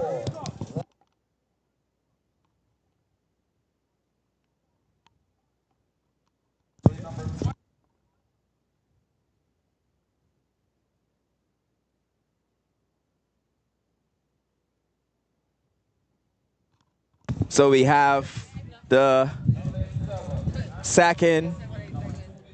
We have the males under 15 finals lining up right now. Running out of lane 1 is Justin Corville of Raymond Gardner High. Running out of lane 2 is Lovinson Colin of H.J. Robinson. Running out of lane 3 is Garrico Foford. Watch out for him. Running out of lane 4 is Rodney Jaquant, running unattached. Running out of lane 5 is Felix Junsi of Margie Baston. Running out of lane 6 is Dadrian Malbreach of Eloise Garland Thomas. Running out of lane 7 is Antoine Dossley of Raymond Gardner High School. And running out of lane 8 for H.J. Robinson is Snyder Registry, which you are watching also the finals of the javelin senior males taking place as we gear up for the 15 and under finals males. So I just wanted to announce that we have a new competition record. So Mr. Rose Cox, he ran 57.26. And he beats the record of 57.36. Of who set that record? Rose. Whose record is he beating? Whose record? Deshaun Gray. Deshaun Gray record has been beaten. So it's now 57.26. Amazing job by Rose Cox. Ladies and gentlemen, we are joined by the Olympian, the golden boy himself, Delano Williams. Welcome to the coverage, Delano. Thank you very much. wanted to come up here yesterday for the 100-meter finals, but now I'm here for 400-meter finals. Welcome, Delano. You made the Olympics for this race. How are you feeling watching this? Very, very pleasant. So, like I would say, look out for lane 3, Garrico. Very, very hard. Yeah. Yes, we were talking about Garrico, and he's been dominating every race. Yes, he's one of the consistent athletes at A. Lewis Garland Thomas High School under Coach Pusey. And he's one of those athletes that been training hard from September, also is in the sports performance training as well. And we were able to talk to Garrico earlier today, and he talked about that same consistency because he wasn't dominating like this last year. But we've seen how he came back, and one of the things he told us about was core strength. Yes, in September, he'd been pulling 65 pounds of sled. Yeah. Then he went up to 85, reached February, so he's really, really strong. Absolutely. So Garrico running out of lane 3 is the athlete to watch in this race. And this is the 400-meter finals of the males, 15 and under. And they're off! Strong start. Right away. Garrico is making ground.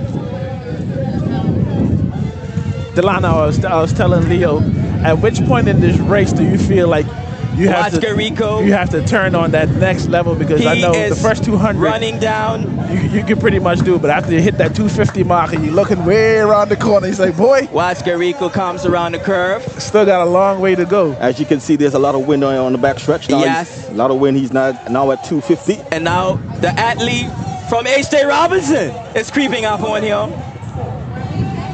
Oh, this is gonna be interesting. You can't come to H.J. And the athlete from H.J. Robinson pulls away from Garrico, and he's bumping, and he's going. H.J. Robinson with the upset.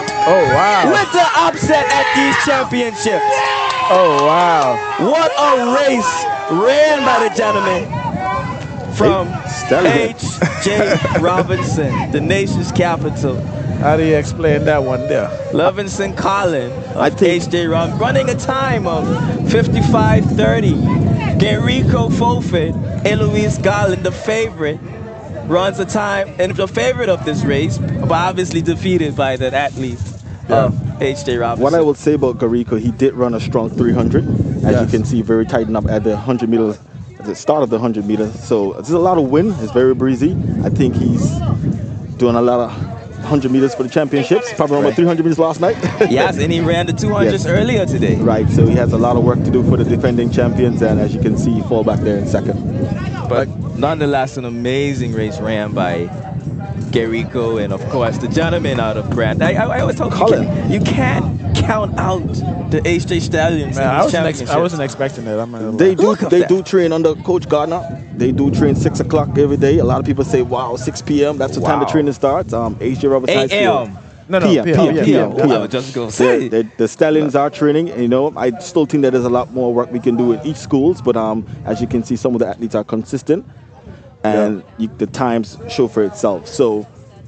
Now, Delano, you are highly involved in the coaching component of the national development, being one of the lead coaches of the Sports Commission. What we are seeing at these championships compared to last year's, most schools, if not all schools, are using the blocks. Last year, it was predominantly the provost schools. So is that something you guys worked on the past year, making sure these athletes could use the blocks in these championships, well, at all levels, all islands? Right, one thing I speak of, I do a lot of training sessions here in Providence. The athletes, I did see them using the blocks there in Grand Trunk as well. So what I would say is most of the athletes are conscious of what's going on. What is an advantage, what is a disadvantage, which is good. So the sport is growing. You know, and I still feel like some of the athletes still can train much more consistent. As you can see, athletes crossover. There's a lot of crossover athletes from football, from softball, and that type of thing. So the training won't be consistent. I like to tell people that, you know, we don't have as much athletes as people think we do. So where athletes can specialize in one event. So as you can see, athletes like Garrico, he's one of those who does nothing else than track and field. Oh, wow. Nothing else than track and field. I know a lot of them because they do strength and conditioning with the Sports Performance Center. So we have a lot of athletes that cross over, and one of the things that we are looking for now is how they get injury prevention and that type of stuff, recovery. I wonder if you guys know that I worked with the sprint champions last night, the under-19 girls, Jemiah James and Mariah. Yes, they are part of the Sports Performance training as well. Last night they went home 9 o'clock. They had recovery. Those athletes are training consistently under Coach Courtney Mizik, who is my good friend, and we do a lot of work together. As you can see, he had his club. So if you see those athletes performing well, they are consistent trainers. And you know, that's something we've been talking about throughout this whole coverage. British Collegiate. Now, Delano, go ahead. I said something earlier, and I don't want to get in trouble, so I'm glad you're here now to fact check me. Go ahead. Because I want them come and lambaste me on social media. Have we ever seen British Collegiate ranked this high at the national championships? They are currently sitting in 3rd place. I can't recall ever seen them ranked that high. That's true. That is true. That is true. And brilliant coach, brilliant coaching. Do work with Coach Courtney Mizik, train all year round.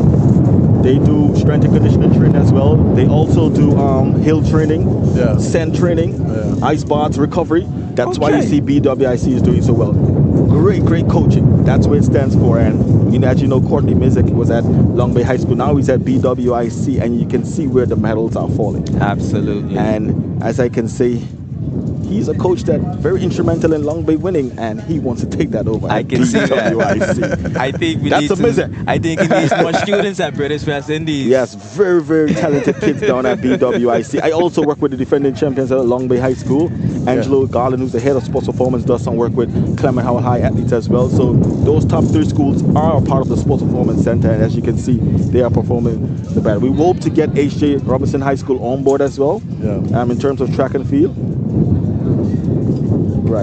Right. So, but like I was saying, Jemiah James, she'll be in that 400 meters. She's looking for 4 gold medals, and we're hoping to see how she fare out in those 400 meters. But I heard that Coach Randy Ford has a secret weapon in that 400 meters finals for under 19 girls. Oh man, looking forward to that. Ladies and gentlemen, we do have the 400 meters that's currently taking place. We are joined by Olympian Delano Williams, along with football superstar Ashley Brooks and myself, Leo Lightburn. We've been covering the games, and it has been a phenomenal 400-meter finals thus far. Delano, when you look out here in the field, and of course you should see this question coming, do you see an athlete that can challenge any of your records? Even in the under 13 and under lower categories? You see, I'm looking at Rose, man. I'm looking at him. He has potential. Yeah, we always see athletes who are potentially great once they get younger, but how do they matriculate into the senior ranks? How do they matriculate into when they reach 4th and 5th form? That's where that's why athletes start to go away, get into other stuff. They don't want to do track and field or anything, training, that type of stuff, not on a consistent level. So a lot of talent here in Turks and Caicos Islands, very much so. We do have athletes in Jamaica who are doing well for the Crifter Games, hoping that we can get some medals this year. Haven't gotten in the last 2 years.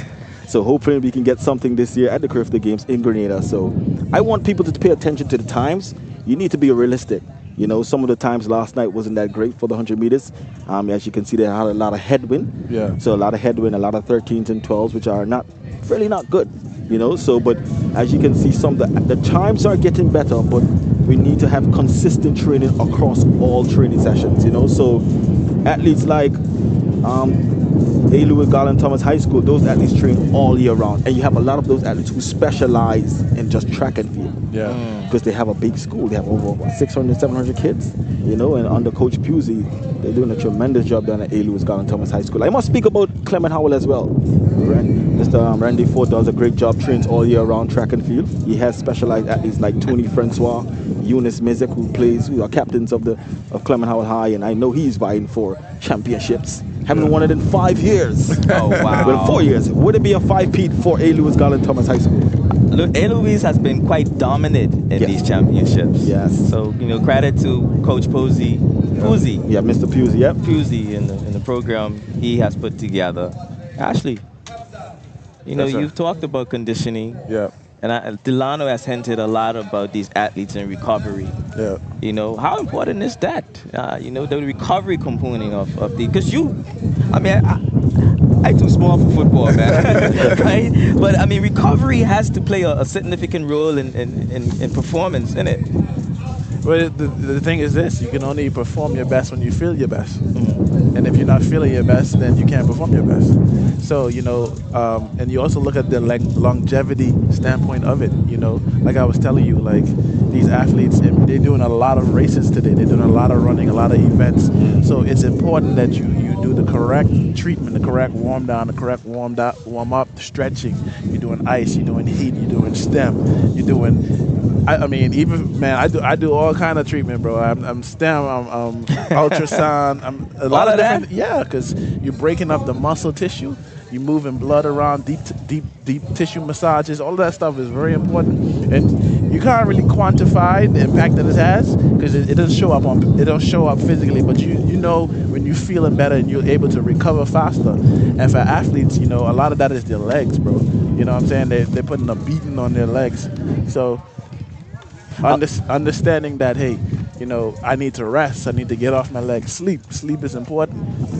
So understanding that is important. And like Delana was saying, they're doing a lot of that stuff at the Sports Commission now. And listening to this broadcast every year, it's like we're getting better and better at the sports science of things because this recovery was not a conversation we had last year. I'd like to touch on what Coach Mr. Brooks was saying there.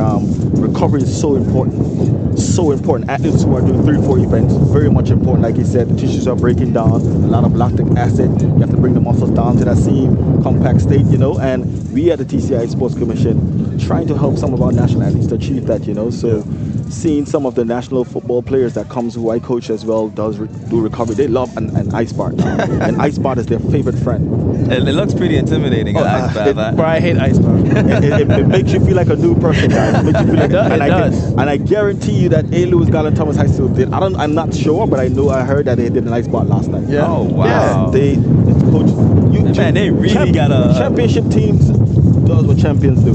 So as you can see, but I like how the Stallions look. They are getting some medals. I know that Mr. Gardner wants to try to get on top of the podium, but it's a hard fight at the end tomorrow. Definitely. But to piggyback on what he was saying, man, the difference that I see, and we were speaking about it earlier, a lot of the schools here in Providenciales, they're doing the strength part of the training. Absolutely. Right? So I would say like in Grand Turk, because I live in Grand Turk, I know that they're doing track and conditioning work, but are they getting in the gym? No, they're not. Understand? No, they're not. And the thing is, you can see the difference, bro. The strength, you can tell when there's a strong runner versus someone who doesn't lift weights. You don't understand? Because like I was telling you about the 400 meter, even though the young man lost, he's a strong runner. You can look at his body, and you can see it physically. Yep. You got quad muscles, your calf muscles. You understand? Your core. You got to get in the gym. You got to be doing squats. You got to get under some weight because that's the only way you're gonna get to the next level. Running on the track only gonna do it so much. You understand? Conditioning, you can only condition so much. What are you gonna do now? And that's what Delano and Angelo, all these guys, they have these guys in the gym, bro, and they getting stronger. Power. They need to build power.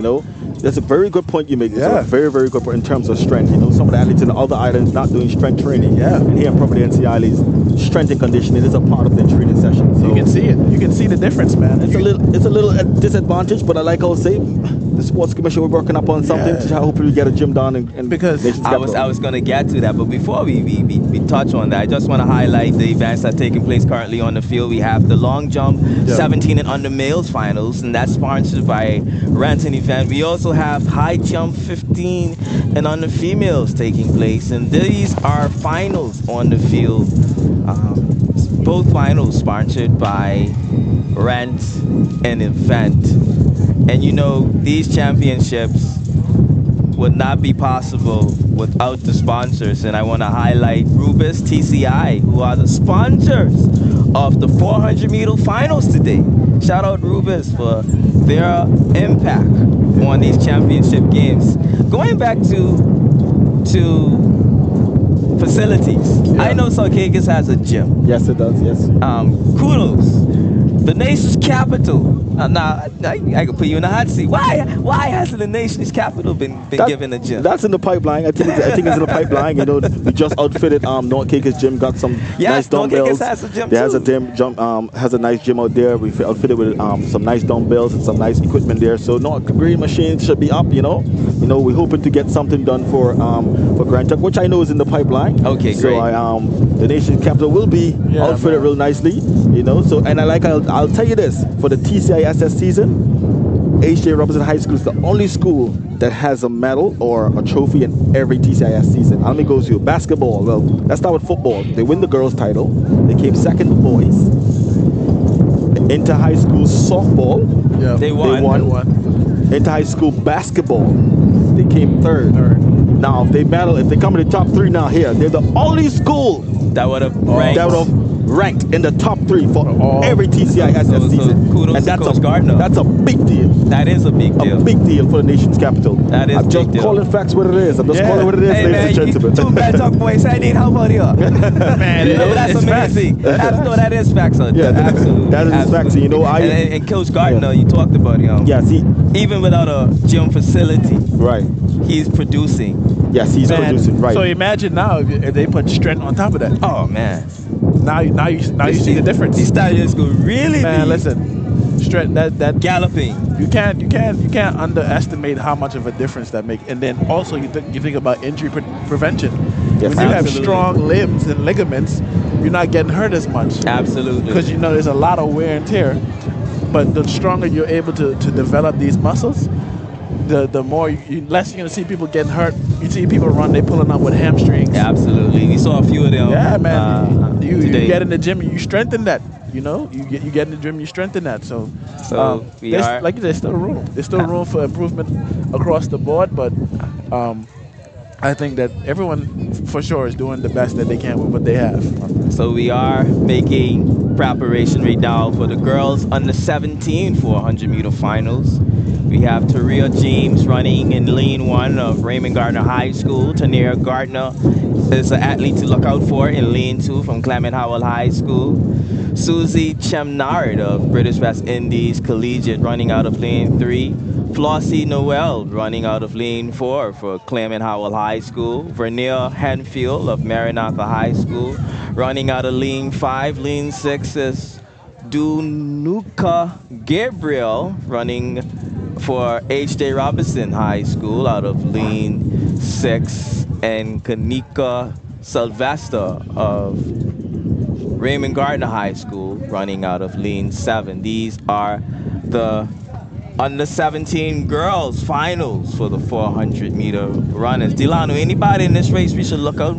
Definitely Gardner. Tania Gardner is a national athlete, went to Curve Games 2 years now. Let's see what she can do in this 400 meters, vying for her spot at the Curve Games in Grenada. Qualifying times we are looking for is 58:92. That's the Carifta Games qualifying times for the females. And the girls are off. And Miss Gardner is already making way on the curve. But the athlete from Raymond Gardner is out. She is running a fast 150. Let's see how far she can hold that on. Oh, wow. She is out there, the athlete from Raymond Gardner. Yeah, she's not going to hold that. And like I told you, it's about stamina. She is running the 4-piece there. And Tania Gardner has closed and has caught up and is taking the lead on the curve as she enters. That's a Randy Ford project right there, Tania Gardner. It's about stamina. And Tania is coming home with a commanding lead of the race, finishing strong. Tania Gardner of the Clement Howell High School Eagles. Sure gold medal for the Eagles. And look at the second place athlete. British West Indies is in second place. Oh, wow. Making the podium once again at these championships. And I wanna point out, Leo, the same thing we talked about strategy. The young lady who started in first, she's coming across the line last. So that's she went out there strong. But this is what I tell you have to run your race. You can't watch somebody else pace and get that if you gotta know your race, and the 400 is about strategy. It is about strategy. Delana can tell you. If you're not fit enough, you shouldn't go out that fast. She went out a hard 150. I knew that she couldn't hold that on, but you don't just have to wait to see that. You know, Tania Gardner is a 400-meter runner, as you can see. Yes, she pushed pace and poise at the end. So very good athlete there, Tania Gardner. The time is not super. 102 is not really a super time for girls under 17. As you can see, the girls at Crafty Games is running 51-52 at under 17 age level. So we need to take note of the time, ladies and gentlemen. So I just want to educate people in terms of time. No, Delano, I mean, we have about a month to go, or 3 weeks before Carifta or so, about a month ago, right? Can we improve those times significantly in that time? Not as much. Not as much. Okay. Not as much at all. I was trying, ladies and gentlemen. I was trying. Not as much at all. You remember the conversation we were having earlier? I was telling you, the difference in a few seconds is years of work. Definite. You understand? Like, to speed up from running a 10.5 to a 10.2 is about 3-4 years. I must put in the conversation that some of these athletes are doing 2 and 3 events, you know, so that might affect the time a little bit as well. But they're tired. And she ran in the 200 and won the 200-meter heat earlier today, so maybe that is factoring in also. 100%. Yeah, if you're doing, because I'm not sure what the good athletes out here today, they're running most of the races, correct? So they're doing about 4 races a day, vying for championships. Exactly. So and the under 20 category, as you see those athletes who won last night, they are doing 4 events per piece. Exactly. Yes. And I get you, Coach Courtney always tell me, Delano, that is 8 gold medals that are sure. That's what Coach Mizik tell me. 8 gold medals are sure at BWIC. Man. To your point, Leo, I mean, that's a lot of fatigue and strain on the athlete. Yes, it is. And one of the things I want to point out that I heard Coach Randy Ford said to some of his athletes, like his captain Eunice Mizik, who also can run a good 400 meters, he said to that he don't believe in burning out athletes. So she's doing three races, 3 individual races, and 2 relays. So he definitely believes in not burning out the athlete, whereas some other coaches vying for championships have to put athletes into 4 individual events. Amazing. Ladies and gentlemen, this is the 400-meter finals that's taking place currently, sponsored by Rubis. Also happening on the field is the long jump 17 and under males finals, along with the high jump 15 and under females final taking place. So, as we said earlier, the 4x1s will be tomorrow, except for the mixed one, right? The mixed medley will be happening today. Okay. So I have a question for you, Delano. After this Inter-High Sports, when is the next track? So I think they have the trials will be in the next week or so. I think it's the next weekend coming up. The trials. Obviously you have those times to meet. Yeah. Most of our athletes, or none of our athletes, meet those qualifications. You just have to call a spade, ladies and gentlemen. So when you see our athletes go to the games and they're coming in the top 6 or top 8 or not meddling, ladies and gentlemen, you have to look at the times. There's the times. You know, you have to look at the times. Look what the other region in the Caribbean are doing, ladies and gentlemen, and just do your own due diligence, because the athletes here always say, yeah, this athlete is fast. Look at the times. Fast for here. Fast for here. In the region. Yes. In the region, you look at Trinidad, Tobago, Bahamas, Blazing. Jamaica, powerhouse of sprinting.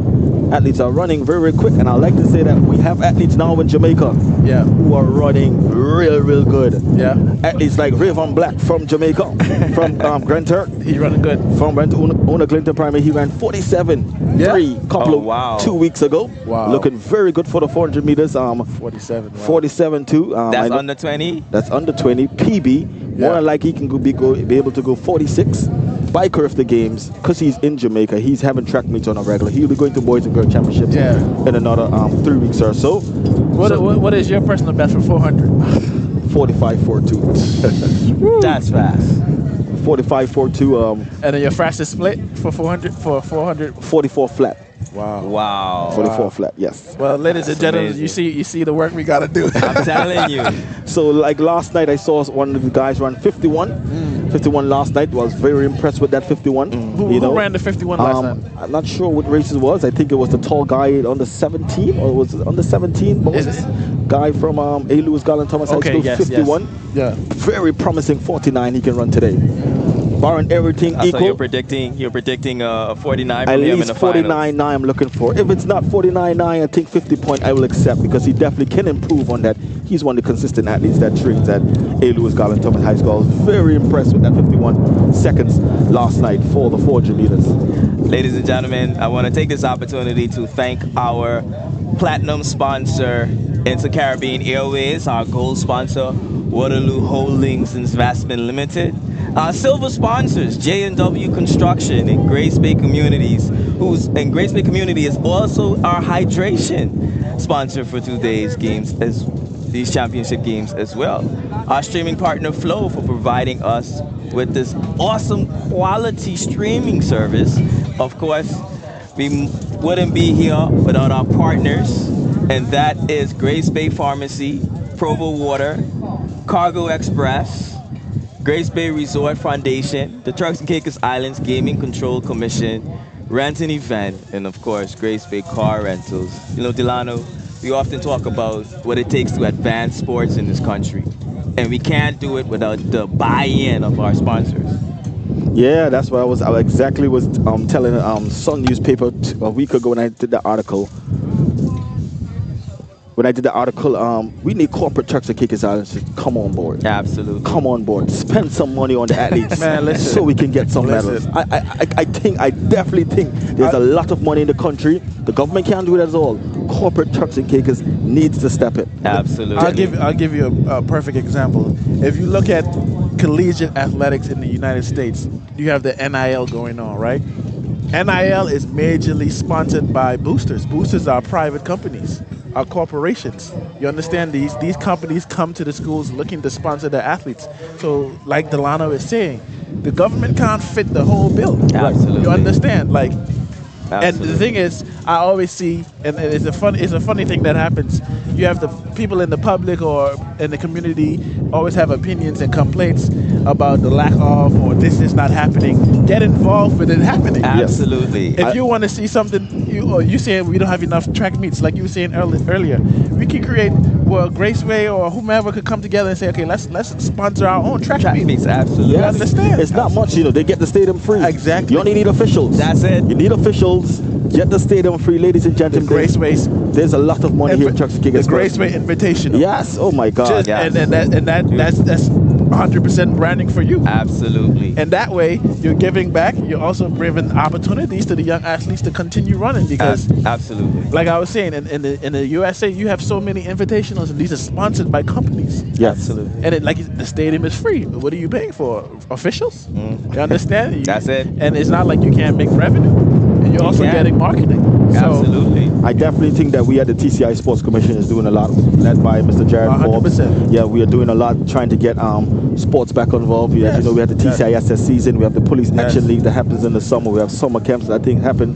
Ladies and gentlemen, if you're a corporate Turks and Caicos out watching, I am imploring you. Yes, Put your money where your mouth is. Yes, I am imploring you to get around our athletes, Get around our swimmers, our rugby players. And there's sponsorship opportunities. Yes, there is sponsorship opportunities. They advertise it on the regular. There's sponsorship opportunities, and even even in the soccer, they had a whole sponsorship package that I was advertising on my show, Sports on the Go. And so, like you guys are saying, man, we have to step in because the only way it happens. I don't know verbatim, but I'm sure Delano could speak to this. In Jamaica, they probably have multi-million-dollar companies investing in track and field. I'll give you one example. Grace Foods. Yes. Sponsor ISSA Boys and Girls Championship in Jamaica. Millions of dollars. Exactly. And the schools get a portion of that. Oh, exactly. Wow. That's amazing. Exactly. So that's amazing. we love. And that's just one. That's just one. And I'm glad they have the president of the J3As here, Mr. Gart Gale. Yes. And I know he's taking in the championships, observing here for the TC3As. Oh, the race is about to start. Delano, is there anybody in this under 17 400 meter final that you have your eye on, given that you've worked with these athletes?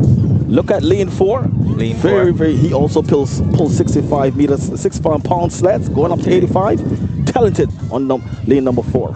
I'm looking also at Coach Ford's athlete running out of lane 3 as well. Yes, Tony Francois, very talented, promising footballer, and also great 800 meter runner. And they're off.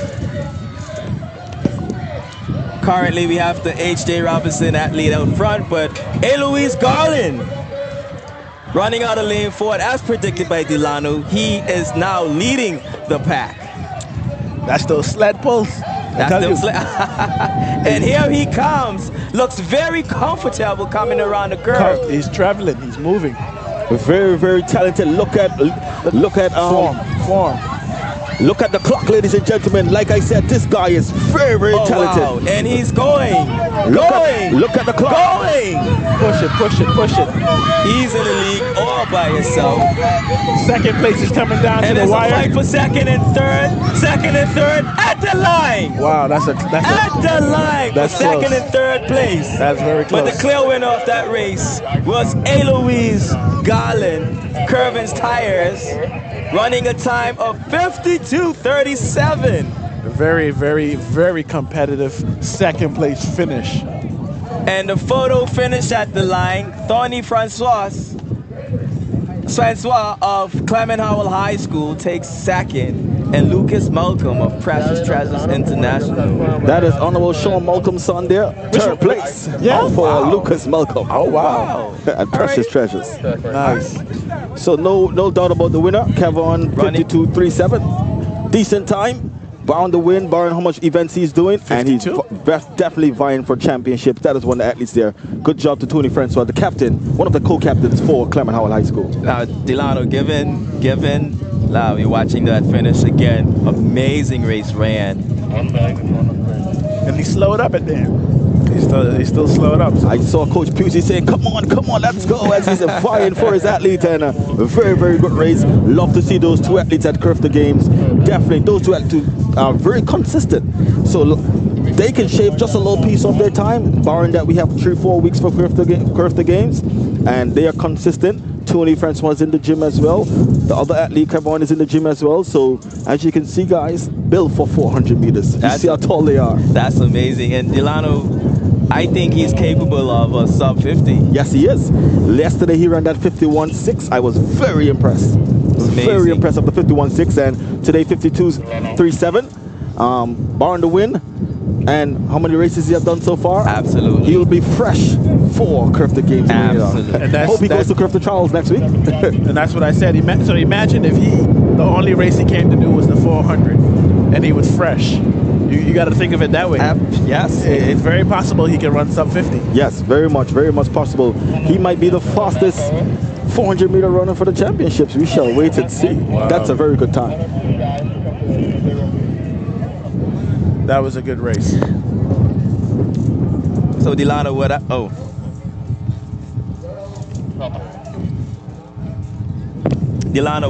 I've noticed in these championships is that the times are not getting that significantly different as the age progress.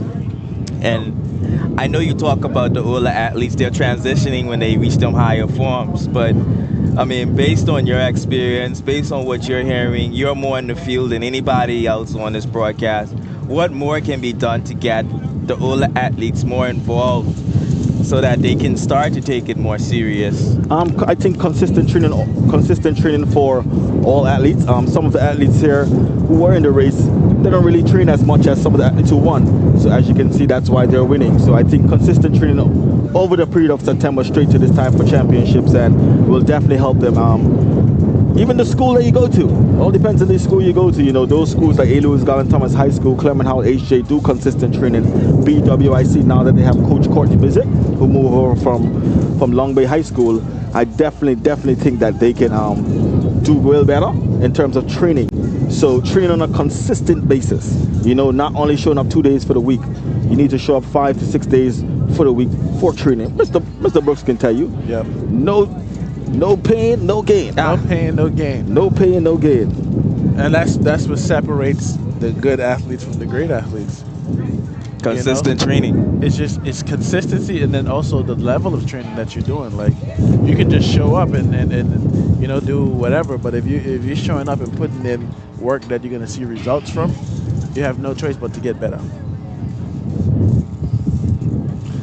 But yeah, I think that's the time for Mr. Williams. He got to run. Yes, guys. Very, very good race here. Jemiah James vying for her 4th gold medal. Enjoy.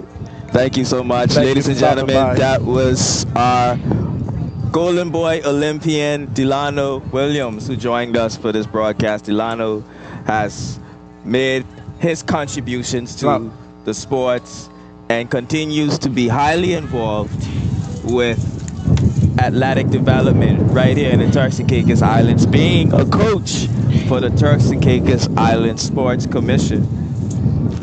Right now we have the under-20 girls finals of the 400-meter final, brought to you by Rubis.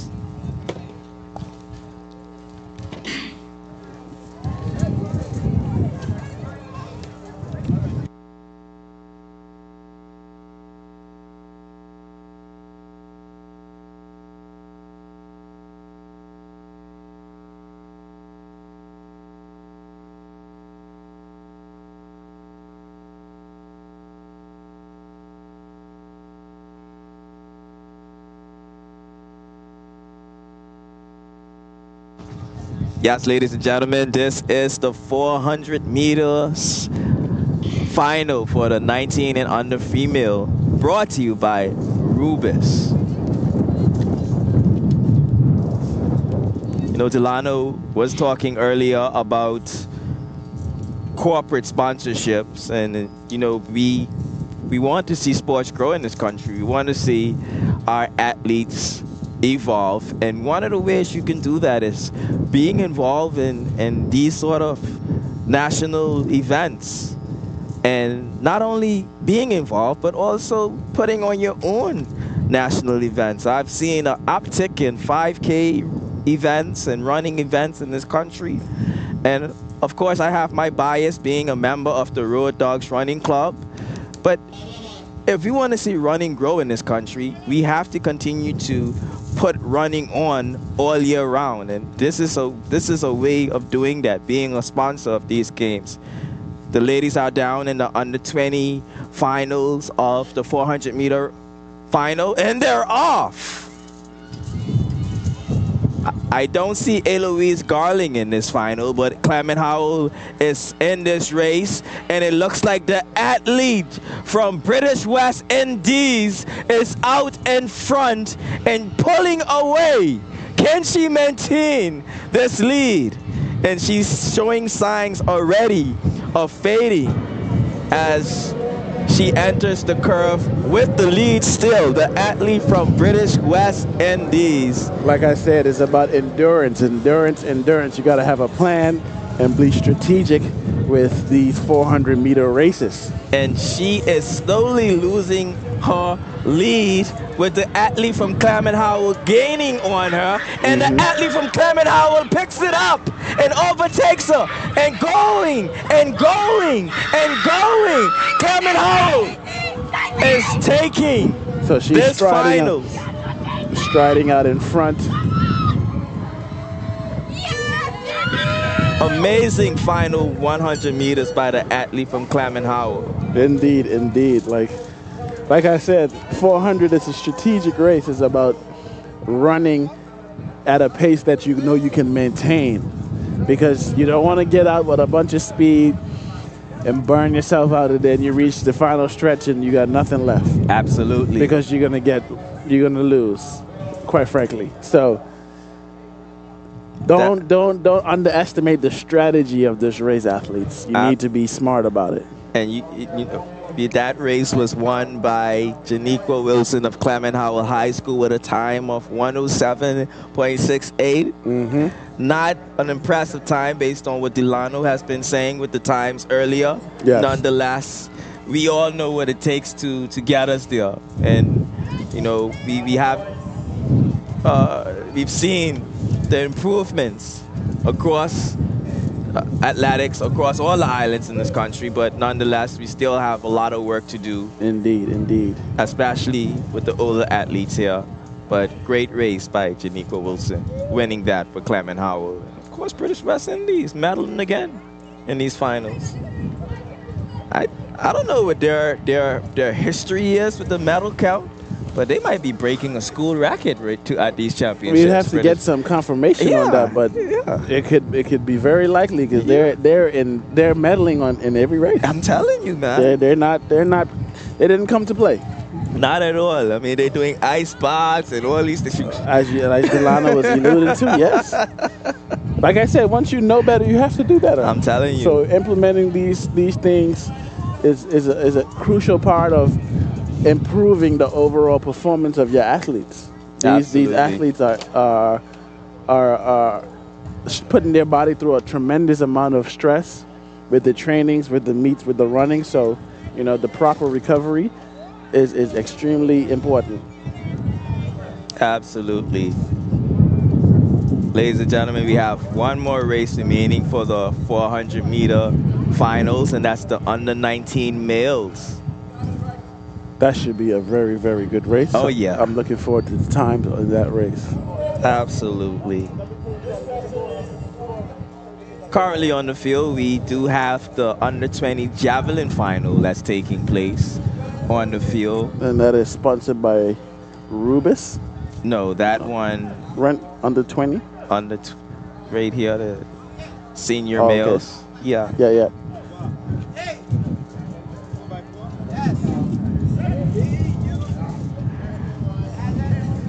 So yes, ladies and gentlemen, 400 meters getting wrapped up here. We would like to encourage you, if you're not down here at the National Stadium, the sun is cool now. You don't have to run no more. The sun is nice and cool. Come out, show your face. A lot of friends and family in here in this environment. Support the athletes. More than anything, the support means a lot. So very, very important that you show your face and help them. So if you can see on the screen, we do have an athlete taking off the field. I just want to acknowledge the Red Cross, Turks and Caicos Red Cross, who are at these championships assisting with hydration and also understanding the importance of hydration. I can't stress it enough. Absolutely. You can't expect your body to perform at a high level when you're not taking care of it at a high level. What you put in is what you get out. Absolutely. You understand? So, a lot of hydration, a lot of water, a lot of electrolytes, and you have to eat foods that are going to give you energy, not just eat just to eat. If you're trying to be a high performance athlete, it's fuel. Absolutely. It's fuel. You have to eat, and you have to treat it as such. And the right fuel at that. Exactly. It can't be the sodas and sweets and chips we used to be. I tell you. You have to be conscious. Exactly. Of your diet as an athlete. A 400-meter race is putting your body through a lot of stress. Yes. You understand? Absolutely. So you got to understand that this is a very strenuous race. And it takes a lot of energy, a lot of strength, a lot of everything to make sure that you can complete the race and walk away on your own 2 feet. So I would like to let the public know that these young ladies are fine. They just either cramping up or feeling a bit lightheaded. Absolutely. No injuries, nothing like that. So that's why I'm just stressing the importance of hydration. Absolutely. Hydrate. And you won't deal with any of those things. Currently, we have the long jump 19 and under male finals happening. That's what we are looking at right now on the screen. And that's brought to you by Rent an Event. And as we talk about long jump, I do have some results in. Okay. For the girls long jump under 17. Coming in first place is Ania Marshall of Clement Howell High School with a jump of 5.14. Yanari Roberts of Clement Howell High School finishing second with a jump of 4.44. And Jennifer Michelle of H.J. Robinson taking third with a jump of 4.26. That's the girls' long jump under 17. Nice. Yeah, those girls were definitely going at it. So happy to see that, we got some decent results out of that meet. Absolutely. And that's the race that you are looking forward to, Ashley. The final 400-meter run. Yes, this will be a very good race here. The 19 and under males, brought to you by Rubis. I expect to see some times. I'm looking for it, absolutely. You know, not just showing up and just to run. Well, Delano did say the gentleman in under 17 may run the fastest time today. Yes. And he ran 52. So let's see. And Let's see if they can beat that. to your point, you were saying that the lesser classes were running better times. Rather than, yeah. So 52. Let's see if we have anybody, coming in close to that in this race. Under 19 males, sponsored by Rubis, set to get on the way. We have white flags, and they're getting to your marks. I want to see this one. Should be a little bit of fireworks here. As the final race of the 400-meter for these championships. Action and stand up. Athletes are being asked to stand.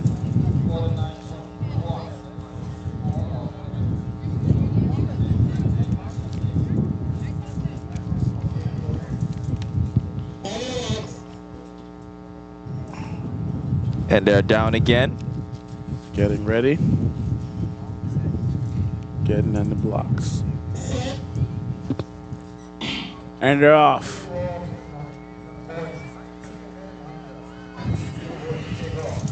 Is that British Collegiate pulling out at front? Yeah, it is. And he's going. He's traveling. Oh. If he can maintain that.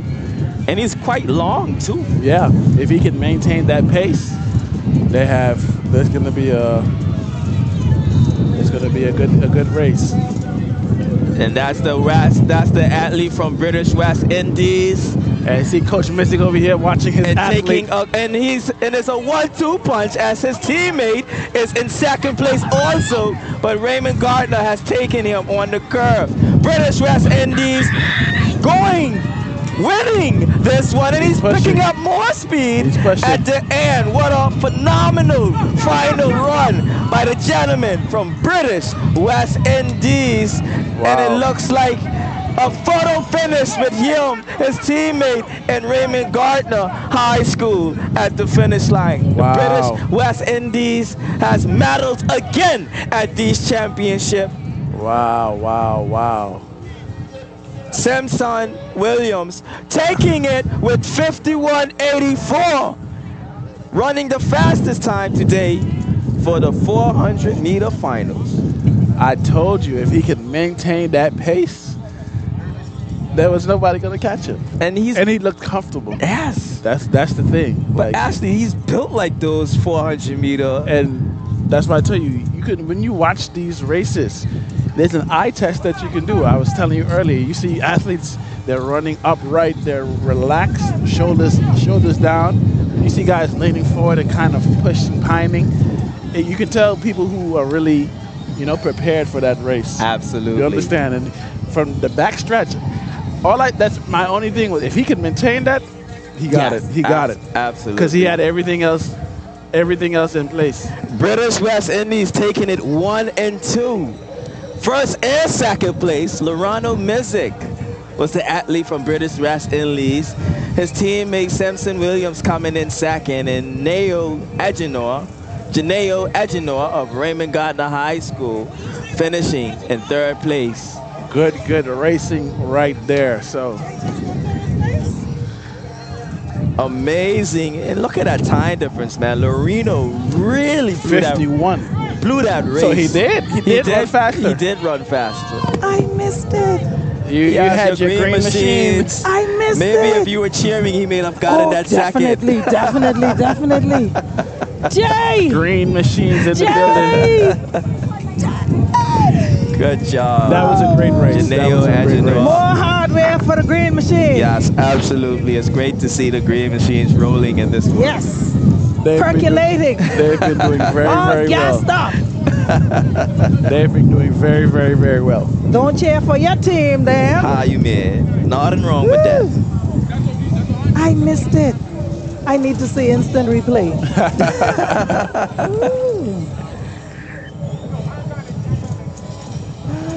Yes, ladies and gentlemen. That was first finals place. or prelim? Finals. That was the finals. That's the finals. First place ran 51 seconds. Second place was 57. So you can tell the gentleman in first place was prepared for this race. Coach Midzik over there at British West Indies, their whole team coming ready to compete. And not only compete, that was domination. That was a commanding victory. Yeah. I have to see it. That was a commanding victory. That was leaving no room for doubt, shall I say. Which school? British West Indies. Again. I told you. 1-2. Really? 1-2. Argument done. Argument done. Yes. They ain't come to play. Listen, at the end of today, I'm interested to see the medal count. Absolutely. Because they're getting gold. Yes. And that's it. As we stated. That's it. They are racking up the gold. Speaking of medal counts, I do have some more results coming in. This is the boys' high jump under 17. Josiah Petit winning that one with a jump of 1.73 of Clement Howell High School. Second place, Daniel Hall winning with a jump of 1.7 of British West Indies, securing that second place medal. And third place is Branko Jean with a jump of also 1.7 of H.J. Robinson High School. Welcome back to the broadcast, Ms. Musgrove. Hey, thank you. I see your green machines. Green machine is in the game. Display. It's in, yes. Gassed up, 4 tires pumped up, ready to go. Make some noise for the green machine. Yes, absolutely. Absolutely. And that would have been our final 400-meter race for today. We still have the mixed medley final to go for today. Speaking of final, many of these students, this will be their final time at Inter-High because they will be graduating. So next year they would have passed on. So it's good to see them doing something, you know, making a mark, getting a gold, getting a silver, getting a bronze, their final time at it, yes. Absolutely. Absolutely. Right now, we do have the long jump taking place, the final, the under 19 males taking place on the field. It has been an amazing day. Electrifying. You know, electrifying. We were supposed to have the 4x1, but that's going straight into a finals for tomorrow. The finals, yes. Ladies and gentlemen, tomorrow is Saturday. Last day. Last day. Last day. We comment in our colors tomorrow. Hey, what color you wearing tomorrow? Man, I rap. Should I ask? You see what I wear yesterday? Hey. How you mean? You wash that out and make sure you're wearing that tomorrow. I got a Okay. But, you know, we have an exciting day tomorrow with the 200-meter and day the 4x1. Day 3. And after day 1 and after day 2, imagine what day 3 will be like. Oh, man. You know, I am telling you, get ready. Get ready. Get your noise makers. Come out early. Make some noise in the stadium. It's pretty good. It's not packed, but it's not empty. The stadium. Yeah, it's a good crowd out there right now. It's a good crowd, yeah. But we can make more noise with more people.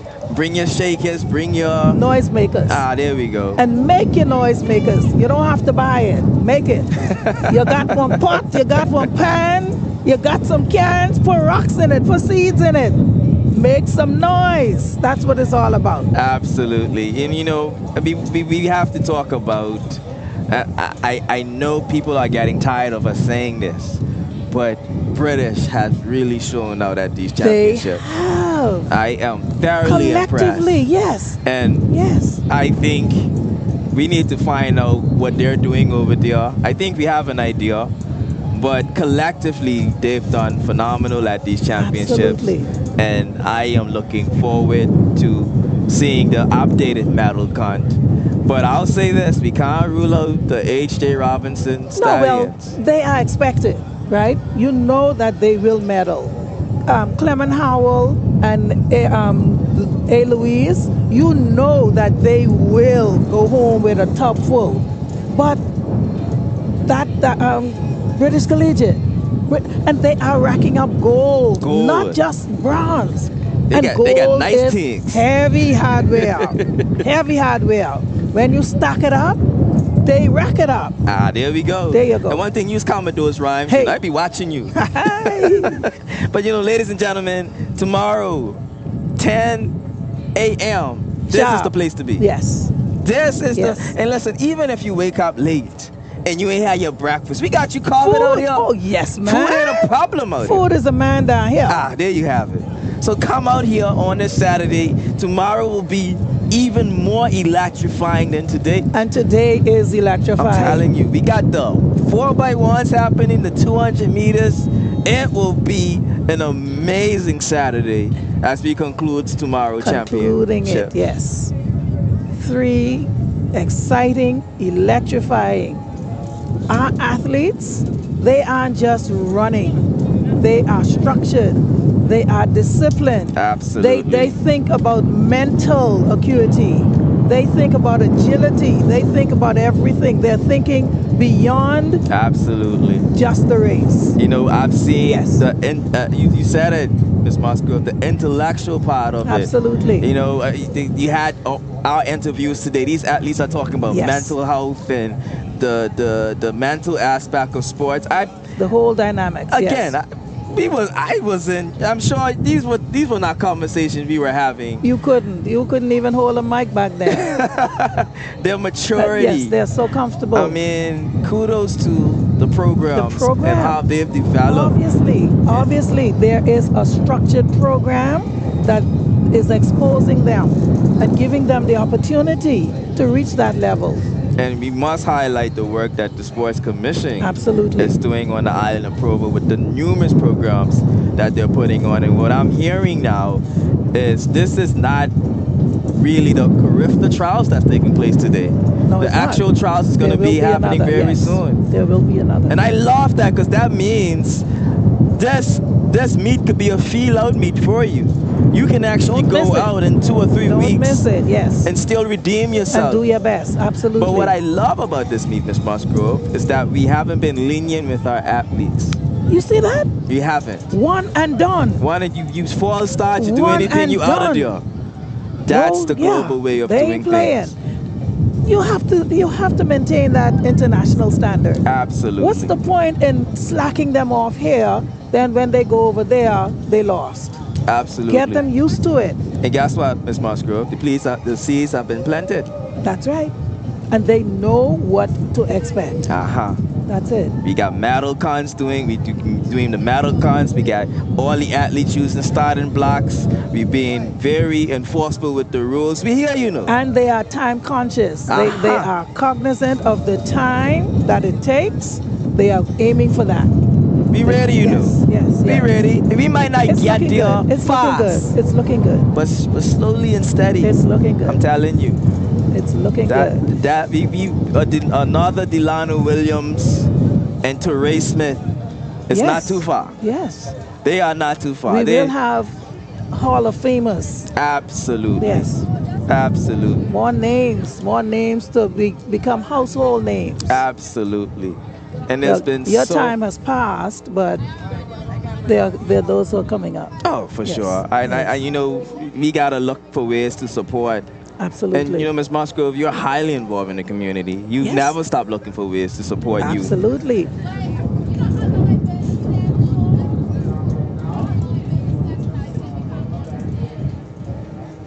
So we do have invitational race.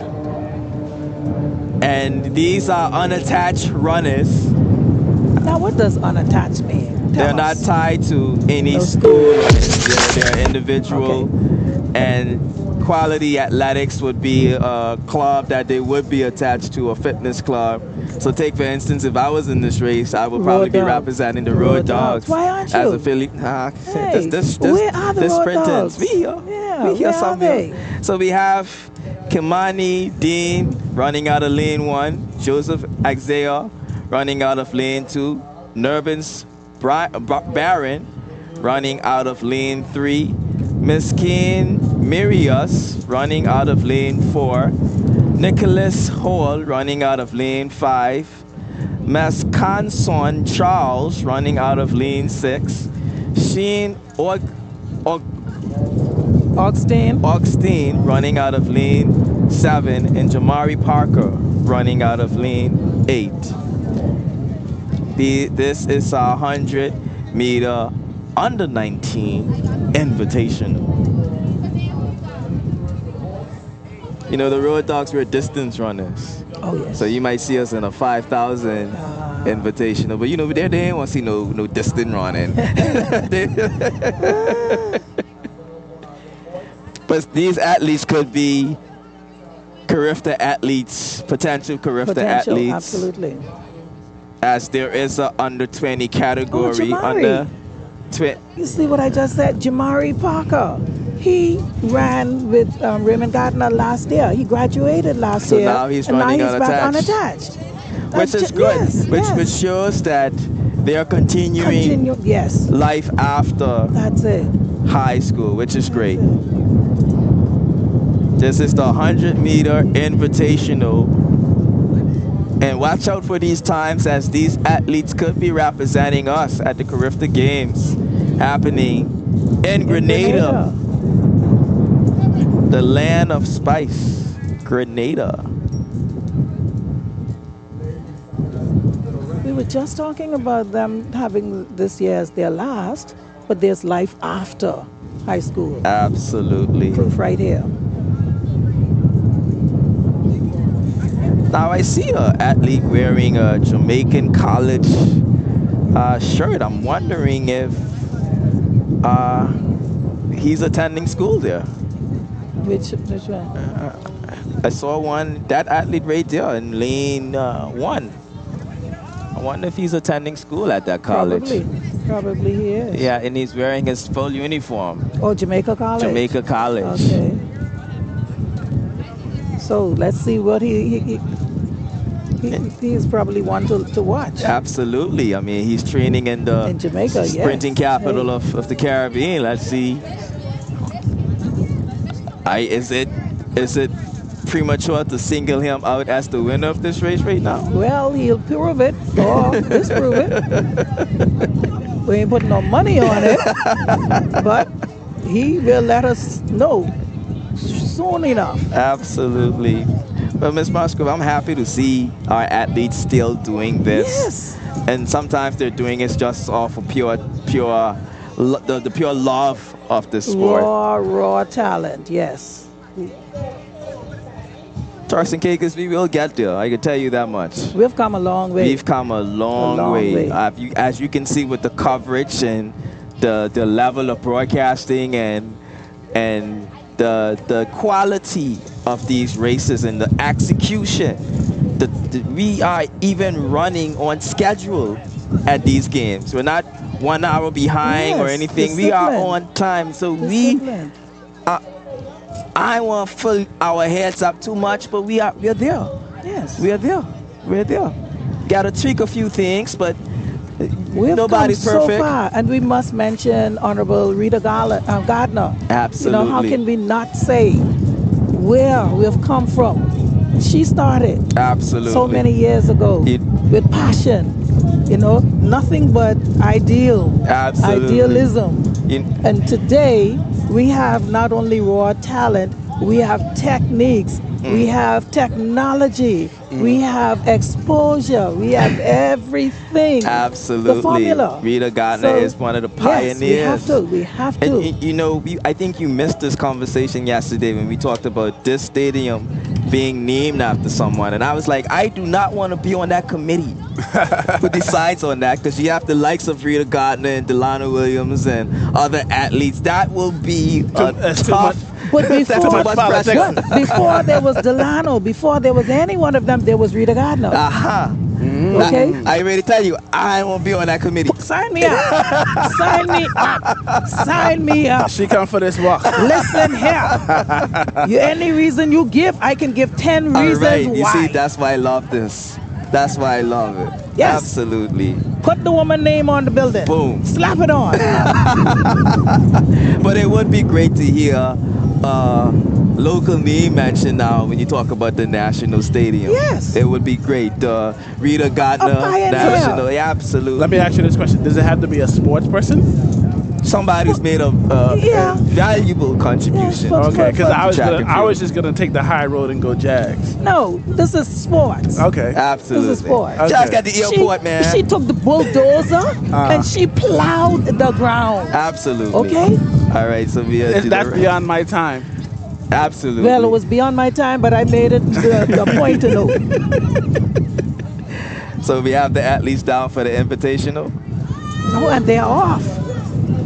They are off. What did you say? Watch this is a tight one. And oh, that was tight. Man, that was so fast to blink. That was tight. The cameras couldn't even keep up. You blink and you miss it. The cameras couldn't even keep up. So but these guys. Kudos to every one of them who took part. And look, they all look fit. They Absolutely. all look like, wow. Watch out for the Jamaican college athlete. He came through? I think he finished second. Second, okay. Times. Shane. Okay. 11-3. 11-3. That's close. Quality. So, not the times that I was expecting in this race, but nonetheless, great times ran. Quality athletics. But kudos to Quality everyone athletics who took part. Yes. I believe that's a track club. Okay. Nice. They did. That was a good race. 11-3, 11. Okay. 2:11.3s, 11.47. What you think you're running 100 right now? Are you in out there on good 15, 26? Boy, Marcy, yeah. I won't even try. I'll see you when you get there. I've been making jokes with Rashano Cox Sr. telling him I'm ready to challenge him, but it's only good out of fun and on fun. Boy, don't go out there put that. They can have me as no social There media it is meme. again. There it is again. They're gonna have you. That was a close one. They look good though. Yeah, the form and everything is on point. So it's beautiful.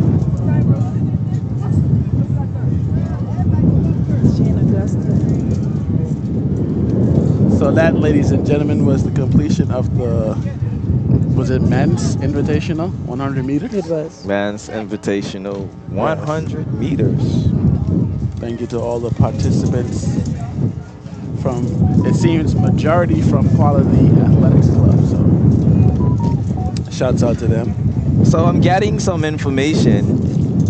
Kimani Dean goes to Jamaica College. And last year at Champs, he won gold with his school in the Medley relay. He left Turks and Caicos in primary school, but he attends Jamaica College and competes for us internationally. That's the athlete who ran unattached and lane 1. Okay. So some quality competition in there. So here's some more reasons why this building should be named after the Honorable Rita. It was built under her presidency. Okay, she started in what, 1970 nothing, but in 2007. So, ladies and gentlemen, I'm getting some information. I'm here to break anybody's. No, well, it's not really breaking anybody's heart, but this is going to put the debate to rest. The stadium is actually named after someone. Oh, really? Yes, but they never had the official ceremony. It ain't posted. Karina Walken, she won the first medal for the Turks and Caicos Islands. And she's in the stadium. That's amazing. Really? But we need to. You see, stadium. They say Her kind of. granddaughter. You gotta do better, you know. Her granddaughter. You remember the girl I was... We should have a big sign. Listen, remember the girl I was saying? More than likely. They stole... She's supposed to be from Raymond Gardner. Yes. Remember? That's Karina's granddaughter. Okay. Oh, And she's here today. She's here. She should definitely be. We call her TT. But Yeah. Tatiana. And Karina. she read the athlete's Well, that's well-deserving. charge. That's She read the well-deserving. athlete's charge yesterday. Her grandmother, yes. But guess what? So, Moving forward for this broadcast, yes. we are at the Karina Watkins National Stadium. You ain't got to tell me that twice. All right. In case you forget, I will remind you. I want to see one sign up on that building. Don't slap it there. Put it there. You see, Toxic Cakers, I got to say this. We got to do better, you know. Yes, we do. We got to do better, Yes. man. We got to do Well, better. when you know better, you do better. do better. Yes. Had we not been discussing it, we wouldn't have realized it, okay? And gotten this information. Yes. Absolutely. We are at the Karina Watkins National Stadium on Venetian Road, Let me Providencia. repeat that. We are live. We are at live. The Karina Watkins. You see things. You see. She's an alumni of Raymond Gardner, you know. Okay, that's why I see that green machine energy pumping through you like that. All right. She is an alumni of Raymond Gardner. I see it. Now, maybe she's been through Clement Howard. I don't think so, but I know. I know. I don't know where she... Clement Howard probably was in Bowden them days. No. Yes, okay. So, somebody gonna tell me the straightness. But that's great information. Thank you so much for... I'm not sure if she wants her name to be disclosed to share that information, but thank you so much for sharing that. That's public information. Yes. That's knowledge. Absolutely. We're supposed to have that in our social studies Jeopardy competition. Really and truly. Really and truly. So, we should know that. The founding member of TC3A in 1977 attended the first Carifta Games as assistant coach in 1978. Guess who that was? Say that again. Okay. This founding member of TC3As attended the first Carifta Games as an assistant coach in 1978. The first Carifta Games apparently. And this person is the founding member of TC3A. Founding member of TC3A. Wow. And still active today. Wow. Who that is? Who that sound like? I can't tell you. Well, let me tell you. I can't tell you. None other than the Honorable Rita Gardner. Okay. Wow. No surprises. She's been around from 1978. You know. I was in school at the time. They ain't carry me. But I remember when they went. You make sure I highlight that. Yeah, they ain't carry me. They ain't carry me. But you remember when they went. for reasons that were quite obvious. Yes. As a matter of fact, we used to board at the time because we went to school in Grand Turk, and we boarded together. My classmate Judy Hanfield, she was one of the first. Went to one of the first Carifta Games in 1978. I remember that. Oh wow! Yeah, I might be showing my age a little bit, but yeah. But that's great information. Yeah. Amazing. Judy Hanfield, Bertha Bell. Now that's when North Cakers had runners and long distance runners. Listen, they used to hold their breath like. You think so? That's why you was carrying on? Yay! Yes. That's all that natural food and all that distance you had. And to having make. to walk to school. Having to walk miles to school. Right. That was before vehicles and school bus and stuff. And North Cake is long, you know. So long. I can see. Plus with the mosquitoes and all of that. Well, you gotta run. You better run. But if you don't run, you gonna fly. Mosquitoes will make you fly. Boy. Ladies and gentlemen, we have the under 20 javelin throw happening on the field right now. Also taking place is the under 19 males long jump, sponsored by Ranson Event. We are at the National Stadium, the Karina Watkins National Stadium. Well, we said it here first and foremost. So if you didn't know, now you know. And when was it established? Oh, I gotta find out when that happened. When all this happened? 2007. Oh wow. When the stadium. When they had the curve turn. Oh, absolutely, absolutely. 2007. I believe we have one more event for this evening, and that would be the 4x4 girls or boys under 20 race.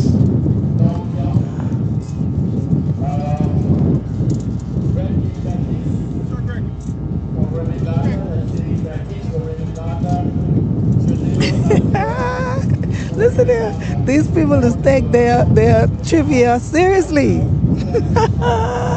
You know they can come with the information correctly now.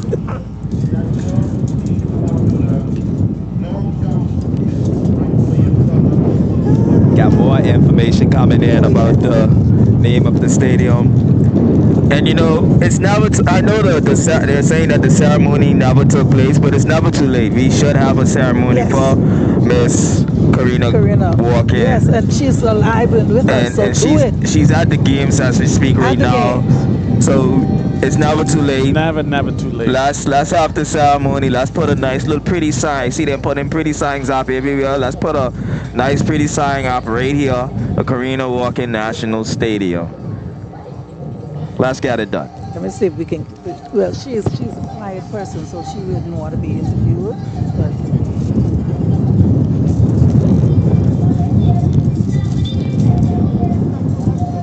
just want to say a big shout out to our platinum sponsor, Inter-Caribbean Airways. Connecting you. And we're keeping these games right on time. Yes. Discipline. Brought to you by Inter-Caribbeans. We are keeping this game right on time. Yes, we are watching the javelin throw right now. These young men are actually throwing this javelin. Oh, yeah. They got technique now, you know. They ain't like us. It was just freestyling. No, I can tell you, they're boy. not freestyling. They got technique now. I can tell you, boy. They doing something. I tell you. we thought we was doing something. That's the difference. I tell you. But you know, Ashley, we got to talk about the generation today and all the resources that they have. You know, you can go on YouTube and TikTok and really perfect your art. Absolutely. As opposed to back in the day where you had to kind of figure it out, or I think this is the right way, so I'm gonna go with it. Now you can actually go on YouTube and TikTok and really learn from experts and fine-tune your craft. And fine-tune your craft. Exactly. We have no excuses for the information is there. The information is there. You can teach yourself. Go on YouTube. YouTube is like a free university, if you ask me. But Ashley, you are a product of that. I mean, I think you're being humble right now, but you know, you taught yourself football. Yeah. Is that so? Absolutely. Yeah. Wow. And now you are not only national, international. Yes, ma'am. Hey, I take my wig off. Yeah, man. I mean, it's there. It's just how bad you want it. That shows that it can happen. Yes, for sure. Self-taught football player who now has Blanchard. played professionally across Name some of the European countries. Hey, the countries Romania. he has played in is like an atlas. Okay.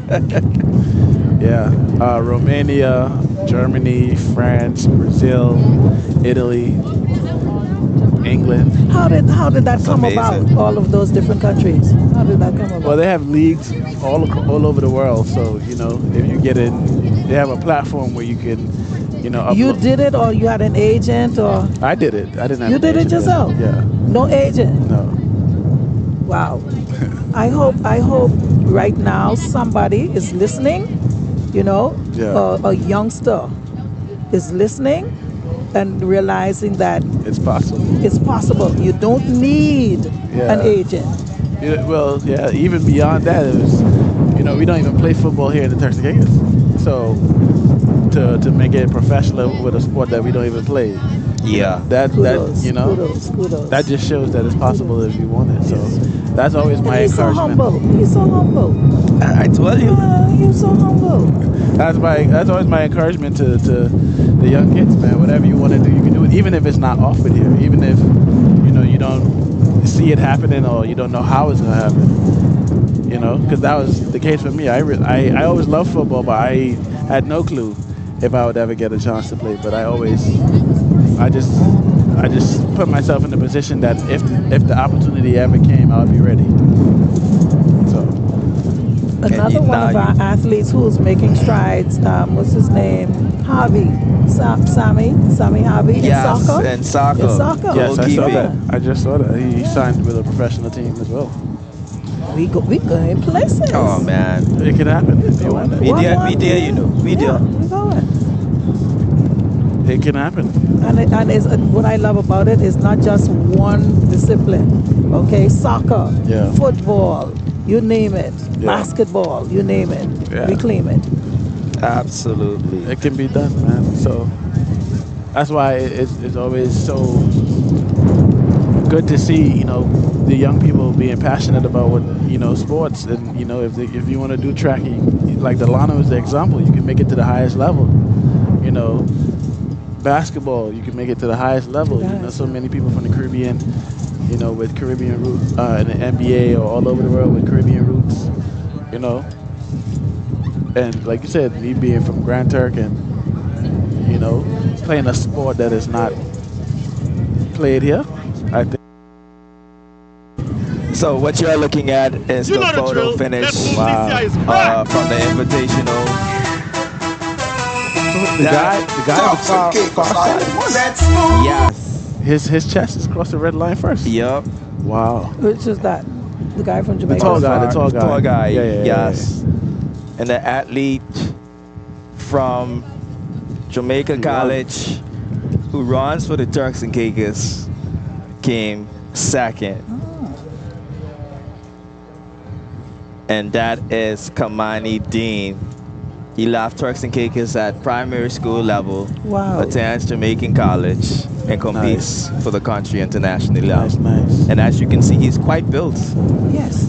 Yeah, well, that shows you, he works out and prepares. So that's what we were talking about earlier with Delano. Like, it's important for these athletes to get in the gym and strength train. Yeah. It's important for them to get in the gym.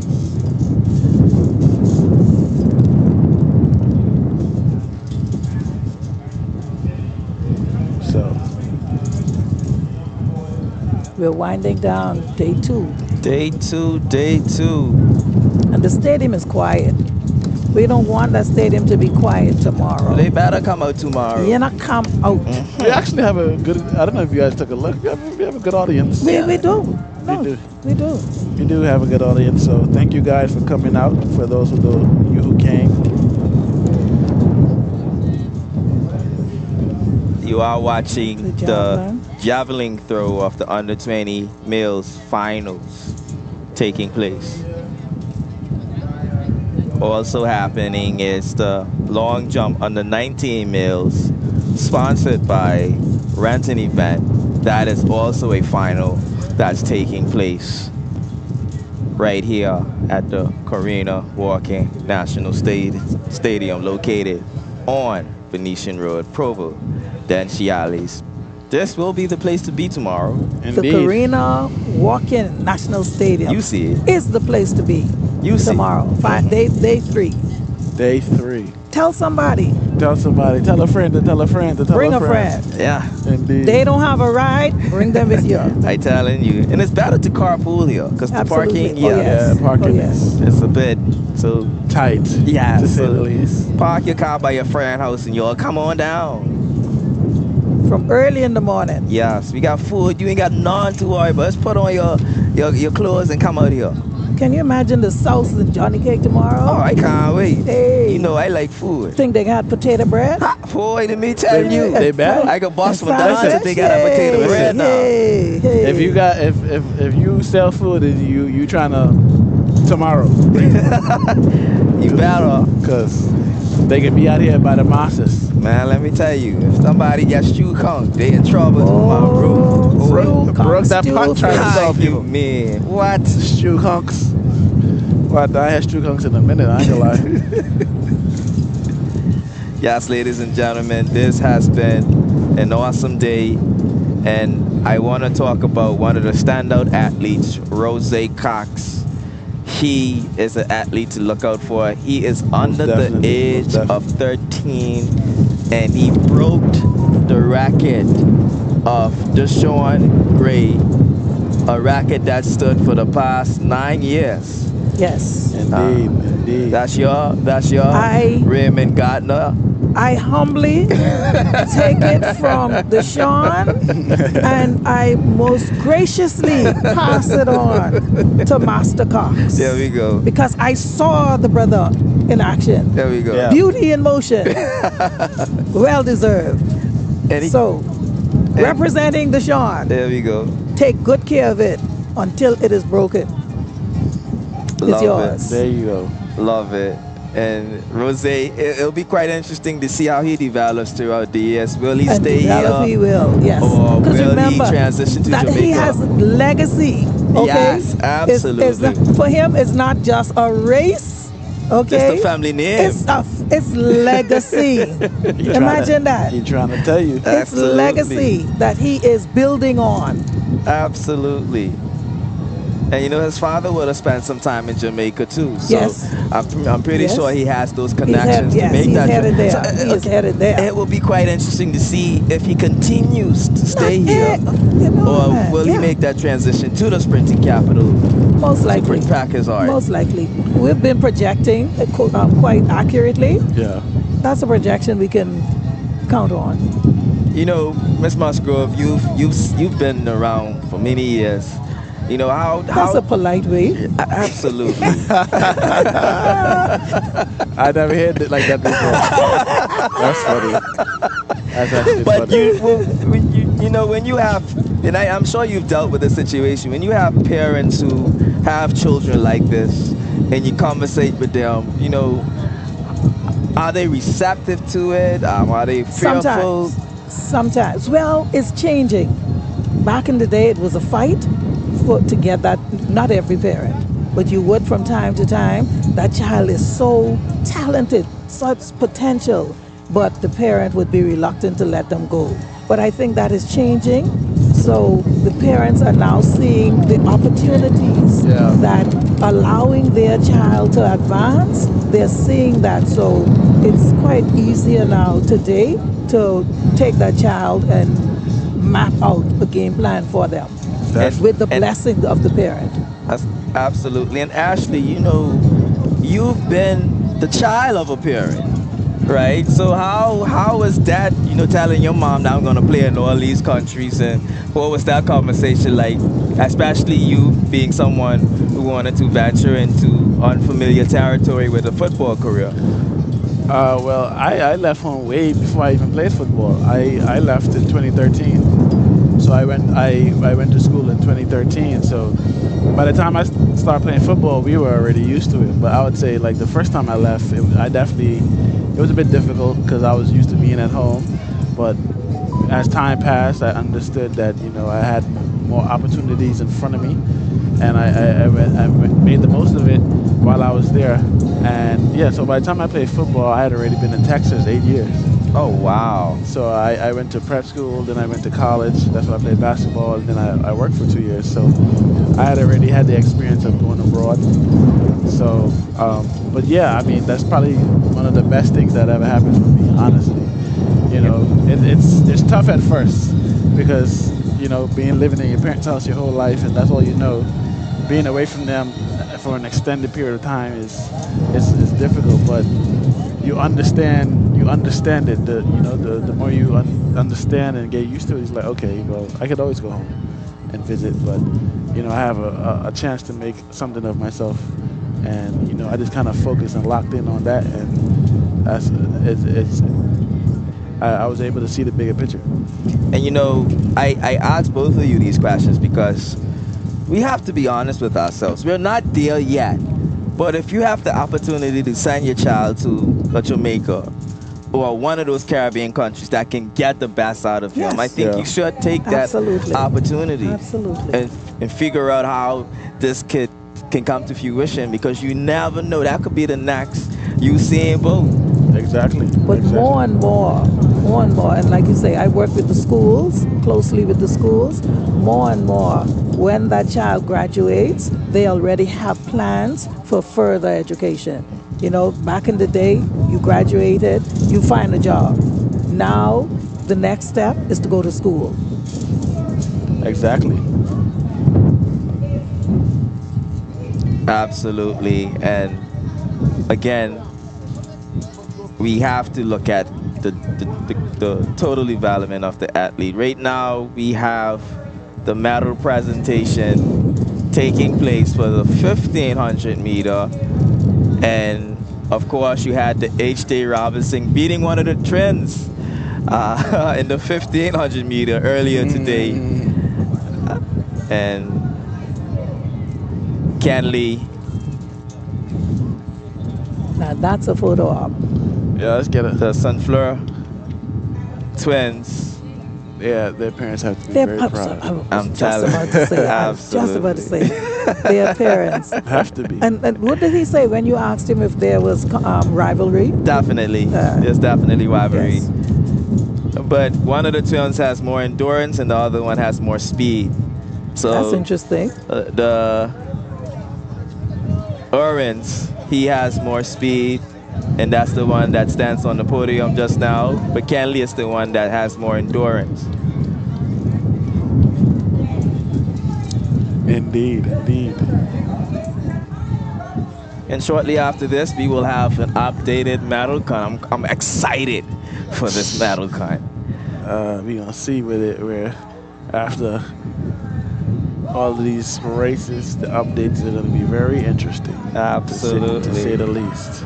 And that's to say the least. Now that I know what to look for, because I was just looking at the total. Now that I know you don't look at the total, you look at the goal. The goal, absolutely. Yes. And you will see a representative from Grace Bay Pharmacy.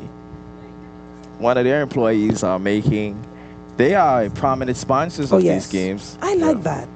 I like that. They are making a presentation of the medals. We can certainly say that sponsorship was very good. Yes. Very good for these championships. Absolutely.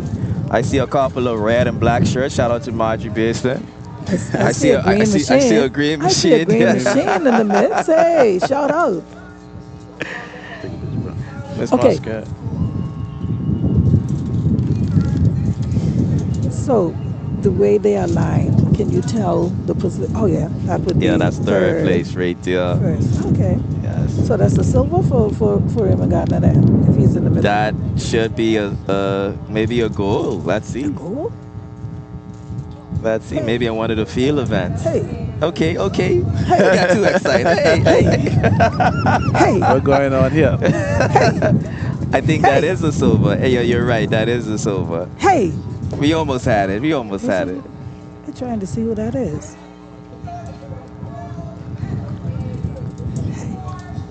Why smile? You did good. Oh, wow. That's Margie Basin. Yes. Raymond Gardner, Margie Basin. Hey. Oh, he got up on the podium. He He said, no. Hey, Y'all boys, hey, we gotta be big. Bigly. That's the big salt, you know. Can't be small. Bigly. But they say you gotta do it big, can't do it small. I telling you. Kyron Thomas of Eloise Garland, he is also a prominent distance runner, and he takes the third place medal. The name for Raymond Gardner.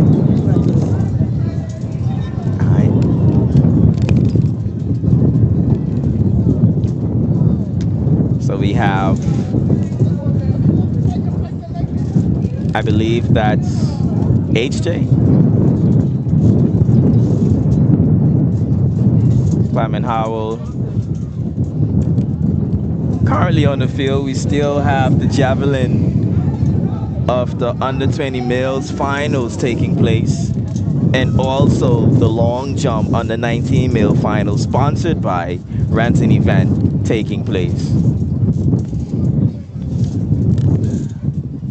Yeah, this javelin looking real competitive. They're going back and forth with these distances, and they're making good distance too. Exactly.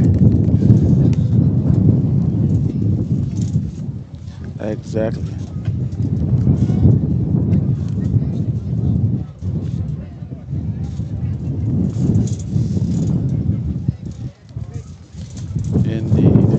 I think they're mixing up the colors, Miss Musgrove, because now you see the two ladies still wearing 2 green sashes and 1 red. I think earlier we saw a blue and I think they're just mixing it up. Okay, randomly. Yeah.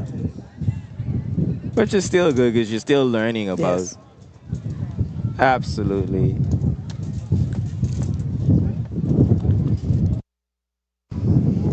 So these are the updated standings. Drum roll, please. Let's go. Eloise Garland continues to lead with 15 gold, 11 silver, 9 bronze with a total of 35. Clement Howell High School is in second, but not too far behind Eloise with 11 gold, 7 silver, 5 browns with a total of 23. British West Indies continues to maintain 3rd place. Let's go. Adding on more medals to their goal with now 7 gold, 5 silver, 2 browns with a total count of 14. H.J. Robinson is currently in 4th place, but not out as we still have a lot of events remaining with 4 gold medals, 8 silver, and 12 browns with a total of 24 medals. Marjorie Baston is in 5th place with 2 gold, 4 silver, 3 browns with a total of 9. Precious Treasures International School is in 6th place with 2 golds, 1 silver, 2 browns with a total count of 5. Wesley Methodist High is in 7th place with 2 golds. Raymond Gardner High School is in 8th place with 5 silver, 6 browns with a total of 7 medals. International School is in 9th place with 1 silver and 1 bronze with a total of 2 medals. And Maranatha High School is in 10th place with 2 bronze medals. And ladies and gentlemen, that is our current medal count. As you can see, nothing much has changed in regards to the top 5 standings. How do you guys feel about it? You can go ahead, Ms. Musgrove. What do you think? Okay, I know. Let me. Okay, I know when Raymond Gardner people hear this, they say, "But we got 11 medals." Okay, they cheat. Listen. Okay, listen. So let us go over this again, because they're listening. Absolutely. So my people, go ahead. Take it from me. We have 11 medals, yes, but we ain't got no gold yet. Okay? Still working we on that. need some gold. It ain't too late. Okay? Tomorrow we gotta find some gold from somewhere about. Okay? Still working on we that. got plenty medals. I'm telling you. We got 11 ain't nothing to sneeze at. We got plenty. That's so let's give them their kudos. They did good. That's a commendable most need you all to bring their medals back. Absolutely. Okay? But we don't got no goal yet. Okay? And I am emphasizing yet in the name of Jesus tomorrow you're gonna find some gold to put along with them things. Okay? You gotta put some gold. Because Some gold. because look, Wesley Methodist, they got 2 medals. And but they leading us. Absolutely. They leading us because they got gold. They got gold. Precious. Precious medals. Precious medals. We got frankincense and myrrh. Don't make me laugh. They got myrrh. We got the myrrh and the frankincense. They got the gold. 2. Absolutely. But ain't over yet. Far from over. Absolutely. Far from over. But kudos to what that school name? Louise Garland. Kudos. They continue to hold solid a solid lead. in everyone. But guess what? Don't rule out Clement Howell. They are right there. And tomorrow ain't over. It's far from over. And it ain't over. Anything can happen because even though the lead is only 4 medals if you look at it between everyone, with the exception of HJ and British West Indies. So they are still... Because Clement Howell has 11 goals. Absolutely. And they have 15. Absolutely. Hey. So this is still open. It's wide open. It's wide open. It's anybody's championship. Well, not anybody down there, but up there. Up there. They Definitely at the bottom. Between the top three. The top contenders. 3. Well, actually, 1 through 4. I don't think HJ would catch Sharp at this point. But HJ, man, realistically. HJ. But they could make a push for third place. They're in a similar situation as Raymond Gardner. They have 24, but they only have 4 goals. 4 goals, absolutely. Hey. Okay, so you know what they have to do tomorrow, and they can. They got time. They are quite capable. More than capable. They are quite capable. HJ could make a run for third place. Give you a run for your money? Yes, they could make a run for third place. But that would be a run because British West Indies, they came with a plan. Absolutely. We got it. Yes, British West Indies. So they're maintaining their lead. How many more events do they have today? I think we have 2 more track events remaining with the 4x4 medley. That's today? Oh, the medley. Or we'll just get some confirmation shortly from our team. But day 2 has not disappointed. Day two. Definitely has not disappointed.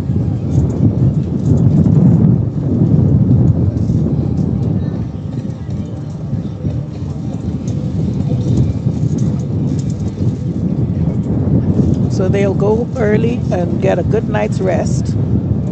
Well, Delano shared with us that they've been doing recovery stuff after the meets. Yeah, so the ice bath. Oh, good. They have the Normatec, so it's like this machine, or like you put over your legs, and it massages your legs. It just moves the blood up and down to prevent lactic acid from building up. So those 2 coupled with sleep. Oh, wow. They'll be good to go. You feel pretty fresh the next day. Day 3. Oh, you see how far we come? We got machines to push our legs in. We used to eat our fried chicken and go straight to bed after legs hot. Same way. Wake up the hot in the same way. Full stomach. No, but man. I'm happy to see how far we've come, man. That's absolutely amazing. And again, kudos to the Sports Commission for continually building programs, building initiatives for our young people. Absolutely. Kudos. And that's just a result of them bringing in more talent. So, they have the likes of Delano, they got the likes of Angelo. Yes. They bring in people to do trainings. So you're getting more and more information. You're getting the training on how to apply this information and use it.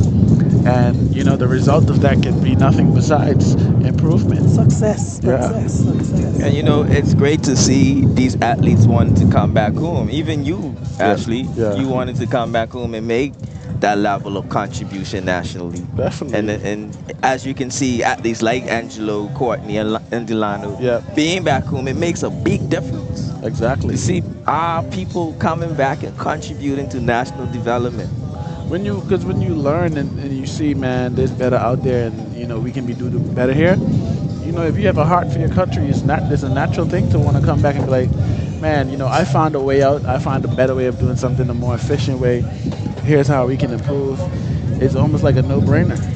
So I feel like we all been placed in the positions that we've been in, and it's been a positive outcome so far.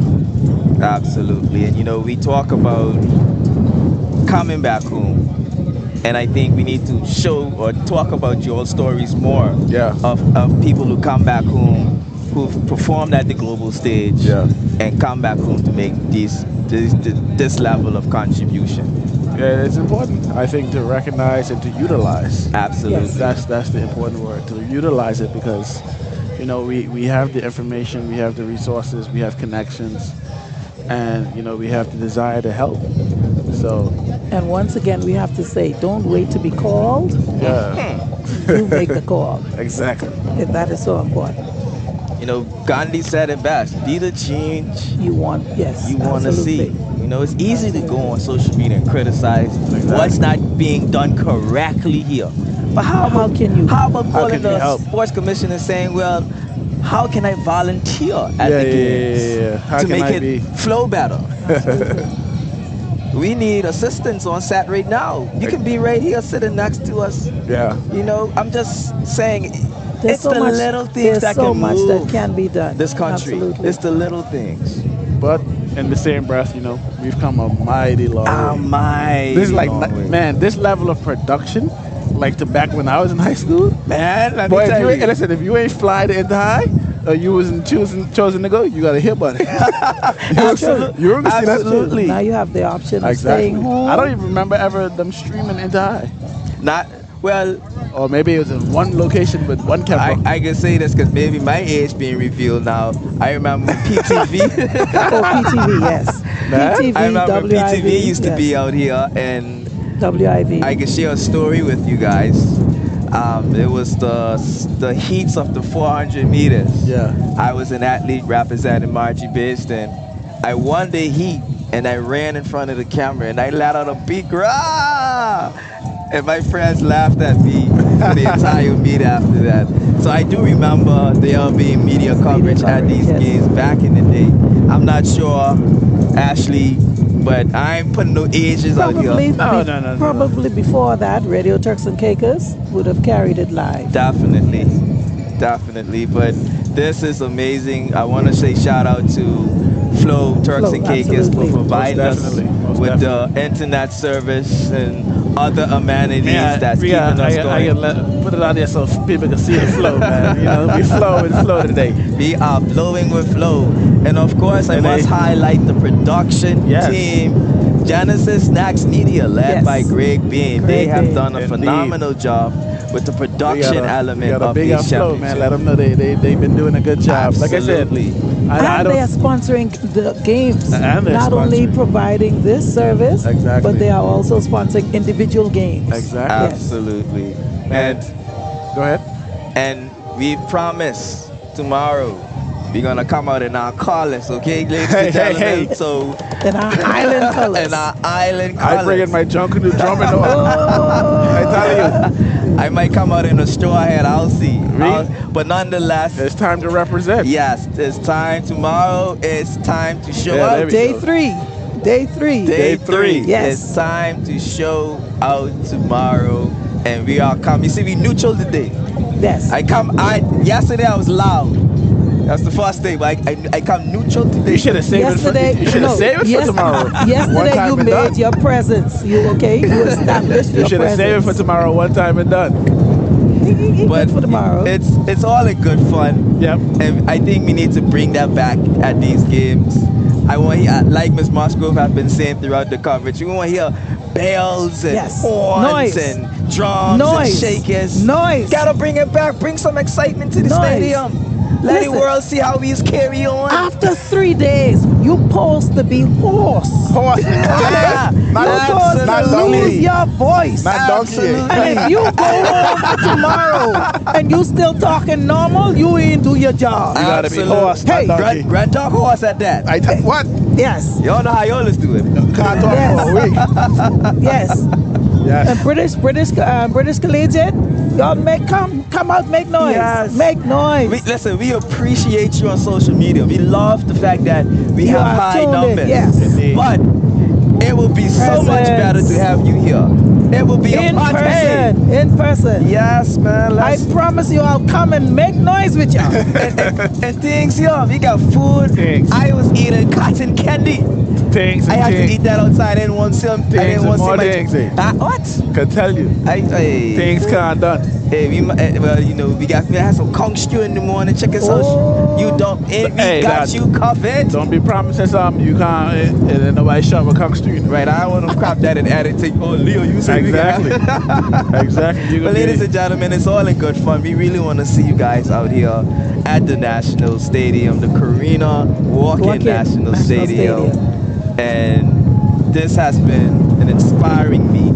Because what we've seen throughout this meet is the next step. Yeah. The next step. And we are there. Got some things to fine tune, but we are there. Supporting our young people, our youth. Indeed. Absolutely. We talk the talk and we walk the walk. If you missed the medal count, I will quickly go through the top 5 medals as it stands right now. We have Eloise Garland leading with 15 gold. Man, listen, I sorry to cut you off. I've been seeing these comments. They say people coming in green. They coming with their noise tomorrow. Hey, that's it. I love it. I come and scream tomorrow, GT style. That's it. That's what I'm talking about. All right now. I love it. Absolutely amazing. That's what we want. That's what we want. Noisemakers. How you mean? I want to hear boom, boom, boom, boom, boom. Somebody bring some. Where we funk at, man? Yes, that's why I want to hear boom, boom, boom. Tell them come out tomorrow. We need everybody. Yes, all hands on deck. And guess what? Tomorrow is the release. Hey, don't worry. Here. That's the time you gotta make noise. As they run, you make noise. I come in my Grand Tuck Red tonight. tomorrow. Don't worry. Practice. You make noise. I come in my Grand Tuck Red. Yes, ladies and gentlemen, if you're just tuning in, we do have an updated medal count. As of right now, Eloise Garland is leading with 15 medals, claiming 15 gold medals. And I'll just name the gold medals because that's what really matters in these games. Yeah. Eloise Garland is leading with 15 gold medals. Clement Howell High School is in second place with 11 gold medals. British West Indies, the standout school of this competition, is in third place with 7 medals. Helena Jones Robinson High School is in fourth place with 4 gold medals. And Margie Basin High School stands in 5th place with 2 medals.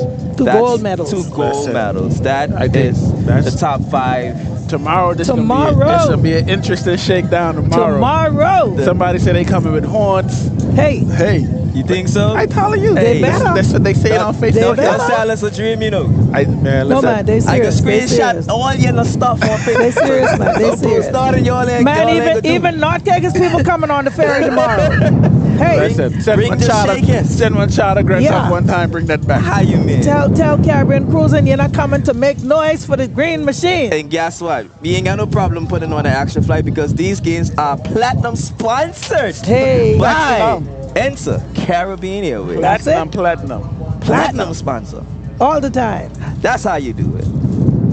But we've had a loyal, tuned-in audience here on the Facebook Live. So shout out to everybody that's been tuning in on the Facebook Live. The people tuning in on YouTube Live as well.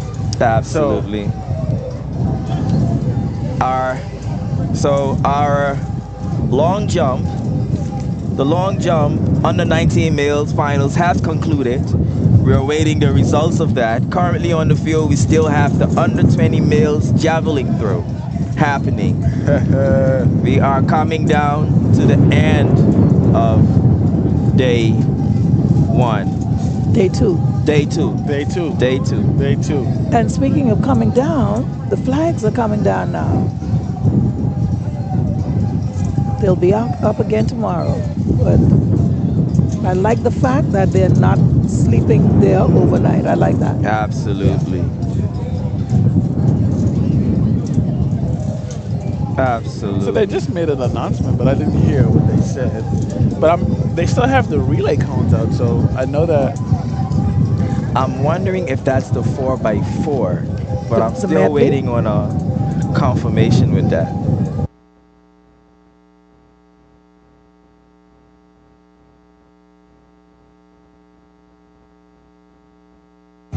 Go ahead.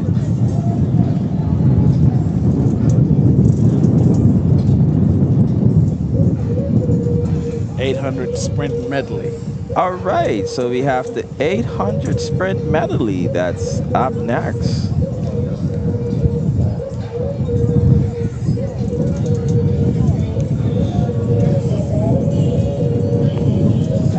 At this stage, every win matters. For the top 14, yes. Every win matters. So we gotta pay close attention to everything happening right now on the field and on the track, as this competition is wide open. Heating up. It's heating up, it's heating up, it's heating up. If you've been with us for day 1 and day 2, see you tomorrow. Absolutely. Now we still have food vendors out here, so you can still, if you are driving by the stadium, just pop. You ain't gotta come in even, you can just come grab some food. But maybe you'll be enticed by the noise that's happening and pop in too. Ain't no pressure. But we still have vendors out here selling food, nice lemonade Come and tomorrow. treats. Come on down. Indeed, indeed.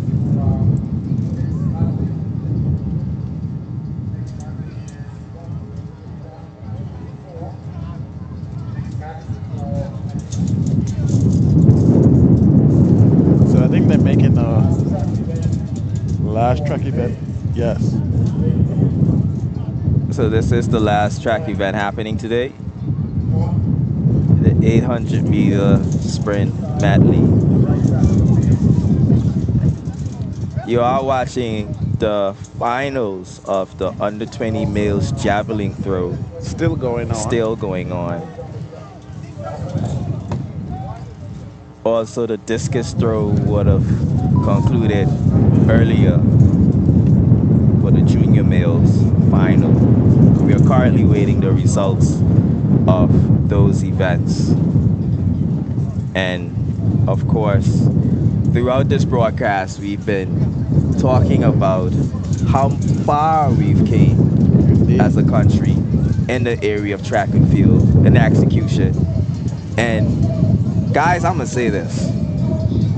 I'm gonna make this declaration.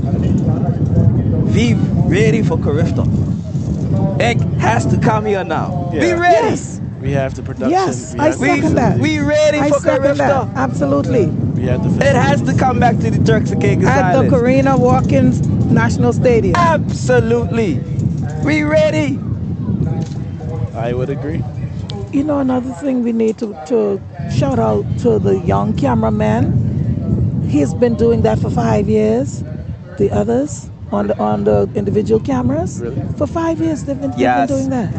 We're going to highlight Theo. That is Theo Ms. Musgrove was talking about. Theo is a part of the Sports Commission, was a part of the Sports Commission IDEA project. It's a project that's geared towards strengthening media and training young persons in media.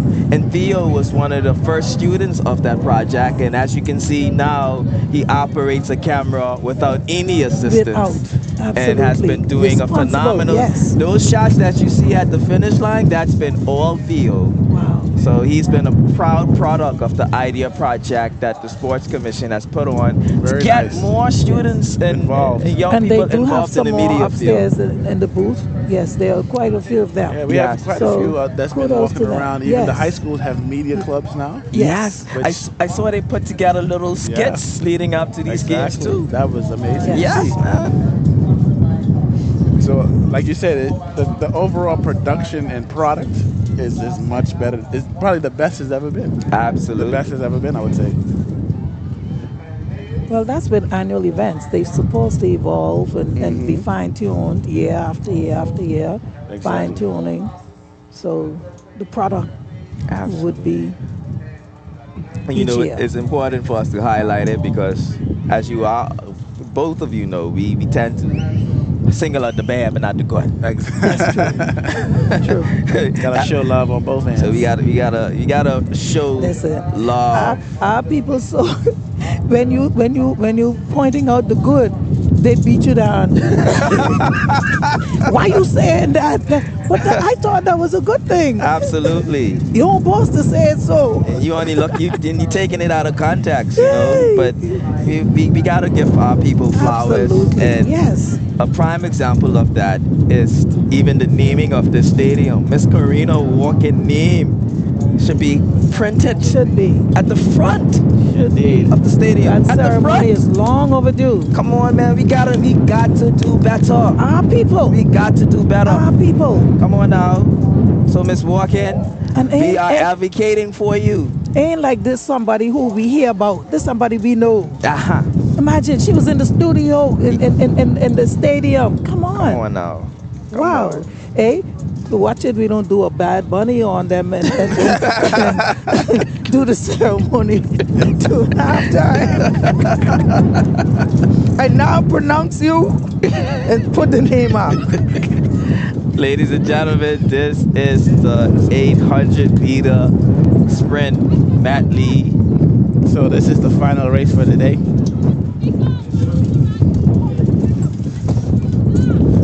Oh, there's another one, another student. So this is our final race for the day, correct? The 800-meter sprint medley.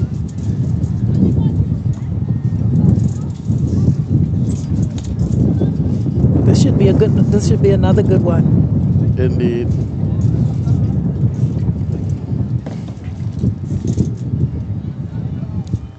I looking to see if I see some cakes in here. You all know how I go. Well, I don't spot the green machine. All right, lane 8. All right, lane 8.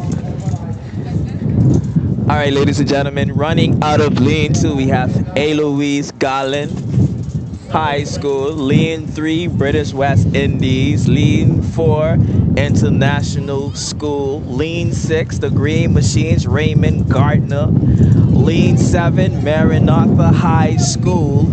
And lane 8, Marjorie Basin High School.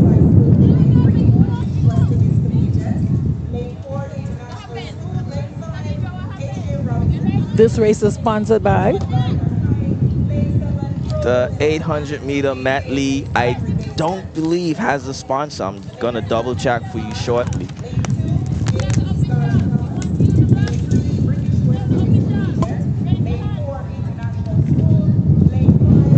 No, it doesn't have a sponsor. It doesn't? No. We're getting ready. We're getting ready.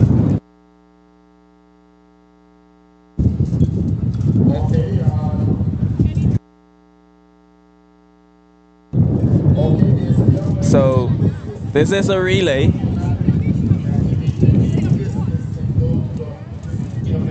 This is a relay. The total distance covered will be 800 meters.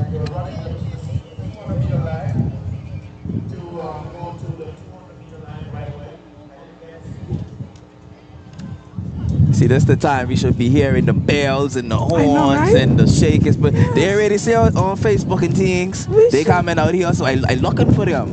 We should have been hearing I go and look through the comments and screenshot them, dude. Hey, we should have been hearing some noise now. Absolutely. They say tomorrow. Tomorrow. Yeah. The bells will come out tomorrow. Love it, love it, love it. It's all in good fun. I just want to get you guys out here. Yes, I love you guys. Yes, man. yes. You are so welcome to join us tomorrow. Trust me, you'll lose your voice screaming up and down. Man, let me tell you. Relays? Hey, you know relays is something to jump up at your seat. The best part of the championship. Relay? What? They left that, well, all was good. All right, so they're just calling out the lanes on the field right now, and we are waiting to start the 800-meter sprint medley. This is our last event for this evening, right here at the Karina Walking National Stadium. Last event for the evening. Winding up day 2.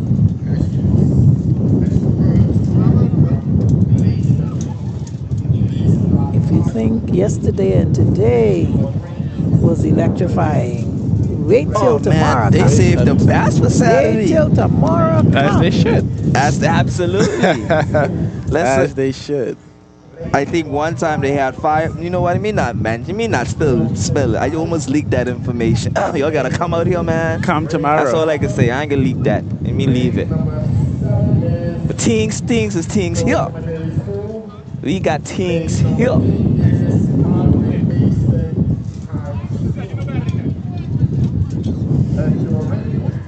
And this is what we've been talking about throughout these championships. You see the athlete from British West Indies grabbing her blocks.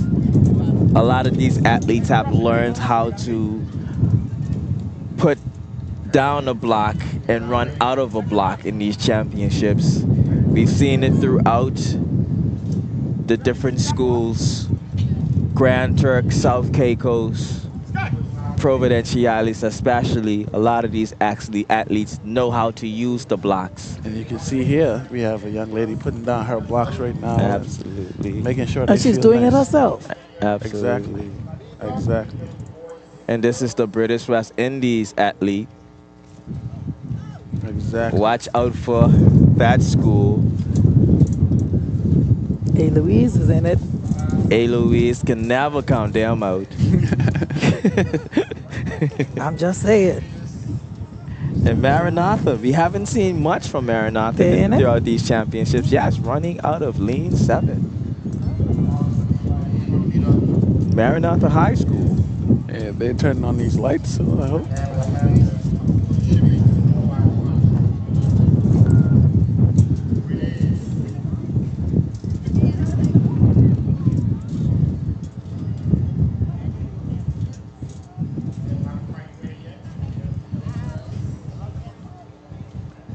I would love to see the Carifta Games come back to the Turks and Caicos Islands. I think we are overdue to host the Carifta Games. Of course, there's a lot of upgrades that need to happen. As with a lot of things, nonetheless, it can be done. And we should work towards hosting it again. If I know Honorable Taylor, she is agitating for it. Absolutely. And she will make it happen. If that is possible, she will get it done. Okay.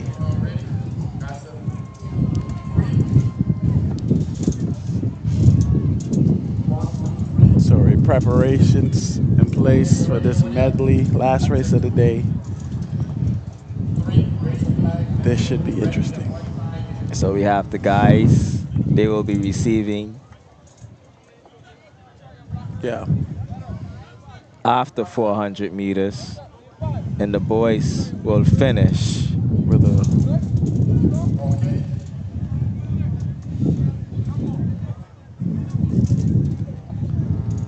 well, although we say it's a boy, it's a medley, so you can actually start,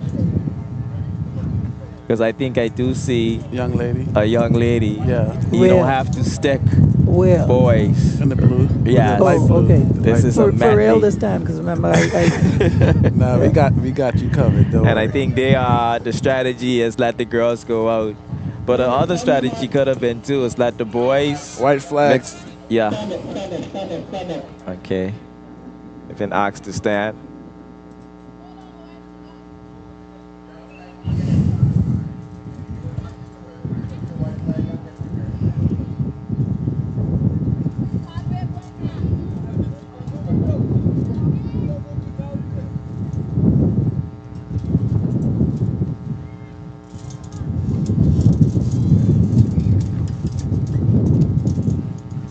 whatever happened to the game?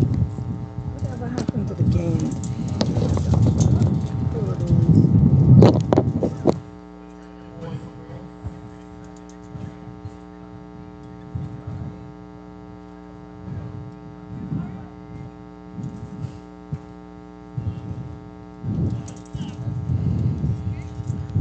So, ladies and gentlemen, still, as you can see, waiting to get set here for the final race of the day, 800-meter medley.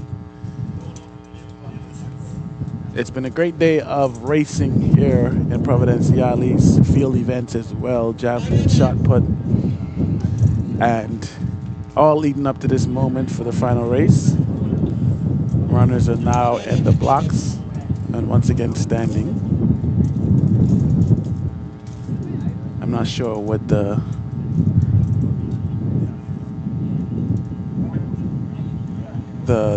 hold up is, but want to do things correctly most definitely. So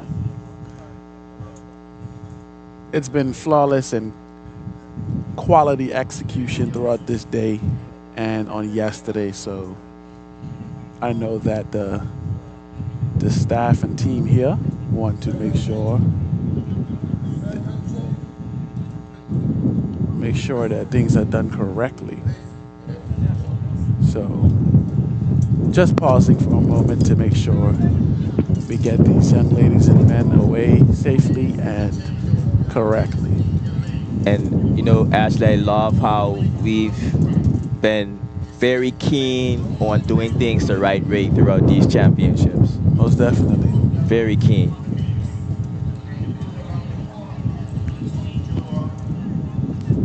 So it seems like we had a lane mishap there on the second leg.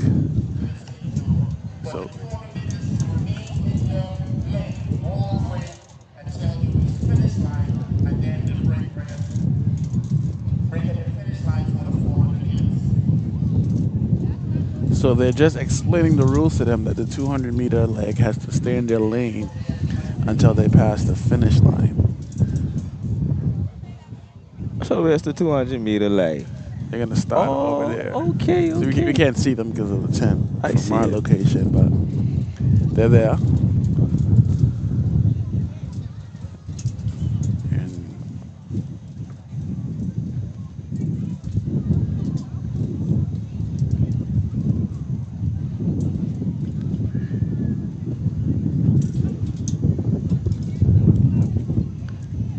Just waiting to get these things confirmed. Block 1 is ready, block 2, block 3, go. Ready to go.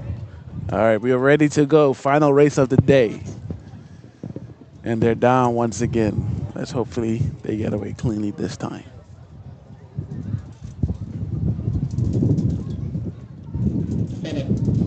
No.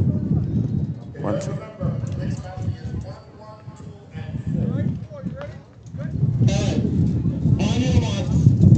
All right. Hopefully this is the final time. How many cons this is? This is gonna be their third.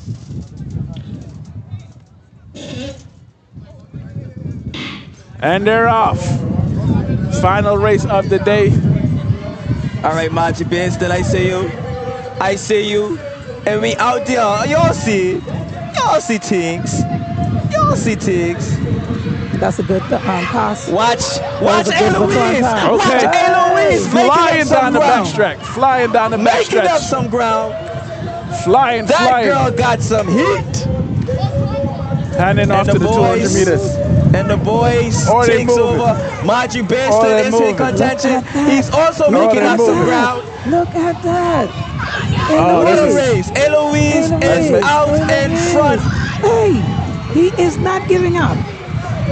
He is not giving up. Actually, British West Indies walks him down. Look at that. British West Indies is in the front. British West Indies again. And look at that. Eloise takes him down. Woo. Oh, man. You got a long way to go. And it's a fight. Oh, go ahead, girl. Go ahead, girl. You can cross over. Go ahead, girl. There we go. She could? Yeah, she can cross over. This is a 400. So they can. And Eloise is fading. And the athlete from HJ is making his move. He was the winner. He was the winner. He is touching him. He is.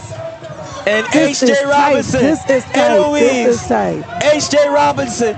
Eloise. This is tight. HJ Robinson. Let's go. HJ Robinson. Eloise. H.J. Robinson. So they coming down the stretch, boy. H.J. Robinson, Eloise, H.J. Robinson, and H.J. And he did it. He did it. He did it. He What did a it. He did it. phenomenal race. He did it. Ran by the Photo Stallions. finish. Photo finish. He did his thing, boy. He did his thing. H.J. won that. H.J. won that. They did their thing. Wow, what a race. Yeah, he won the 400 meters for the boys, so he definitely has. They're running their hearts out here, man. Yes. Such amazing performances today. Absolutely. And we want to give them all the respect that they deserve. We have one more runner coming in. Yes, cheer her on. Yes. One more runner coming in. That's the finish right there by H.J. Robinson High School. What a race. What a race. What a race. What a day. What a day. That's just a taste of what you're going to get tomorrow. So, folks. Absolutely. Look what you're going to get if you come out your house tomorrow. Stallions. I see all stallions in the chat. I telling you. All I see is blue. All right, HJ, stand up. Man, let me see some blue hearts and stallions in the chat, man. Let's go. Absolutely. Blue hearts and stallions. Let me see the blue hearts. But they say blue hearts in the chat. Blue hearts in the chat. Great display from the gentleman. Where the stallions at? I see y'all. HJ. Amazing race ran We end the day. That was the perfect way to end the day. There we go. Absolutely. Flood the chat. HJ taking over. Look at that finish Instant again. replay. There we go. He fight for that. He fought for that one. That man ran his heart out. He ran his heart out. There he is. Spam the chat. Let's go. HJ Stallions. I want to see the horses and the blue hearts. Absolutely. We're going to take this energy into tomorrow. Well deserved. They did their thing today, man. What a way to end the day, though, right? Beautiful. That's probably one of the higher moments for the day. I'm fired up. Yeah.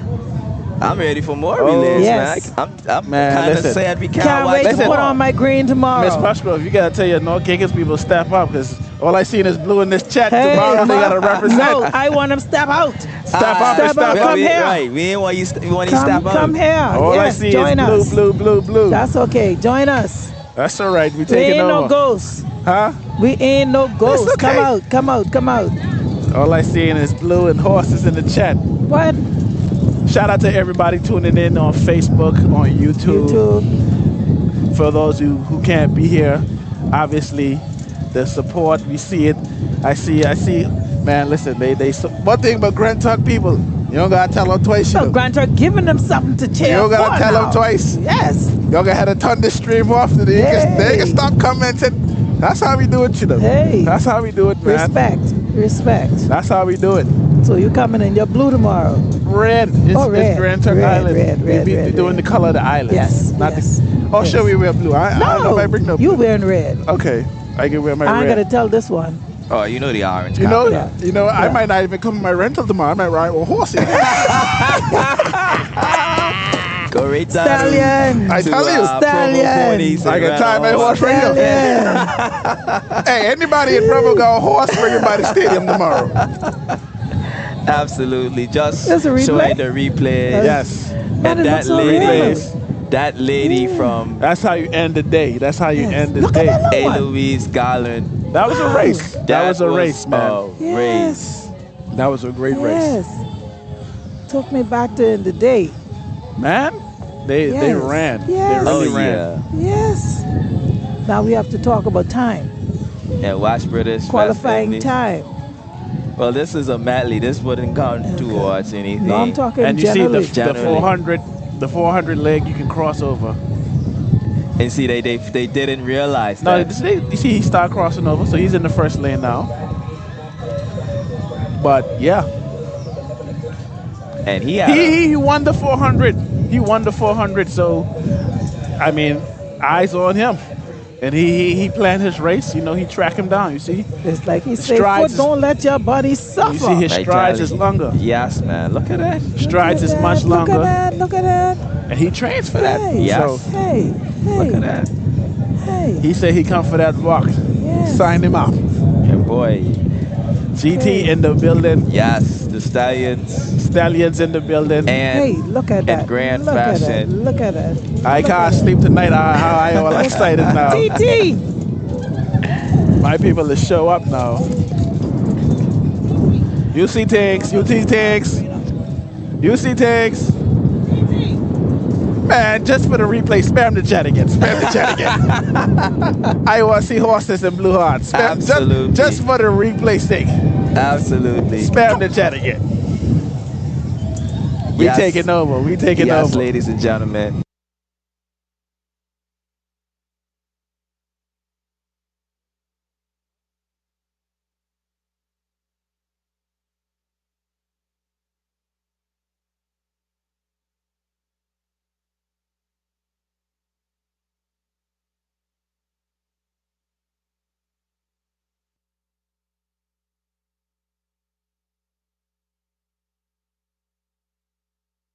Right, ladies and gentlemen, you're looking at the results from the 800 meter sprint medley. Alina Jones, H.J. Robinson taking that one with a time of 1:49.71. Eloise Garland coming in second with a time of 1:50.10, and British West Indies Collegiate finishing third with 1:53.86. What a finish between H.J. Robinson and Eloise, and Ashley is still dropping these horses in the chat. Bro, I ain't typing. Listen, this is Grand Tuck people. This is Grand Tuck. When you tell Grand Tuck stand up, they stand up. I ain't gotta say it twice. Absolutely amazing. Great way to end day one. Indeed. Day two, apologies. Day two. Of the championships. It has been a great championships. And we are joined by one of the winners of the 100 meters in sprint 200 meter heats. Welcome to the broadcast. Could you say your name to the public? You are on TV. Oh. My name is Tian Hanfield from the Wesley Methodist High School. Wesley Methodist, Tian, welcome to the broadcast. And we saw you dominate the 100 meters last night and also in your heat. How has your preparation been for these championships? It's been tough. I've trained really hard and I had to push myself really hard.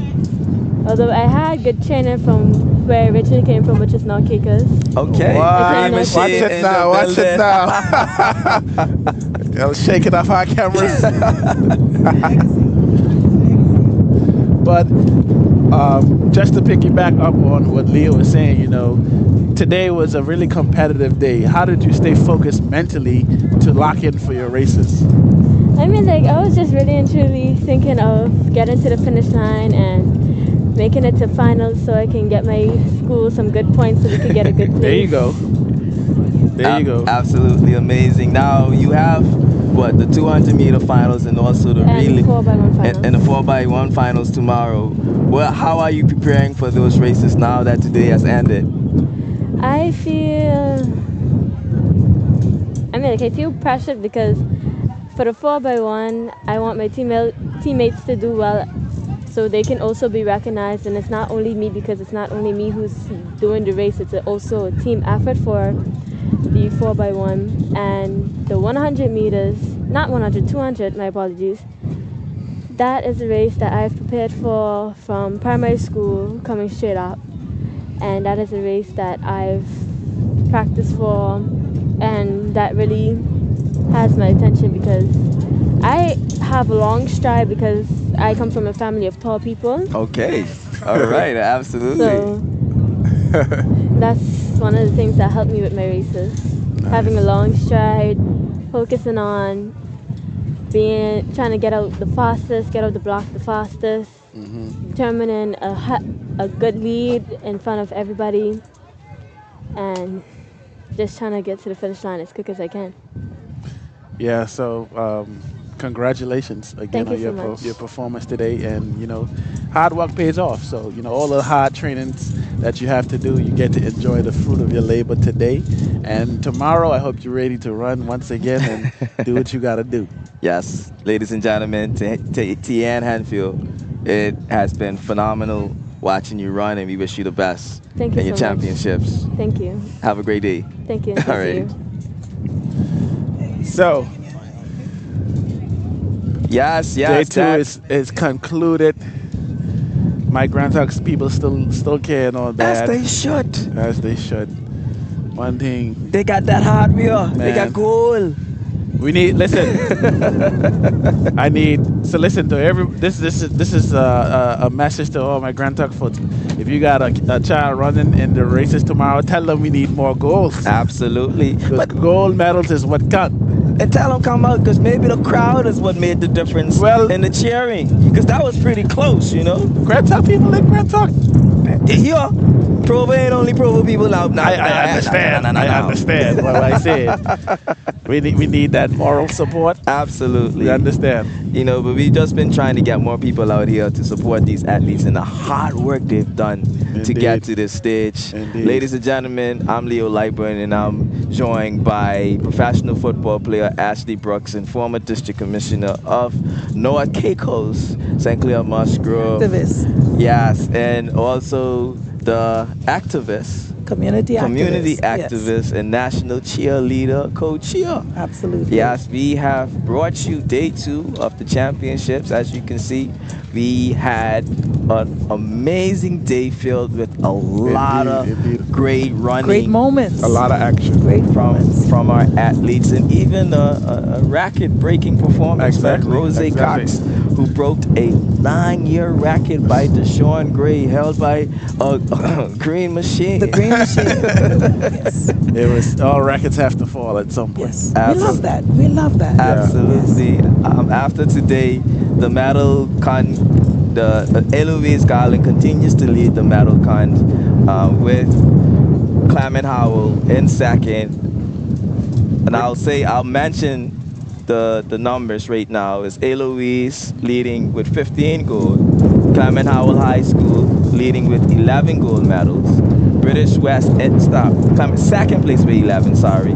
British West Indies in third place with 7 medals, H.J. Robinson in fourth place with 4 medals, and Margie Basin in fifth place with 2 medals. Indeed. This championship is still open. Wide open. Yes. Tomorrow they got to come with their A game. So tonight, the rest of recovery is going to be very important for these athletes. They've already had 2 days of competing, and that's a lot of wear and tear on their muscles, their body. So tonight, they need to get off their legs, ice, heat, whatever they need to do to be as fresh as possible for tomorrow. And yeah, tomorrow winner takes all. So it ain't no more. I can save it up. Tomorrow you gotta let it go. Let it go. Leave all on the track. And we are looking to see you out here tomorrow. Yes. Indeed. The activities kicks off at 10 a.m. with the 200-meter finals. We're starting it Noisemakers. With popular races like the 200 meters, the sprint. We're kicking things off right away. So tell somebody, bring somebody. Bring things, bring your shakers and your noisemakers. Anything that makes noise, your goat skin jump, all of that. We start our coverage tomorrow at 10 a.m. The final day of the inter-high school track and field championship games happening right here at Carino Walking National Stadium. Any final words before we wrap up, Ashley and the After day 2, I can't wait for day 3. It's been awesome, and I invite you to come and join us. We want to hear the noise from here. We want to hear the noise in the stadium. Yeah, like everybody has been saying, it's been a phenomenal day 2. A lot of athletes did some really good performances. So I'm excited to see what the finals are going to look like for some of these events. And yeah, tomorrow we're ready to bring it home. Ladies and gentlemen, I'm Leo Lightburn, and we brought you the coverage of the Inter-High School Track and Field Championships, brought to you by Flow. Thank you so much for tuning in. We've been entertained. Yes.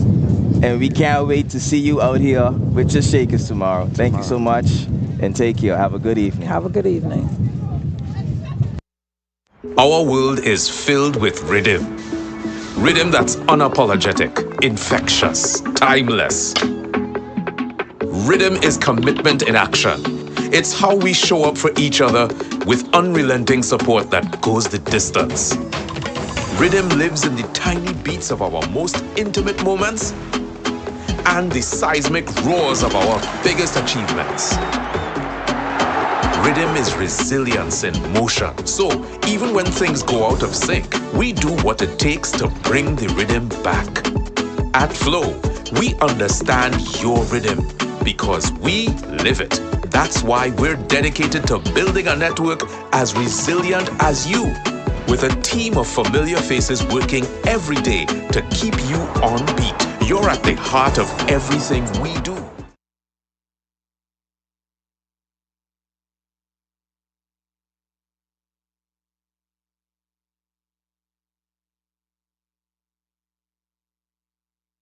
Thank you.